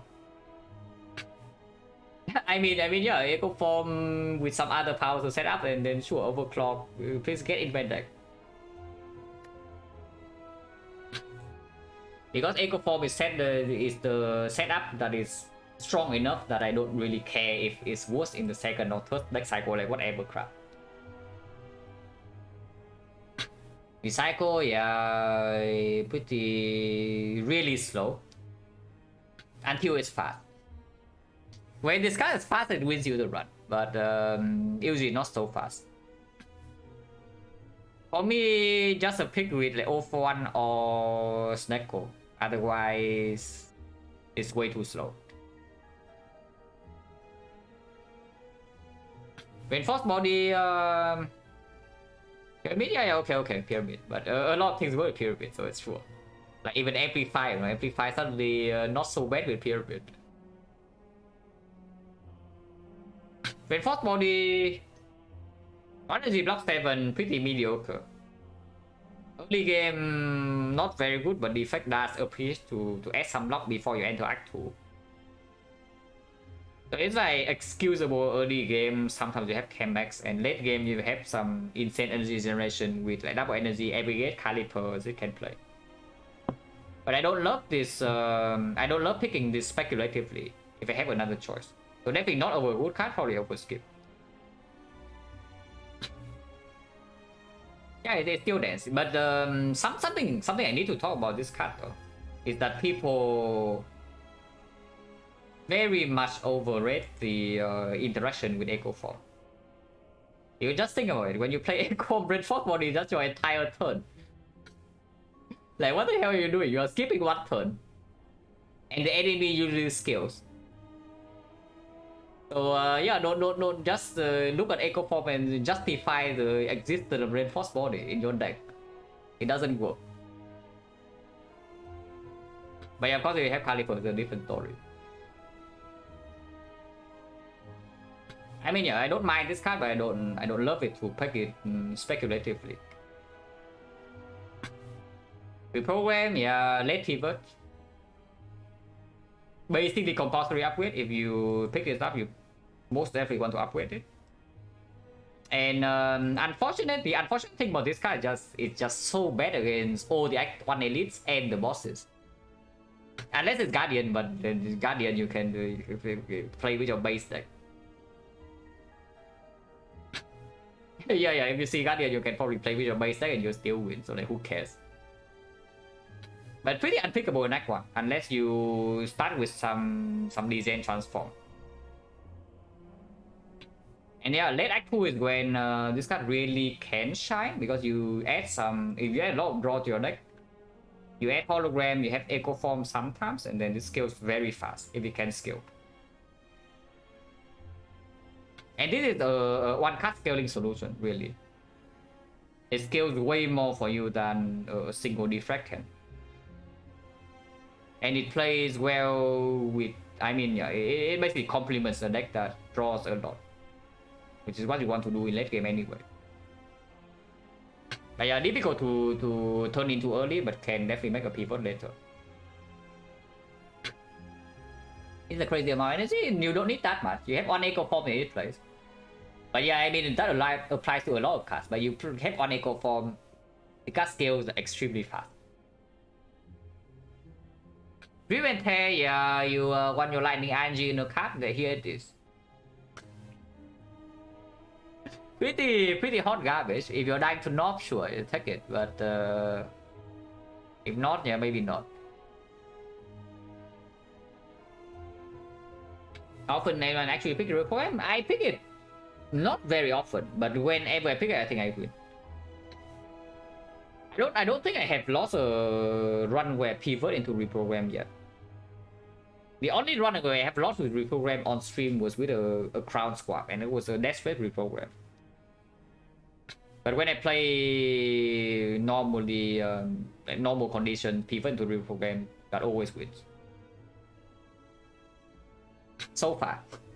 Not saying it's unlosable, but it's strong.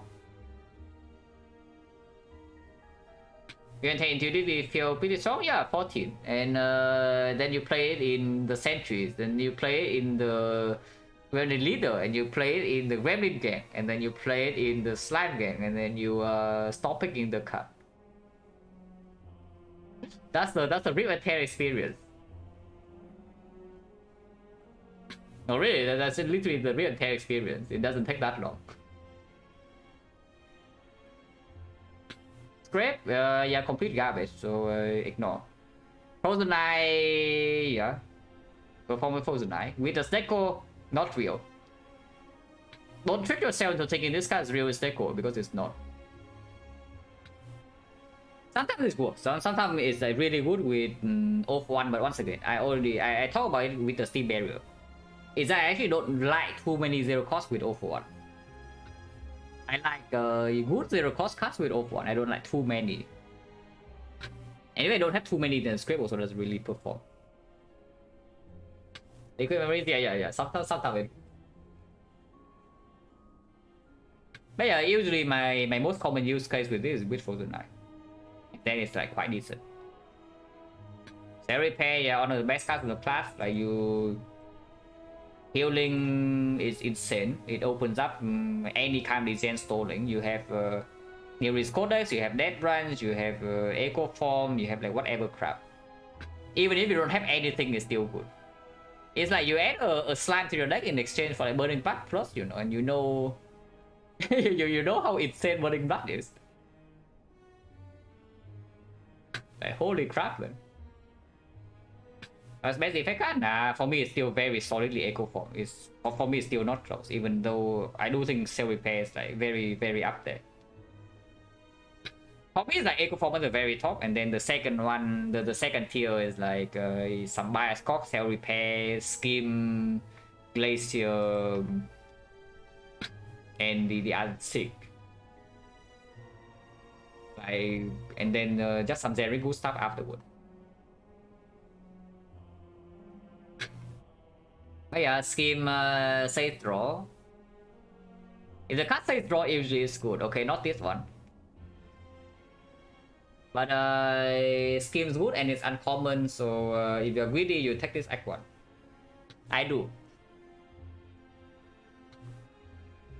But it doesn't really perform until... It will perform with Zap upgrade, but or dual cast upgrade, but once again, it means that you're committing an upgrade on the bad card for later, so you don't actually gain so much value. So you just know that if you pick this, you're being greedy, but usually the greed pays off.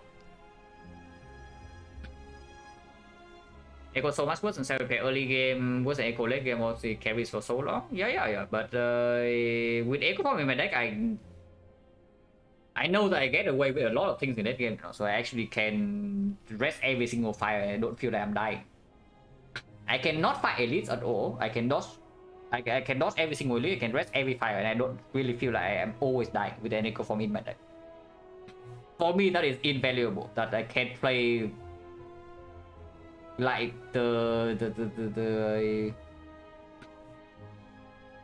like absolutely safe as I want, and I still do not die late game. And yeah, of course, why not just get both? It's true. Echo of Cell Repair suddenly heals 14, upgrade heals 20, get a second one heal 40, and then yeah, you run into every fight heal 40 damage. First Scheme always better than Skip, you know, cannot see Knob again. That one, even if I see Knob, I still take Scheme, you know, I don't care. Unless I need to die to the Knob. I take 40 damage to the Knob, yeah, whatever, I have a Scheme in my deck. Yeah, minus 40 against Knob, yeah, you sign me up. Now I have a Scheme in my deck instead. Discharge?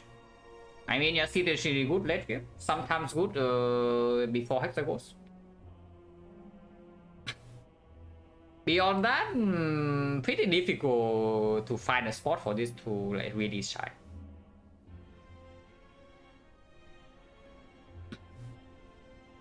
So usually when this is good, you see it. Storm very overrated, very underrated. Yeah, Storm extremely underrated, I would say. Like this card is really strong in the hard fight. Like it's actually exceptional damage in the hard fight. And honestly, even in Act 2 it performs. It can be very fast damage in Act 2. It's just that Act 1 very wicked picks speculatively. And Act 3 maybe you want to store some flaws. So it has some awkward spots. But do not think of this as being unplayable. Like I see people get Storm in Act 4 and they just don't play the Storm. Oh, don't do it. Like holy crap, you play one card, you get like 300 damage. Like why don't you want to deal 300 damage to the heart and also like getting blocked sometimes, you know? It's so much damage. But it definitely has some awkward spots. Particular Act 1, Act 3. Like yeah, you open the freaking Power Potion and you see the Storm. And you pick a defect minus over the Storm, and I am crying. Like holy crap, man.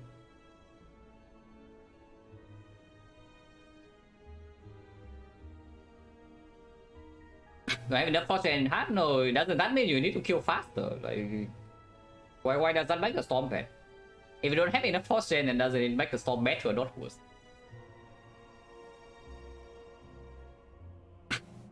Thunder exceptional card, great upgrade. I mean, this card is basically your best AoE solution. Yes, it's better than Electro. And I mean, everybody who plays defect knows this card is good. So like, no need to talk about this.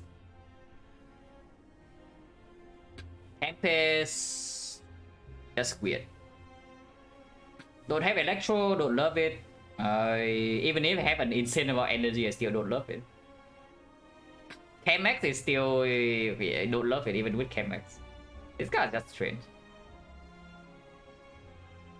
And just better, yeah, it's true, I agree.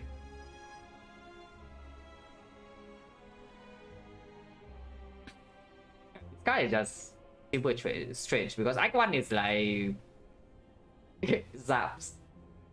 You just play multiple zaps in one card, so it's not really good or not. Like, it's not enough output to justify. Still terrible in AoE. Not great against the Nob, not great against the sentries. It's okay against Lagavulin, but you are playing against Lagavulin as defect. Not exactly super cool. Ice Cream, yeah, Ice Cream then sure. Ice Cream, and it can one-shot some stuff for you. There's a combo energy again. Yeah, I mean, of course, but the problem is that if you have, that's the thing, yeah, if you generate already like 30 energy, why don't you just pick like every single freaking card draw you see and then just win over picking this garbage, you know? That's the thing. For me, this is only with at least the most common case with the Electro. If I have Electro, this eliminates like one of the big issue with this, that it's terrible in AoE fights. Then it's fine. White noise? I mean, I am a white noise believer. You might not be, but I am, because we can sort by powers. Yeah, you can actually sort by powers. So look at the powers. There are 14 of them. And cell repair cannot be generated. So look at this. There are 13 of them. And how many of them are great in the fight? This is always good.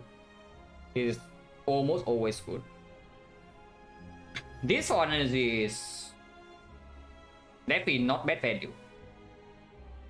So that is already 3 hits out of the white noise that you play, yeah? Out of the 13. And generally speaking, some fights the Electro is amazing. Some fights the creative AI is amazing. The loop and the effect are always like passable. Some fights the machine learning is very good, some fights the Halo is very good, some fights the hissing is very good. So usually the only candidates we turn into defect stream. Yeah, I spent a pretty long time talking about this, but it's fine. But the worst candidates for the white noise is this. Like, first of all, this is the worst offender. This guy's complete utter garbage. You play the white noise into this, you cry. 1 out of 13. You play the white noise into this, you are not very happy because they usually don't do anything on the turn you play it. And not always in hallway fight especially, because that's where the white noise is worst. So usually you can accept that maybe 3 bricks. The effect and loops are pretty garbage. They're pretty garbage, but they are passable. At least because it's kind of like adding a defect or unupgraded defect or unupgraded loop to your deck. It's not a good thing, but it's not a terrible thing. It gives you some output in the fight if it goes like some turns, 1 or 2 turns. So yeah, like 3, you can say there are 3 bricks out of 30. Maybe you can count this as half a brick. Maybe you can count this as a half a brick, and you can count both of these as half bricks. So you count another 2, which is 5 out of 13. 5 out of 13, you have a miss complete. 3 out of 13, you get a complete hit. It just wins you the fight. I mean, I count because like Electro situationally win you the fight, Buffer situationally win the fight, Creative AI situationally win you the fight. So you combine these together as like 1, and these 2 are just premium. So you roll a 3 out of 13. Every single fight that you just solve the fight on the spot or in exchange for a slime. 5 out of 13. You get a brick. But only maybe 3 out of 13 you get a completely useless brick. So the chance that you get a completely useless brick is the same as the chance that it wins the fight for you, roughly. And then the other is right in the middle, which is useful but not like fight changing. So how bad is that for a slime that costs 1? No, really, that you roll like a 25% chance that it just wins the fight for you on the spot. Every single fight, it costs you not even 1 draw, but I guess if you draw it and you play it costs you 1 draw and 1 energy. Quite terrible, is it? If you have something like cell repair, I definitely take it, you know. That's why I'm saying I'm a white noise believer. Because you see, if you have a terrible fight, it costs you way more than losing 1 draw on energy. If it's so any difficult fight for you, that is already worth it in my book. Yeah, just think about it. You take the... Let's say you take Mausoleum.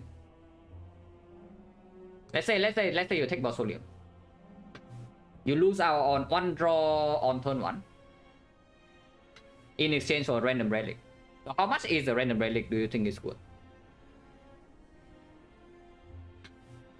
Yeah, like white noise, how much HP do you think the white noise needs to save you to the entire act for it to be worth like the quote-unquote curse effect? Because the white noise is definitely not worse on the right.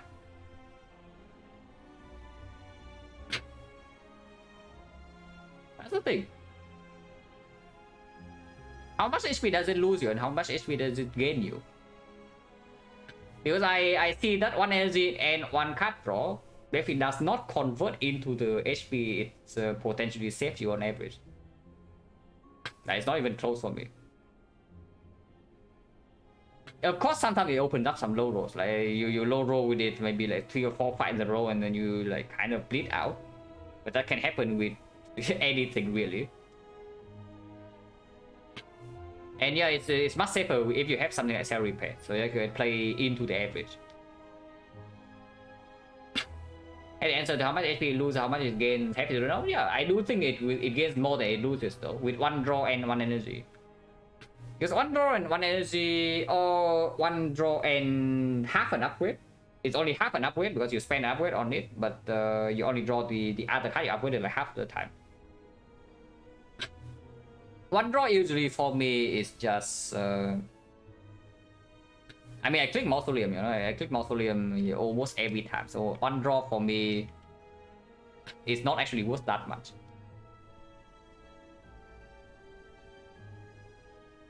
And half of upgrade. And any fight where it's good, it saves like just look at freaking Act 2. Chosen plus 1, it gives you like Echo Form Electro, it saves, I don't know, like 20 plus.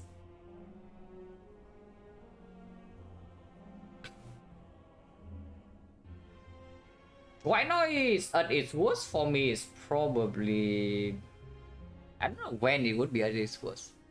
Honestly, probably in Act 1. Because Act 1 is when your first upgrade better so much, so that's where the value of upgrades is higher. The value of the upgraded cards that you bring into Act 2 is higher. So if you spend an upgrade on the white noise, that is pretty freaking annoying.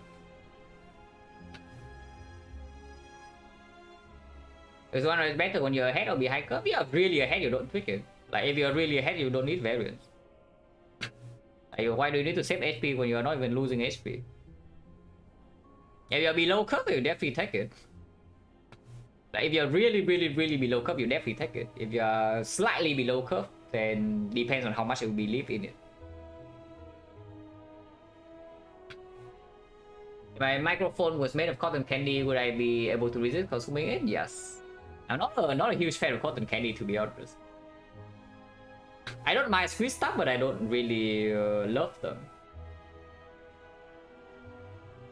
I mean, they look nice, but they don't really taste that nice to me. They're gone like way too fast for something that looks so big. Why not below curve? Yeah, if you're ahead of the curve, like way ahead, don't touch white noise.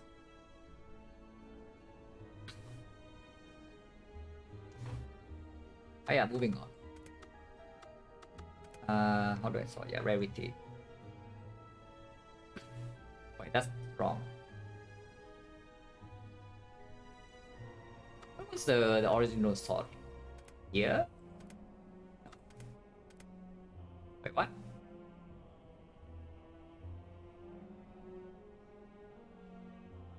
Wait, what was the sort? Is it okay,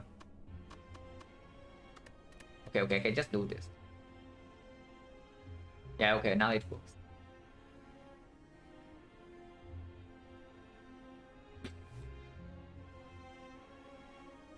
Right, now for some reason, if you are just on curve though, if you are just on curve but you have sustain with cell repair, I would take it.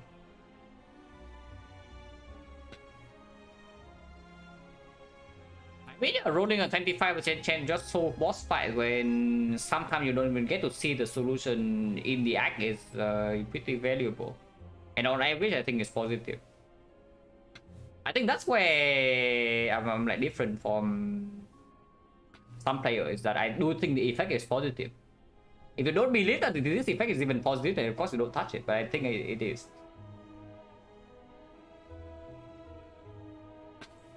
Yeah, next is the rare card, yeah, O1, exceptional card. Insane. Like, this card is, for me, worth speculative picking.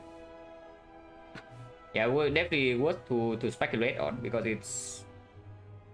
it opens up a lot of stuff. Opens up the snack hole pick, opens up madness, infinite garbage. When your run has no chance, suddenly you have madness of one, you win. It actually makes you apply weakness to the heart. That's a big plus to in my book. It makes Dark Shackles land double the frequency that it currently is doing. It doesn't need an upgrade, just exceptional. Holy crap, man. Yeah, it's just great. That's amazing. Amplify, pretty hot garbage. But with Pyramid, it's of course decent. You have some 6, you have some 6 pluses. But for some reason, no other card draw, then maybe Amplify is okay. Because yeah, you amplify your power, you deploy some frost, and then you bridge your draw, doesn't matter, you have like a frost wall in play. But basically we need to have enough setup in the deck so that after Amplify becomes a curse, you are already winning the fight. And you need a way to land this consistently, so I really don't like this card. But when it's good, it can perform for sure. Biascock, yeah, one of the best cards in the class, like, you know that. Fat load, insane scaling, insane opens up many artifact outs.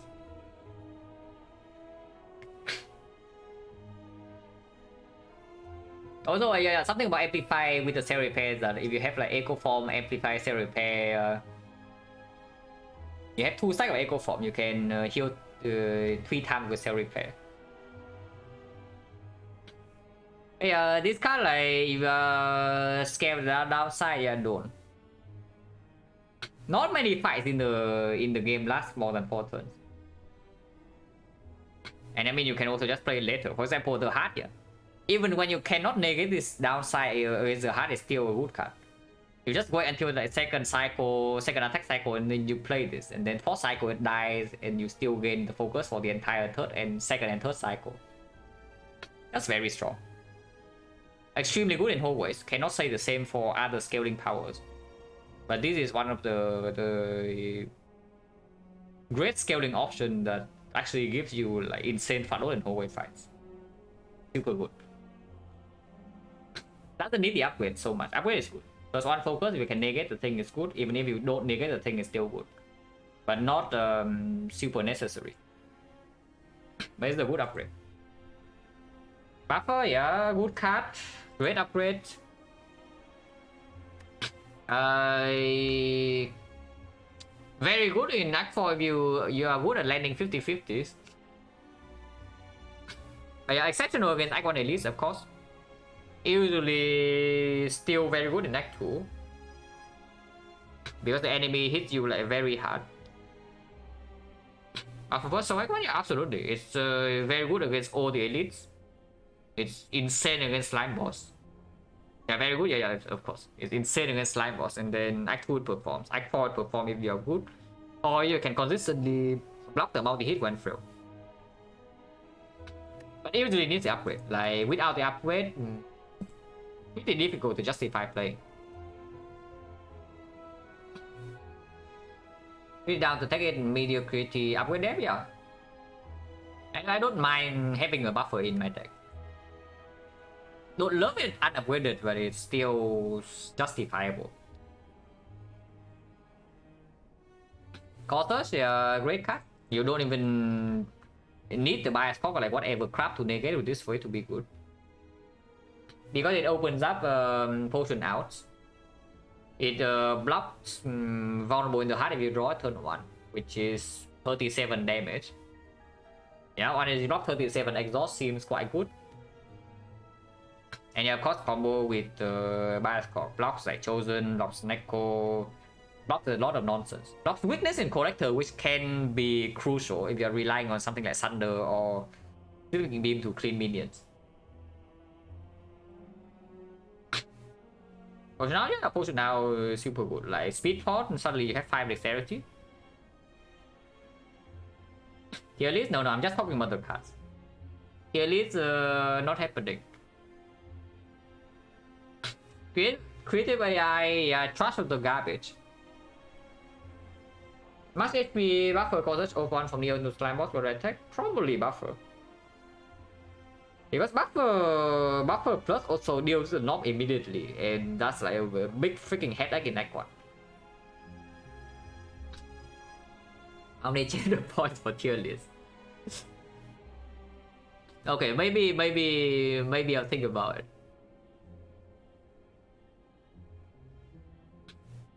Create AI complete utter garbage. Not as bad as Claw, but anyone who say this Soul's Time Eater, yeah. Definitely should have highlighted that fight. Like holy crap, I have the one Time Eater fight that if you were here, you will remember. How the creative AI on turn 1 solved the Time Eater for me. Oh, it solved it so hard, guys, after 12 turns. Oh, completely so. What I would say about this creative AI though? What I would say about this creative AI though is that if you have a loop pot for it or an echo form, it's actually a good desperation scaling option. But you had a duplication potion. If it's not duplicated, the effect is just way too slow until you actually see relevant scaling. Because what is the power you're expecting this creative AI to give you to scale? Defect minus? Like what? Defect minus? You play 3 energy to get a defect minus 1 turn later? Yeah, good stuff, guys. Defect is not good enough. Loop minus? Yeah, not good enough. Capacitor? Oh yeah, okay, cool. Bias cock with no artifact? And that is your scaling for the fight. I mean, the only power you're actually looking for with this at the start is the Echo Form. And after Echo Form, then every mediocre power becomes good. That's the thing. I was like, why not? No. If why not say 3, then I also say it's bad. Yeah, if why not say 3, then I also say it's trash. If why not is rare competing with other rares, I also say it's pretty bad. But yeah, the only thing you're looking for to generate with this thing at the start is Echo Form. So you need the Echo Form first, and then every defect minus becomes decent, every loop becomes decent, every capacitor becomes decent. Mami with Earn, Mami hand not a consideration, not at all. Ignore this with Mami hand, it's not real. With Earn it's real, with Earn it's very real. Like full healing potential is very broken in this game. You can just treat this as injury. Yeah, you basically treat this card as an injury that full heals you in any fight where you can store. Like, isn't that broken? It's pretty good, right?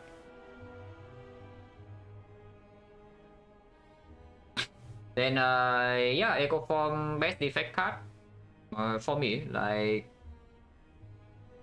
it can make your run go from having nothing to just winning, even if it's Act 4. You don't even need any output in your deck, like any scaling whatsoever, for the Echo Form to give you enough output. Echo Form alone is enough scaling to win against Act 4.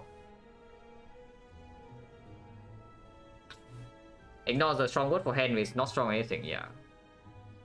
But that's the thing, you pay 3 energy to get back like what, 1 or 2 in the turn, and then the effect is irrelevant if not negative sometimes.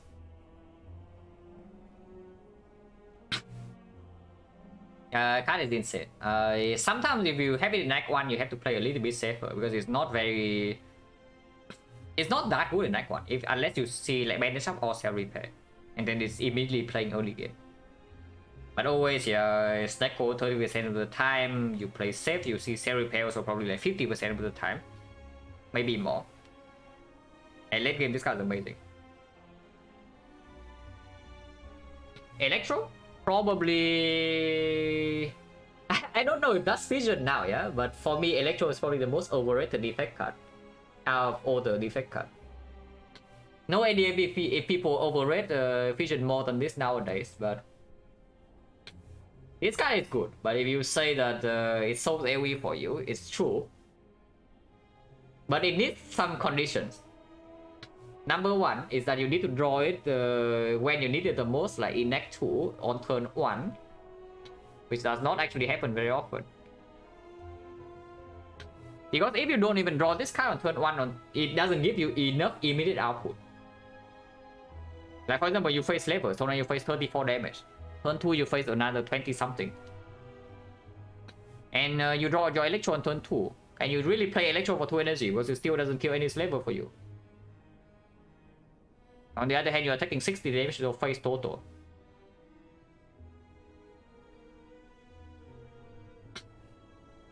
I take over Electro floor 1. If you have an upgrade for it potentially into Act 2, then sure it's good.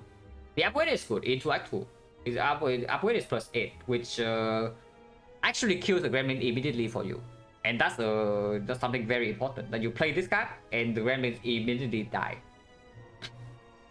Which can actually justify the 2 energy. Instead of you playing Electro, the Gremlins are still alive, and now the leader is guaranteed to attack you next turn. Yeah, and then you wonder like why the leader is so difficult even with Electro in your deck. Oh yeah, Electro inconsistent draw in Act 2, first of all. Not enough immediate output. And it only really quote-unquote solves AoE for you, yeah? If you actually can get some lightning. Which doesn't always happen. For example, you have Retromancer in Act 3. You play the Electro. You evoke your Bishop Lightning. So you resummons, and now you realize... Oh. You don't have lightning. I mean, it's still fine because it's a card that kills 1 wave of dagger for you. But often you can trick you into thinking that AoE is already done, you know, and then you don't pick other AoE cards to deal with the next wave of dagger, and then you are done.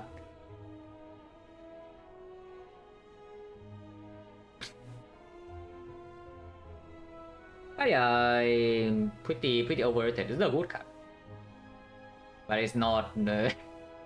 you take Electro and you think, oh, Act 2 is so, and you run into Act 2. First fight double tips, you see your Electro is doing 9 AoE damage. And the tips are hitting you for 22 damage, and they have 50 HP. And yeah, you play your Electro, you get -22. First fight, okay, cool. Second fight, you see the baseball, and now your Electro is not doing anything.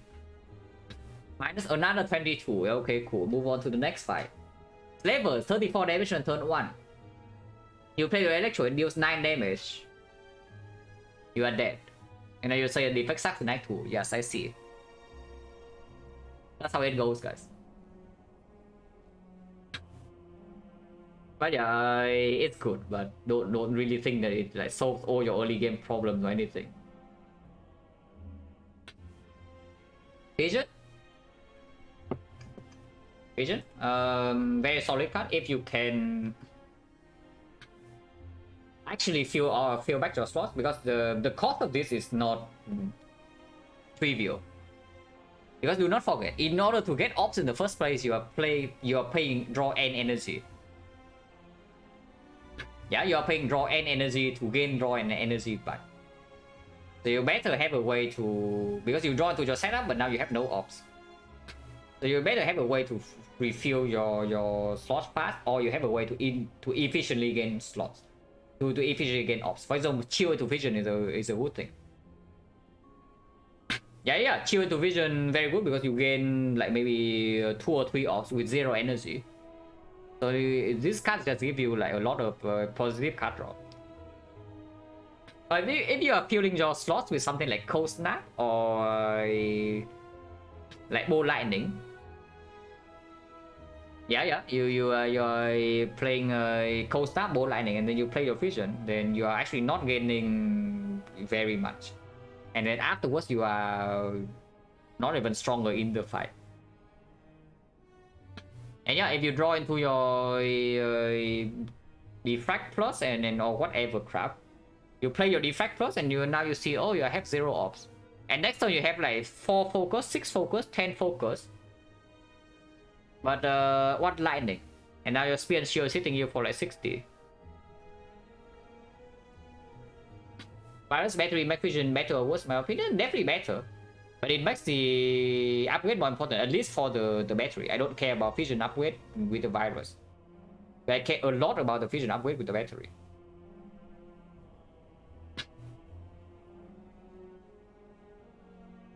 This card is good. It's not the best card. It's not the worst card. Just good. But it's good conditionally. Upgrade is a lot output, but that's the thing. Late game on defect, usually you don't care about the output so much. If you just talk purely about the output of this upgrade, it's like ridiculous. But that's the thing. Sometimes you don't need the output upgrade, but you need the other effects. Like for example, yeah, maybe a freaking sick upgrade, maybe the scheme upgrade, maybe the aggregate upgrade. So to draw the energy, whatever, can give you way more than this, let's say, linear 15 block upgrade. It's just a random number. Can be more than that, can be less. It's solid. Yeah, some people say that this card is like the best defect card, and I'm just like, wait, what? What are you talking about? And yeah, partially that is because of George also saying that. Then some people feel like their opinion is now validated. They just also say, yeah, Vision is the best card, and it's not close. Like, holy crap, man.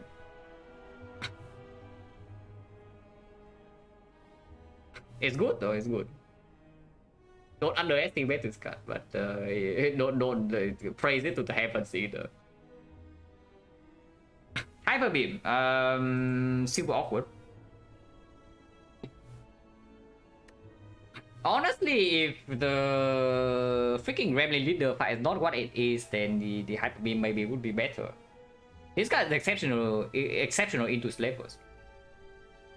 Like super good into slavers. Extremely good into Act 1.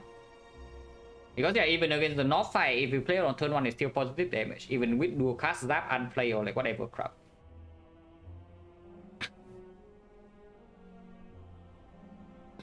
Yeah, Act 2 very good against slavers, but against leader, you play this, you kill one wave of gremlins. And now you are weaker for the rest of the fight.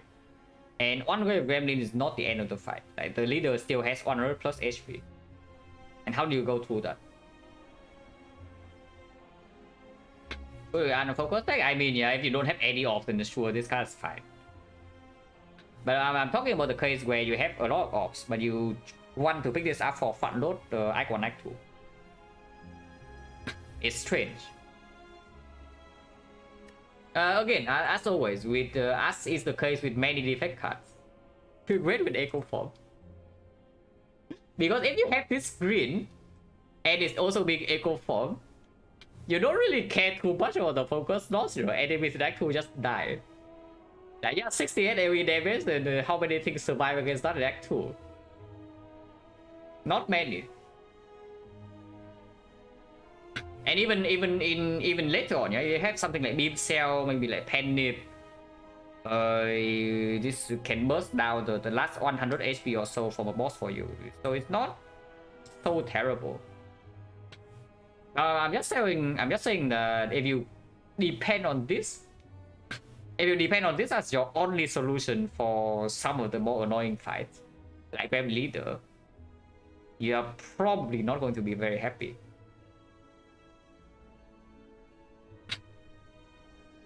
Ray, remember, the voted apotheosis with hand of greed on silent.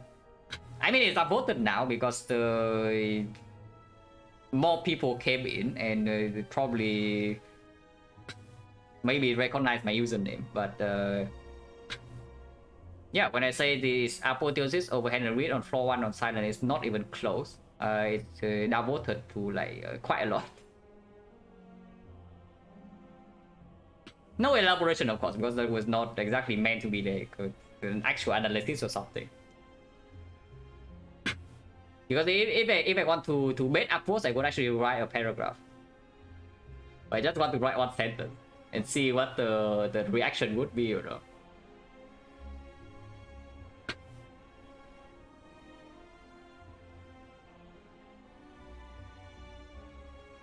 But yeah, this kind of solid early game, just that it's quite bad against the bosses.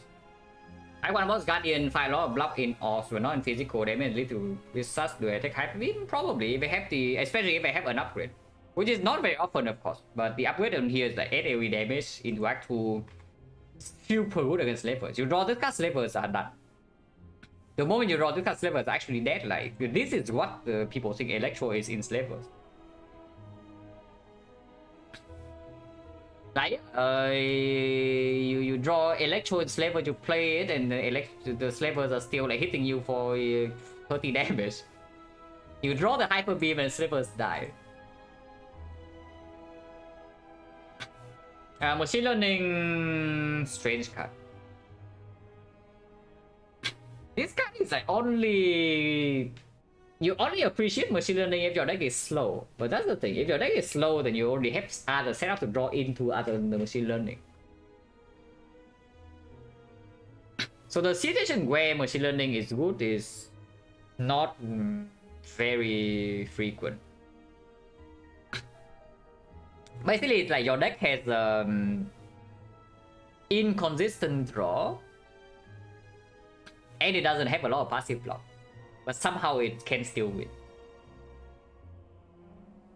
It's just weird.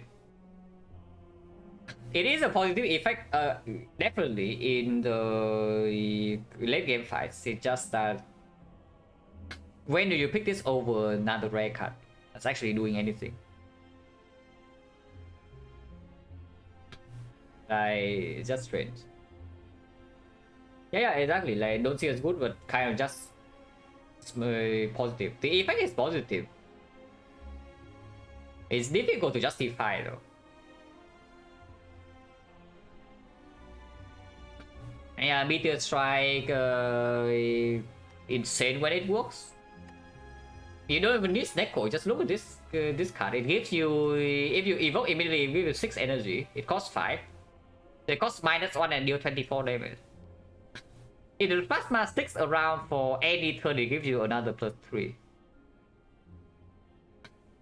Yeah, this card is insane if you can play it, but of course, the keyword, you can play it or not. Obvious synergy is Neko, but Pyramid Enlightenment is another thing.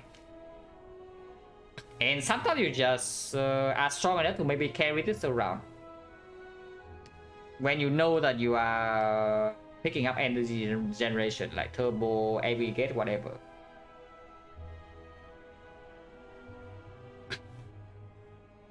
I don't believe in taking this completely blind, but it can work.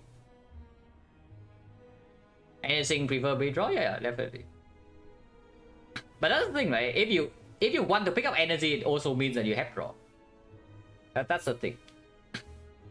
So do not do something like you have a turbo in your deck and no card draw. You pick up a Meteor Strike. Yeah, don't do that. But yeah, what I'm saying is that if you have something like a deck that has, I don't know, 2 schemes or maybe a charge battery or whatever, and now you're facing Meteor Strike versus Skip. And you are strong enough for the short term, like maybe cell repair and whatever. And yeah, possibly Meteor Strike is doable if you don't have a scaling plan for later yet, like no Ultra Frost with Defrag or Bias Clock Artifact or whatever. And maybe that is the spot where speculative Meteor Strike is like fine.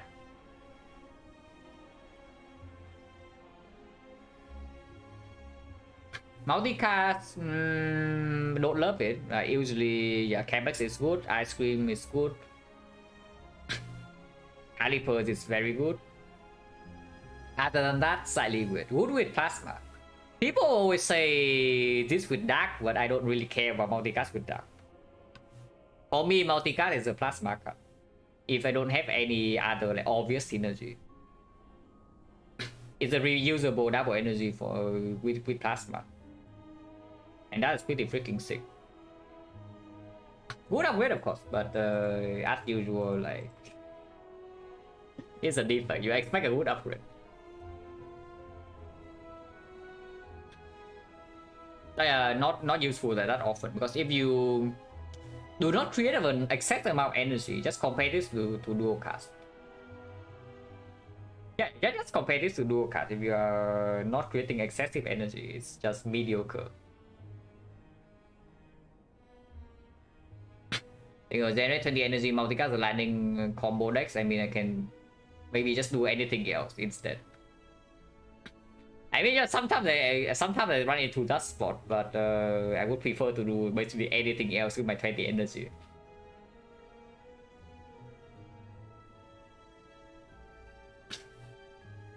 Rainbow, yeah, op generation, fast op generation, but the output is mediocre. The advantage with this card, of course, is that it can evoke 3 ops at the same time. So it can give you some burst block in late game when you channel force, like for example, last stretch of the hard fight. It can, of course, has synergy with a compound driver, but pretty difficult because you see this costs 2. So you need to generate like quite a bit of energy in order to do Rainbow into compound right away and the draw price. But when it performs, it's fine. This card is not. I think this card is like slightly underrated, but it's not like premium or anything. But yeah, evoking 3 force in 3 ops in one card is a pretty big thing.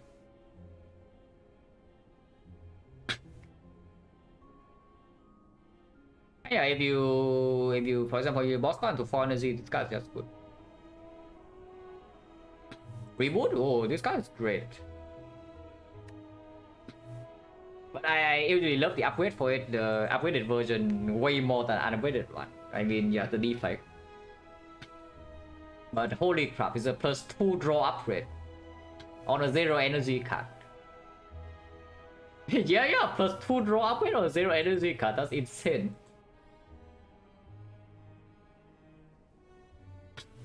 This card is amazing, upgraded. Unupgraded, probably still better than Skip, but I'm not that happy if that is my rare card choice at the end of the act. Yeah, it's good. Sick, yeah, exceptional upgrade, insane, probably the best bottle in the game. So not much to talk about. Even with XecnaR, still worth this card. I mean, you know it's good. Usually pretty important upgrade because it enables the combos immediately. Any draw energy combo, any like power into ops combo immediately. Very important upgrade.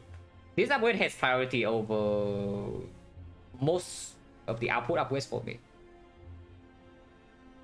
Super good.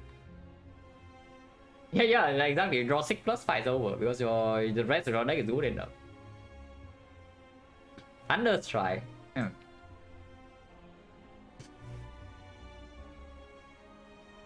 Yeah, Thunder Strike. I mean, yeah, it is one of the defect cards. I mean, I did transform into a Thunder Strike recently in a run off stream.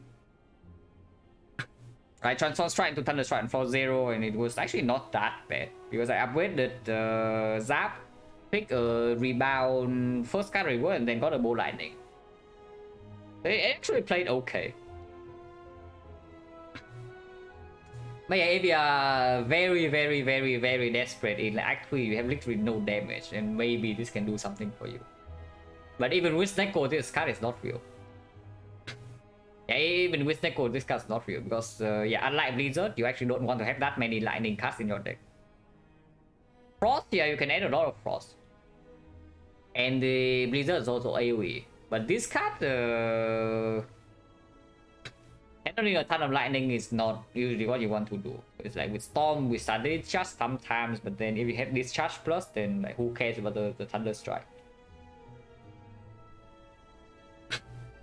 But yeah, it's pretty awful. So can you look briefly at the Catalyst cards because these are pretty big on defect. With Neko, how many lightning injectors do you have? No, just have like 3 Electro Plus. Yeah, you have 2 or 3 Electro Plus with your Neko, you solve AoE and single attack at the same time, so everything is solved. Easy.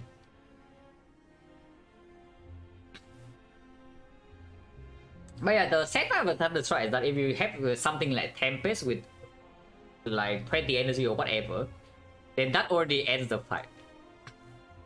So why do you need a Thunder Strike? Like, where do you need it? Just for the heart or what?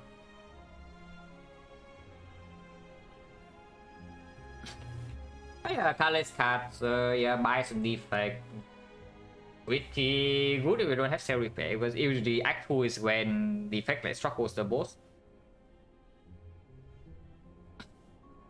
Yeah, usually Act 2 is when the effect struggles the boss. But usually you also want to remove strike on the effect first, so it's a little bit weird. This is just the non-greedy option that you trade for bites. So if you really think that you are dying, then yeah, click this. It's going to perform like for quite a while. But it will not be that good in Act 4. In little, let's say, yeah, how long is it already? Holy crap. The class run is 3 hours, so it's like, oh, an hour and a half already. Okay, so maybe no second class run today then. Like, it's already pretty long and maybe, yeah, maybe not. It's fine, it's fine. Can talk about defect. I like talking about defect. Bites just not greedy but strong immediately. Yeah, Jacks don't. Ritual Dagger, yeah, click this. This card kills some of the most annoying fights for you on defect, so just do it, unless it kills you immediately or something, which is quite rare.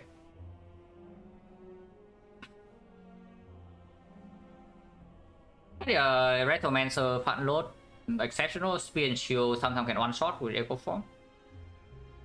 Deals with some terrible hallway fights, like maybe triple is raw worm even.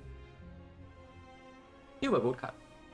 I mean, it's good on all characters, but on defect probably has the biggest shows the biggest difference.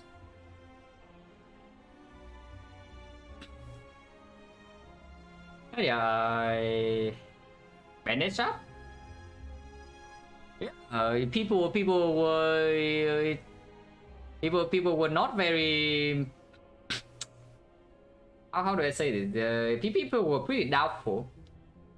Yeah, people were pretty doubtful when I bought manage up for full price the other day, you know, and then I see that in Act 2, by the time I reach Act 2, if I don't have manage up in my deck, I am dead. Interesting stuff. Sustain is good. This card is not as good as Cell Repair. But I mean, Cell Repair is also like probably one of the best cards for defects. So like, how bad is the best Cell Repair really? Still plays super well with any possible store. You can store for Echo Form here a little bit more. Don't have the Amplify store though, but it's still like plus 8 or plus 12, depending on whether it's upgraded or not. Probably don't spend upgrade on this. But even then, plus 4 Amplify with Echo Form plus 8, with any store plus 8. Not so bad, 0 energy. Blind, yeah, best witness card on the defect. Not much to talk about this, like you know how good this is. Dark Shackle is the only strength now card the effect has. So again, you know how good this is. Which Dark Shackle is also a bigger reason, one of the bigger reasons why I like my artifact strip. The beam cell and the bullseye and what's not, because if you cannot strip artifact against the Hardia, then Dark Shackle is worthless unless you draw it exactly on the multi turn per cycle. I mean, that's not true. Against the Big Kid, it still blocks more than most cards, but not enough. Dark Shackle is best strength down card on all characters. That would probably be Malaise. Yeah, on all characters, that would probably be Malaise.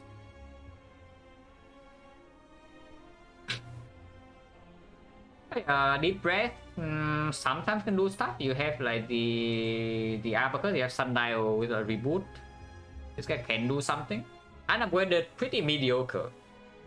And it makes your hologram rebound and whatnot really weird, so I don't really like this. Unless I have real synergy. But it's not... it's situational, but usually when the situation is good, you see it. Discovery, exceptional card, like just good on any character really does not Watcher. Even on Watcher it's probably okay, but I don't. Watcher doesn't need it. And of course if you have anything to store for like maybe the bandage up or the cell repair or the algorithm, you can upgrade this and wait to discover Echo Form. Because Defect is the easiest character to store the fights. You have that freaking built-in passive blow. It takes a long time. It is a good card, even if you don't do any storing stuff. It's a good card. Promising Entrance, pretty freaking sick on Defect. Finally can kill a small gremlin on turn 1, guys. Holy crap. How can Defect do this? But yeah, without this, don't be scared of the Innate, because Innate killing in Act 4 is way less likely than the Reader just killing you in Act 2. Entrance Anchor still suck, yeah, that's the Ironclad. But Defect is different, Defect is strong. I remember the one run I had like Dramatic Entrance into Boost Sequence and I had 3 cards only on turn 1, but it was like super Omega easy. Every single early game fight it just storms and the late game is strong enough because of the snowball that the Innate doesn't really matter. And Boost Sequence not even bad later, so it's only like Dramatic Entrance being a little bit cringe. But yeah, this card is good. Upgrade wise, on other characters I don't love that much actually nowadays. But Defect is still good because this 12 HP is a potential Gremlin threshold. And yeah, Gremlin Leader Omega cringe. Better prepare for that fight.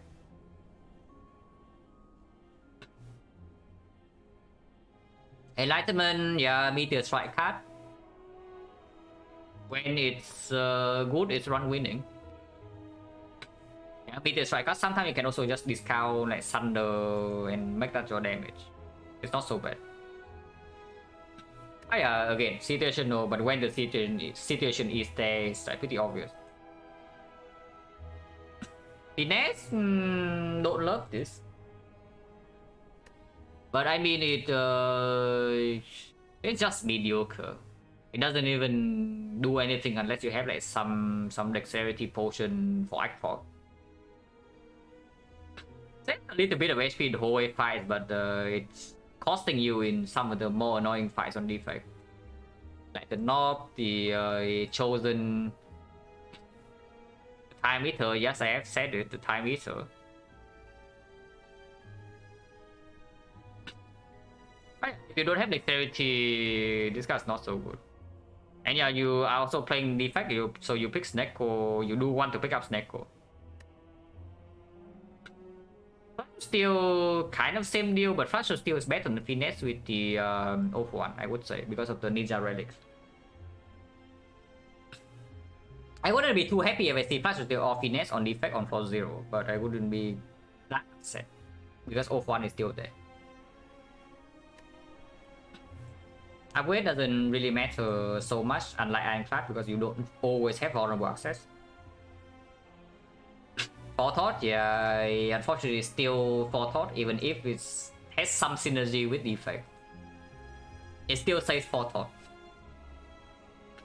So pretty unfortunate. Of course can potentially do stuff with Oath 1, can potentially do... No, actually no, it cannot. But can potentially do stuff with like Reboot, can potentially do stuff with Unceasing Top, which is actually a real relic for the effect. Sometimes. Other than that, not so good. Good Instinct, yeah, better than Finesse. Not great in late game, but pretty good in that one. Good in Oath 1. Like, unlike T-Bearer, this kind of Oath 1 actually can perform with dexterity. So yeah, I don't mind it, it's good. Impatience? Actually pretty freaking sick, but once again, it falls in the same category as something like Enlightenment. When this thing's broken, you know it. And then it's like, it's just one winning when this thing is good. Jack of all trades, yeah, says random. Whenever something says random, you know what that means, yeah? You are desperate, this thing can do the job for you. Don't know if I would buy Jack on defect because you don't really have like Fear No Pain Dagger Brace or anything. I definitely have bought Jack or Trace on Ironclad and have it perform. Pattern can be decent when broken, yeah. Absolutely. But yeah, I have definitely bought it on Ironclad more than once in fact. And it just plays. But on other characters I'm not so sure about this. Madness, yeah, this is the effect the character where Madness is actually real, unlike the others, because of one hologram pretty busted with this card. And you also have a way, you have a bunch of ways to force Madness targets, and potential for Madness Infinite just says that yeah, when you force it on the correct targets, you just win the fight on the spot. So the minus card draw from Madness doesn't actually matter because the upside is so big. Is Jack better than White Noise? If it only includes the uncommon, then sure. But unfortunately, it also includes this crap. Like, look at this garbage. Okay, not all of them are garbage, but like too many misses really. And the hits don't even win you the fight, yeah? That's the thing. Only a very small number of hits win you the fight. Mind Blast of the Gods. Yeah, no need to talk about Mind Blast. Panacea basically cost us but worse because more difficult to justify early game for sure, especially if you have to pay gold for it. Like, because even if you say Panacea bias cock, you also need to draw them in the correct order. If you miss the first cycle draw the strong, you need to wait until the second draw of the bias cock, or you need to draw into your hologram, which is simply way too slow. If you don't draw into Panacea on turn 1 against the heart, it's also like pretty worthless. But it's basically like, yeah, cost search but worse. So if it's cost search is really strong, you just need cost search for the effect, then sure, maybe it's cost search but better. But early game is way worse. Panic button, exceptional card. Insane front load block, and you don't lose block from Frost, so it's just super good. Yeah, it's true, 0 cost red form. This literally 0 cost red form. Purity, yeah, regen, recycle stuff, then sure Purity, otherwise not so good. This card, way too slow. Way too slow and demands way too much draw. So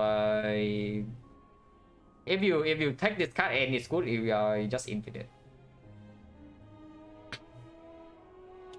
This try I don't really love. Like a card that's only dealing damage and no utility on defect is not what I'm looking for in honestly any run. Yeah, this guy is just not good enough, even on Frost 0. It's like probably still slightly positive on Frost 0, but it falls off quite fast. Average uncommon colors worth more than red colors? Average, probably. But the hits for red colors are definitely better. We can talk about that. Trip, yeah, trip is good. Like Beam Cell Plus right here for you. Yeah, it's Beam Cell Plus right here for you. It's good. -4 damage, of course, but you also gain 1 upgrade. And you get it for free. Apotheosis, yeah, exceptional. On the character that like once every 2 cards I say, oh, upgrade is great. Upgrade is a must. Like only good with the upgrade. And here's the upgrade, the card that upgrades your entire deck. Pretty freaking sick. Of course, there's a small problem with this, is that the effect is already having a hard time with Knob and Act 1, yeah? And this card is worse against the Knob. So you amplify the problem. Which means that whenever you get this from Neo, like better play around the Knob even more than usual. Because your late game is so much stronger already with this card in your deck that maybe you can take a safer path. Chrysalis, mediocre bet, says random, so you know how it goes. It's not a class that has, again, that base no pain, corruption, exhume, or whatever. So, yeah, you take this if you need the random keyword. Yeah, you are desperate, this says random, it can save you. Hey, quick slash, no, take 2 quick slash for the Knob, Kuro. Not 1, take 2. Apple from 0 into 2 quick slash for the Knob. Hand of Grid, probably overrated, but not by that much. It's still good enough on floor 0. I wouldn't say you buy this in the shop, unless you have very good reasons to. Because this is not a card you want in your deck in the later password one. Like buying this card in the first icon shop for all your gold is on defect is yeah, not something I would like to do nowadays. I have done it before, and every time I did it, I regret it. If the run low rolls, but if you are high rolling, then yeah, who freaking cares? But it's not because this card doesn't even perform that well in deck 2 either. And killing the first off also makes your because yeah, buying this card doesn't actually show sentries or Lagavulin for you. On defect, usually defect inside Lagavulin, sentries and Lagavulin can be easier than the Knob, but only if you have good defense. You spend all your gold on this, you're sacrificing 1 floor and your Neo bonus to get a card that deals 20 damage. Like, how many floors do you have until you actually fight Lagavulin or sentries? And then how much does it cost you there? Because this guy alone doesn't even kill Knob for you, right? You still need something else, maybe a potion. Like, sure, if you're still alive by the time you reach Act 2 shop in good shape, and you have not sacrificed anything else in Act 1, then it's positive, probably still positive for the run. But that is way too long of a stretch before you get any payoff, or like such a freaking high upfront cost. So it's good, but it's probably overrated. Magnetism, yeah, say it's random. So it's random. Eventually give you anything you want. So if you are really degen with your AOG or cell repair or bandage or whatever, yeah, this heals you. This gives you additional scaling. But yeah, eventually give you anything you want. This guy just is basically better the deeper into the run you are. Yeah, when you enter Act 4, this card is actually good. When you enter Act 3 boss, this card is already good enough. But earlier, especially from like Careless Potion, this card is amazing. This is one of the bigger hits when you open Careless Pot in late game fights. I turns out 122 Avocado 5 died Act 4. Okay, sure. What runs magnetism can strong against that? Yeah. I also had a pretty recent run that magnetism was the only reason we even had a chance. and I won against hard with 1 HP. Not to get the pick mechanism, yeah, in Act 1 it's like quite annoying. Act 2 is also very annoying.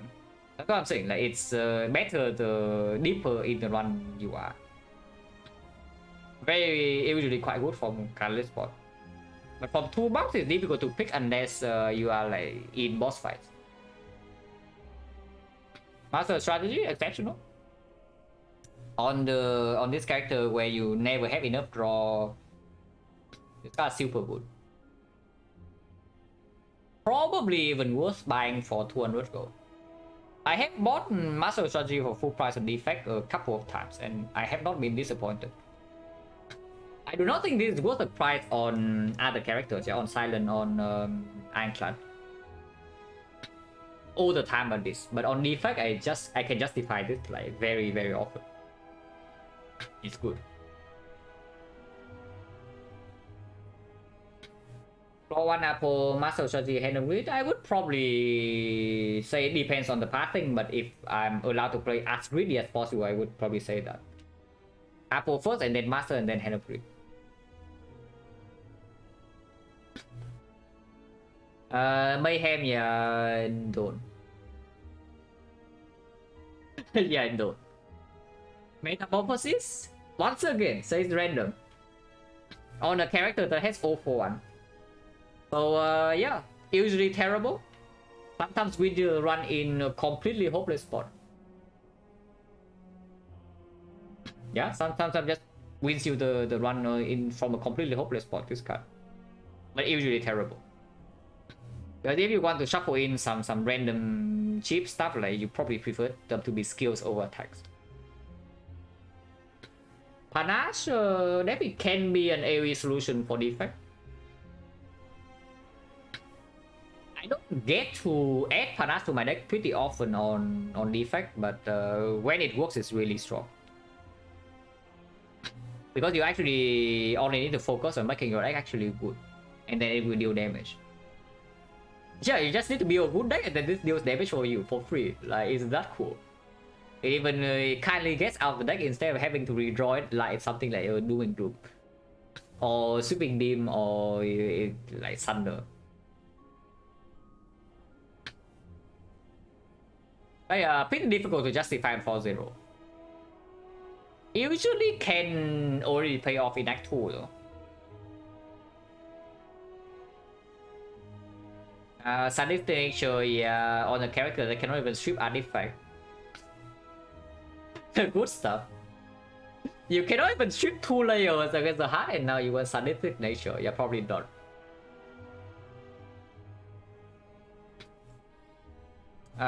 Secret technique. Super good. I mean, you know my opinion of this card. Insane. And you also saw how good the secret technique plus is with the 041 like just the other day. That is with Snecko. Without Snecko, it would be even better. Secret technique plus with 041 completely insane. And yeah, that is another copy of 6+ for you. If you have 6+ in your deck and you have a deck that draws into 6+ and you win, this is another card that draws into 6 for you. Insanely strong effect. Like, you can... Late game, you have pretty good justification to buy this for 200 gold. Early game, you need to be pretty overcuffed to speculatively buy this, but it will perform better. And I don't hate it from Neo either because it plays immediately with like Zap dual cards. Secret Weapon is much less of a fan, but it's the same for any character really. Unfortunately on defect this doesn't even outperform the technique in early game. On Silent I think an Act 1 Secret Weapon is better, and on Clad definitely Act 1 Secret Weapon is better than technique. But on defect that's not even true. And later on you don't really care about this too much unless you are in some like battery compound driver or whatnot. So not so good. The bomb... what a garbage. But I mean, this is on defect I can play. Like you are playing like super slow and you have problem against AoE. So defect is the one character, but maybe the bomb is like acceptable. Maybe, but I don't even know. Yeah, it is not very good. It's just way too slow. I mean, unless you are good enough with the game that you draw this every single time against the knob on turn 1. It is good. If you simply draw the bomb on turn 1 against the knob, it's a good card. Otherwise, not a fan. Thinking ahead, yeah, Warcry Plus just positive in the deck, but not positive enough to ever justify buying. That's basically, you pick it for free, probably don't pay gold for it. And it's positive. Transmutation? Yeah, watch the clip.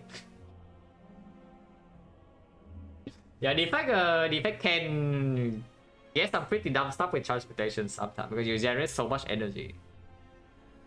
With K-Max, pretty fun guy. Don't know about strong, but I don't hate this whenever it's randomly generated. Actually, adding one to my deck is a lot more questionable.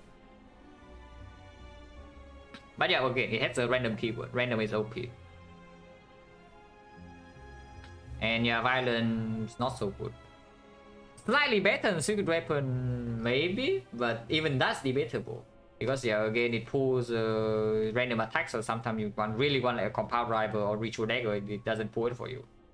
But it does improve your draws for later turns, so it's not so bad.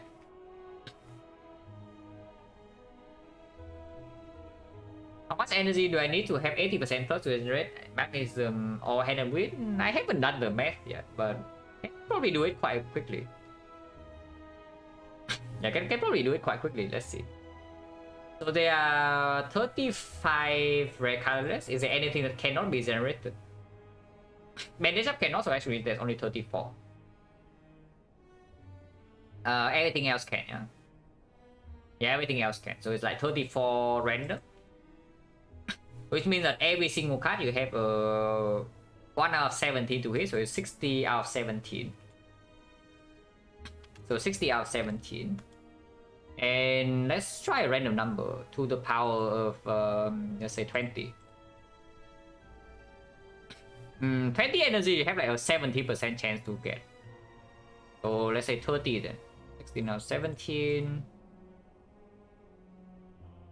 To the power of 30. Yeah, with 30 energy, you have an 84% chance to get one. So it's somewhere between the maybe 25 then. In 17 to the power of 25. Yeah, 25 you have a 78% chance to get. 26. And 26 should be it. Yeah, 26. 26 energy and you get roughly an 80% chance to get your gold.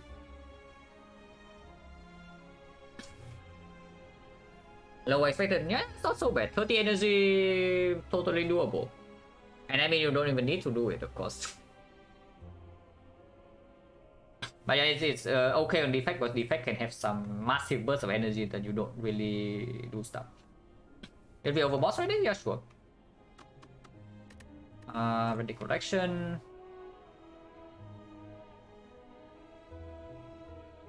Yeah, these are all of them, yeah? Briefly, okay, sure, briefly.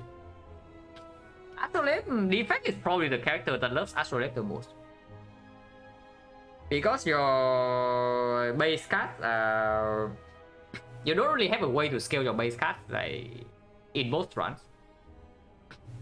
Your upgrades are insane on most cards.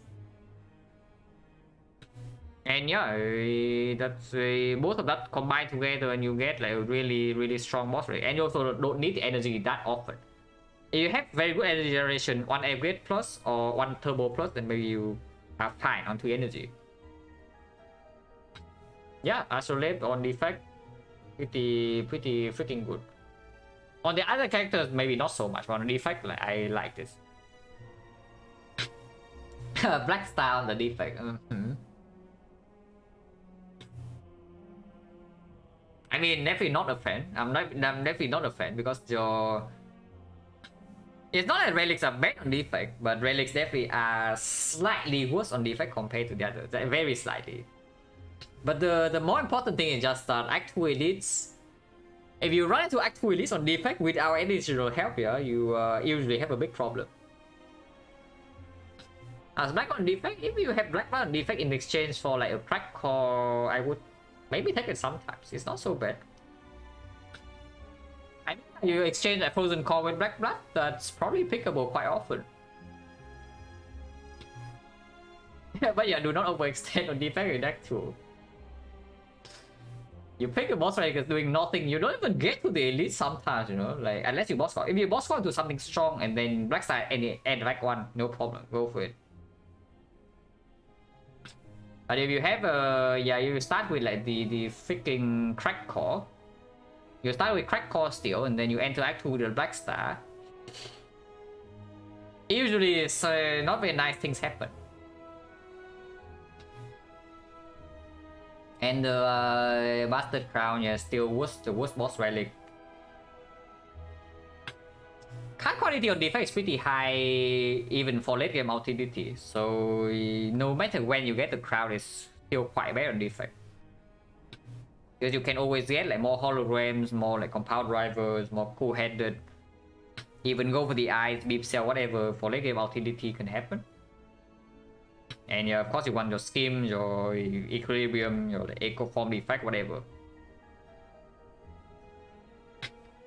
The crown is again like super omega bad, even after Act 2 most of the time. Well, yeah, Black Star is like Black Star but front load. But you also gain like rare relics, uncommon relic, whatever. Not amazing, not terrible. The effect doesn't like the curse very much. Yeah, the effect doesn't like the curse very much and doesn't love the relics as much as the other characters. But it's also you don't need energy as much, so it's like okay. It's still just okay. No, I'm not going to actually analyze Falling Bell because if we do that, I'm probably going to still be here maybe a few days from now. Coffin Reaper super scary after Act 1, even if you have some Echo Form Cell Repair. Do not underestimate how much damage you can take in Act 2 fights. Like holy crap, and you get baited into this Coffin Reaper because of Echo Form Cell Repair. And then you realize that in Act 2 you're apparently taking like 20 plus damage per fight.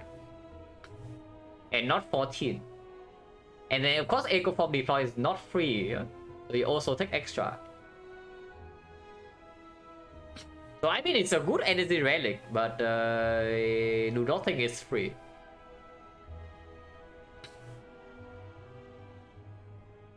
Upgrade Cell Repair? Yeah, just simply just go to the fire and upgrade Cell Repair. Without dying beforehand. And then enter Slaver side with 10 HP and the Cell Repair Plus. That will work. But I mean, it's still good. After Act 2 usually is quite free. Reaper after Act 2 is way better than Reaper after Act 1. But that's pretty clear because Act 2 is so freaking harsh. Bursky, not a huge fan once again. Defect doesn't love the curse so much. Already struggle so much with draw in Act 4 with a heavy setup. But I mean, it has no downside first half of Act 2, and it can have no downside for the rest of Act 2 if you choose to. I mean, okay, downside is minus on Relic. But for energy, that's definitely good. It's still positive in Act 2. Sometimes it's annoying, but sometimes you also don't mind it. Ectoplasm probably underrated even on defect, even if it's quite bad on defect. I think it's the worst on defect out of all the characters. Because the effect also loves running into several shops in order to scout for a broken shop relic. The effect loves to buy potion neck for, and the effect also like likes removes quite a bit. Yeah, probably slightly better than Sozu, but Act 2 is probably at its worst on defect compared to Clad or Silent. Watcher even more, yeah, Watcher is not real. This evaluation never includes Watcher whenever I say like out of all the characters. MPKs, yeah, greedy as always. You take this, you are greedy, and being greedy into Act 2, you better be pretty sure what you are doing. Like, no, really, you better be freaking sure that you are strong enough to be greedy, because if you are strong, you're going to die quite fast. After Act 2 is reasonable, but once again, like, after Act 2, a lot of relics get better. Frozen Core, what a garbage. Big reason to boss swap. Like, this thing right here is a pretty big reason why you want to boss swap on defect. But yeah, it's really bad. Once in a blue moon, it can fail. Like, you have a runic capacitor, you have a lot of focus, but not that many force generation. Then sure, it can do something. But it's not good. Hidden Hammer usually the best energy relic on defect. Maybe not true. Once again, way better after Act 2. Like, after Act 2, Hidden Hammer, even on defect, is still relatively free. But after Act 1, it can be difficult to take. Yeah, after Act 1, this can be difficult to take. But once again, as always, it depends. But on this, definitely the worst on defect out of the 3 characters. Because Hammer Act 1 Silent is super free, Hammer Act 1 on Ironclad super free.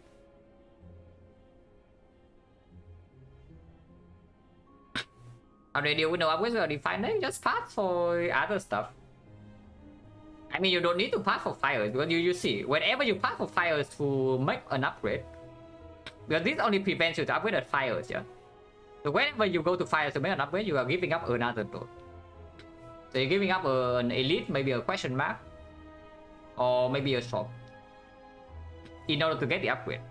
And honestly, the upgrade is not worth that much. Usually. Not always true for, not true for defect, like pretty often, yeah, which is why I'm saying this is probably the worst on defect of the characters. Because the one upgrade on defect is actually worth quite a bit. But on the other characters, you just like, yeah, don't go to fires. And I mean, if you don't need to rest in Act 2 at all, you know, if you don't need to go to fires and rest in Act 2, then aren't you just like Omega strong already? Yeah, like, you think you're not resting in Act 2? Oh, really? Without the free energy relic? Because with the free energy relic, you still might need to rest at some point, you know? Maybe even several times.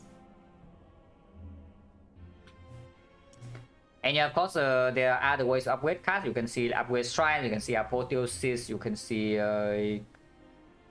on Ironclad, maybe you see armaments. On Silent, maybe you don't need upgrades. But yeah, Hammer Swap is way worse than Hammer in Act 1. After Act 1 for sure, because you still need the upgraded cards you get in Act 1. They are a pretty big part of your output in early Act 2 fights. So you swap into Hammer in Act 1, you have no upgrades and you still need to pick garbage in order to deal with the Act 1 stuff, yeah? And now you enter Act 2, you are still weak because you are lacking output from the upgraded cards. And then you are behind, you don't really get ahead, ever. It just kind of sucks. It's certain. Way too slow, but sometimes it's what you need. Yeah, way too slow. Yeah, compare this to Runic Capacitor. Runic Capacitor is this, but you front load your output 5 turns ahead. But yeah, sometimes it's exactly what you need, because you are playing an extremely slow deck with sustain. And after setup, you are not taking damage from any fight. And maybe you have a way to heal up from spear and shield owning you, like maybe Pentograph, maybe Echo Cell Repair, maybe even Echo Double Cell Repair. Because this relic actually says that if you have scaling focus, this relic will kill Act 3 bosses for you. So you also get to save potions for Act 4. But into Act 2 is exceptionally cringe. After Act 2, okay, after Act 2 it gets a lot better. But still not great because it's slow. Nuclear battery, insane. Energy with a downside, energy with a downside, energy with a downside, energy with a downside, energy with a downside. Energy with an upside. Holy crap, man. This energy gives you also bonus draw for every single compound level you add to your deck. And you say that, oh, you evoke your plasma, then it's gone for boss fight, so you are in trouble. But you evoke your plasma, you get 2 energy. So how about that? Do not ignore the 2 energy you just get, you know. It's just super omega good, and it also gives you an excuse to click every single compound driver. And it also gives you an excuse to take a recursion. It's just good. P-box, yeah. Defect hits, base cards. For defect, usually P-box always better than Astrolabe, but for defect it's much closer. I still think P-box after Act 1 edges out compared to Astrolabe, but it's not as clear cut as the others. It's good. This is super good, even if you think that it can screw you over in Act 2. You usually massively underestimate the decks that P-box gives you. You don't see like the super omega premium card, busted card, your OP broken on floor 1 of Act 2, and you think that this P-box is bad. And then you take no damage. And then you realize that, oh, maybe strikes and defense are pretty hot garbage. And you're drawing some random cards over strike and defense, you know. Pretty good. This is one of the few relics that get worse after Act 2, but I mean, it's like pretty obvious to see why. You have less base cards and using random cards in your deck after Act 2 when your scaling plan is also like slightly clearer. And you also have added enough garbage damage common that you don't need any more from transform. Is definitely not high quality. Pilostone. Pretty freaking terrible on defect because you already have such a big problem dealing with the first attack cycle of the heart. And now you take 16 extra there. And even ignoring the heart, yeah, before that there's still Darklings, which is not a fight the defect is good at. The Burst, which is also not a fight the defect is good at. The Time Eater, which is depending on your deck, you might not be good against it. There are many fights where this thing is very harmful and is terrible in Act 4.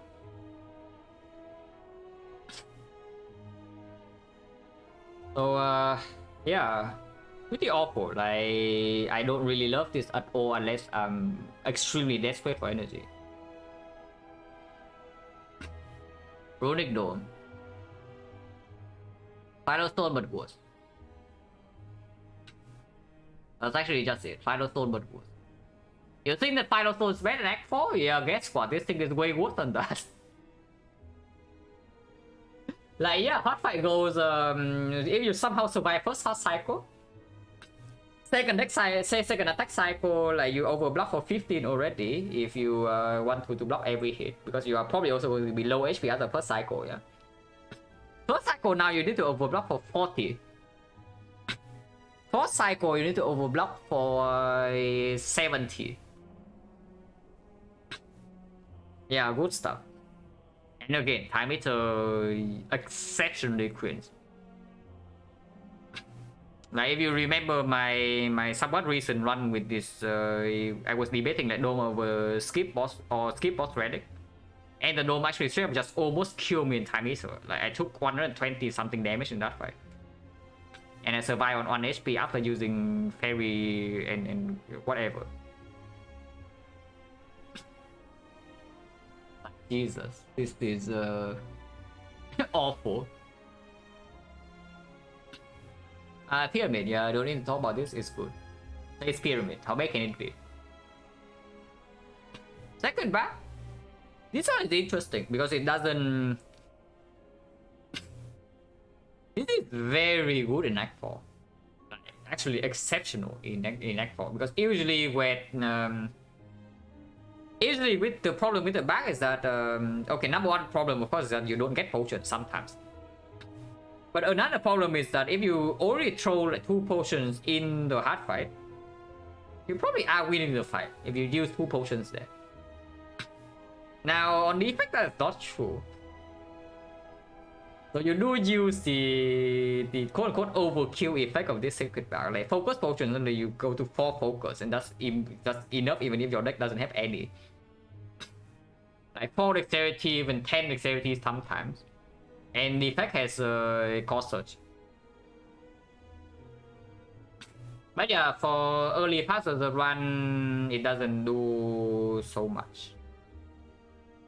It can be slightly weird to justify, but if you can carry this into Act 4, it will perform. It will be good.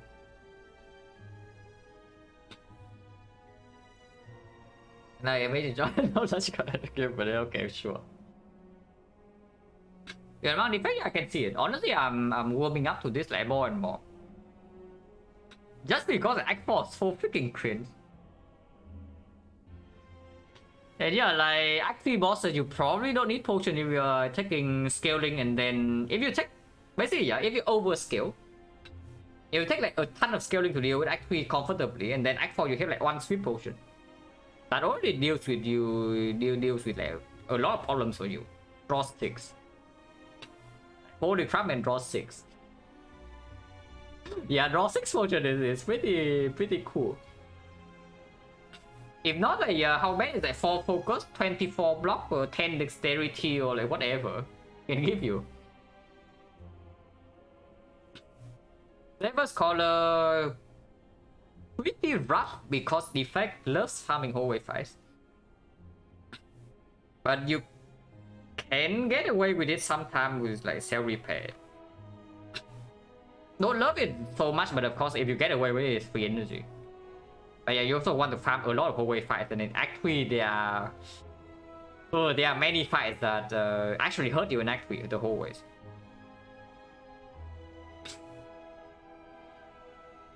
Gamblers Rule doesn't actually work with back though.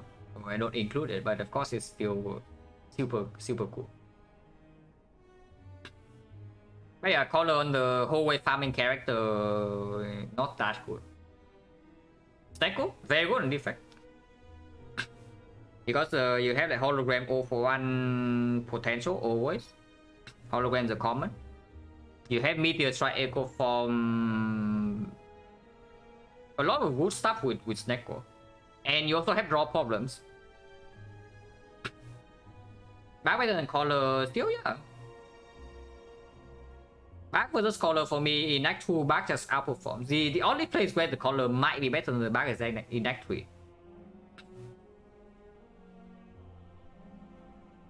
Lower Snecko, I don't love it. I don't love picking this thing blind. I will pick it blind sometimes, but I don't love picking it blind. But I mean, when it's good, it's like really obvious. And it's usually good because it solves your draw problem. You can also create a ton of energy, like Aggregate, Aggregate, Meteor Strike, Echo Form, 0 for 1 hologram, all are good. Great with Snecko, Thunder, Glacier, Doom and Gloom, lots of good cards. Solves like half of your draw problem for you, and usually you can solve energy. Tozu, yeah, complete garbage. Act 4 defect usually is like you use some potions to not die first to go to hard. So this thing pretty easily kill you in Act 4. Not always of course, but fairly often. Influence Act 1 upgrades on with the Snecko? I mean, I don't love Zap upgrade anyway because I would prefer to remove the Zap instead, so not super huge on that. But if something else, for example, like recursion add to my deck and it plays immediately, then I don't care about Snake Core. Yeah, if I am picking Snake Core, then yeah, whatever. -1 upgrade. But otherwise, it still performs. Yeah, this complete garbage. No, not much to talk about when your act 4 is like potions. Tiny house, yeah, better than skip. And that's where it stops. If you're facing something like Bastard Crown, maybe Unpickable Choker, maybe like Solu that you really don't want to pick and you don't need the energy, and maybe click the house. And yeah, Choker don't love it on defect. Like really don't like it for defect. Because most of the time, anything strong you are doing involves playing a lot of cards with some insane energy generation. But if you are just setting up like Frost, Focus, whatever, then maybe it's fine. But even those decks like really want to have speed.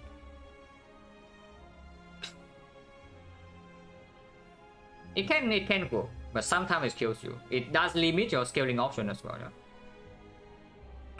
Because it forces you to scale with the actual output rather than scaling with speed. Which is pretty annoying.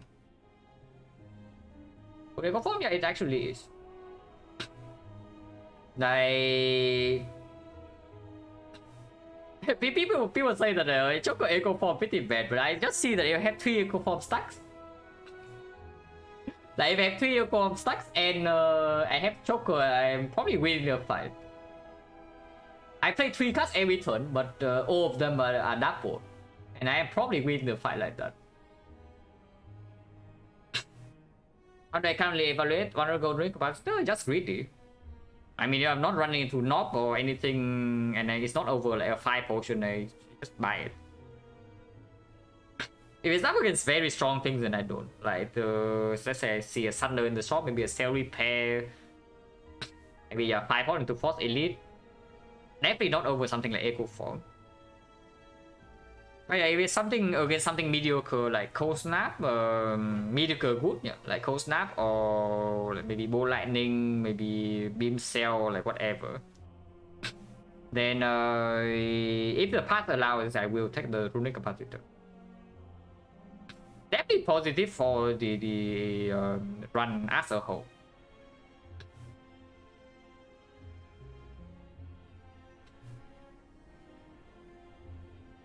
Choker helps with the actual problem. Yeah, Choker is actually amazing in actual.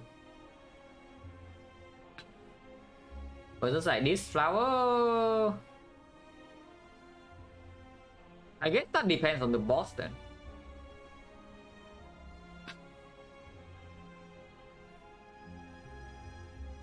How would is the balanced breakfast for winning a defect run?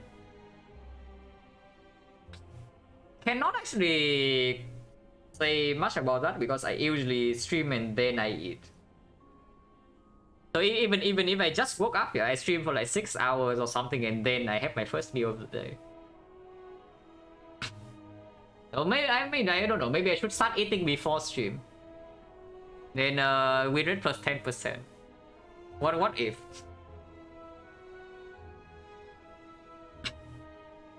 Haven't had breakfast? Yeah, it's like 3 AM right now, and I haven't had my first meal yet. I do have some snacks though. I do have some snacks while I'm streaming, usually. Some fruits, of course, always water.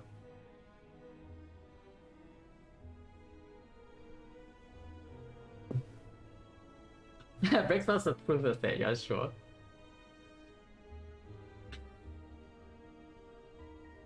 I mean, there are definitely more things to talk about, like the shop relics even, but I probably just stop. I probably no second class run today then. Maybe that means I do like 3 class runs in one stream or something, or I have to do like 2 to 1. Yeah, that was nice. I always like talking about characters in general. And yeah, this one is pretty head empty anyway, so like whatever. But in breakfast, I do. The problem with eating before streaming for me, yeah, is that it always like I just wake up and I'm feeling refreshed. But now I have a meal, and then 1 hour later I'm sleepy. That's honestly my problem with just like eating right after I wake up. It's just I get sleepy again right away, and then my day is like half gone. Only offline side run, yeah, maybe later when the final class run is done. And then I can also like play the one that dies to reset the ghost streak. Wait, to post my tier list? Yeah, sure thing. Oh yeah, I'll send you guys somewhere. And yeah, when my slice co-op with like game service. But in like 6 or 7 hours, I'll play some Slice and Dice co-op with VM service probably on his stream. So if you play Slice and Dice and you want to watch, then maybe you can go there. Oh yeah, who is on?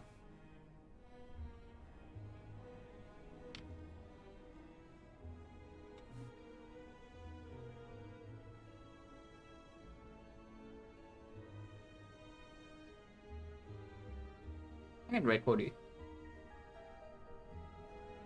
Don't want to catch you. Good luck, yeah, sure.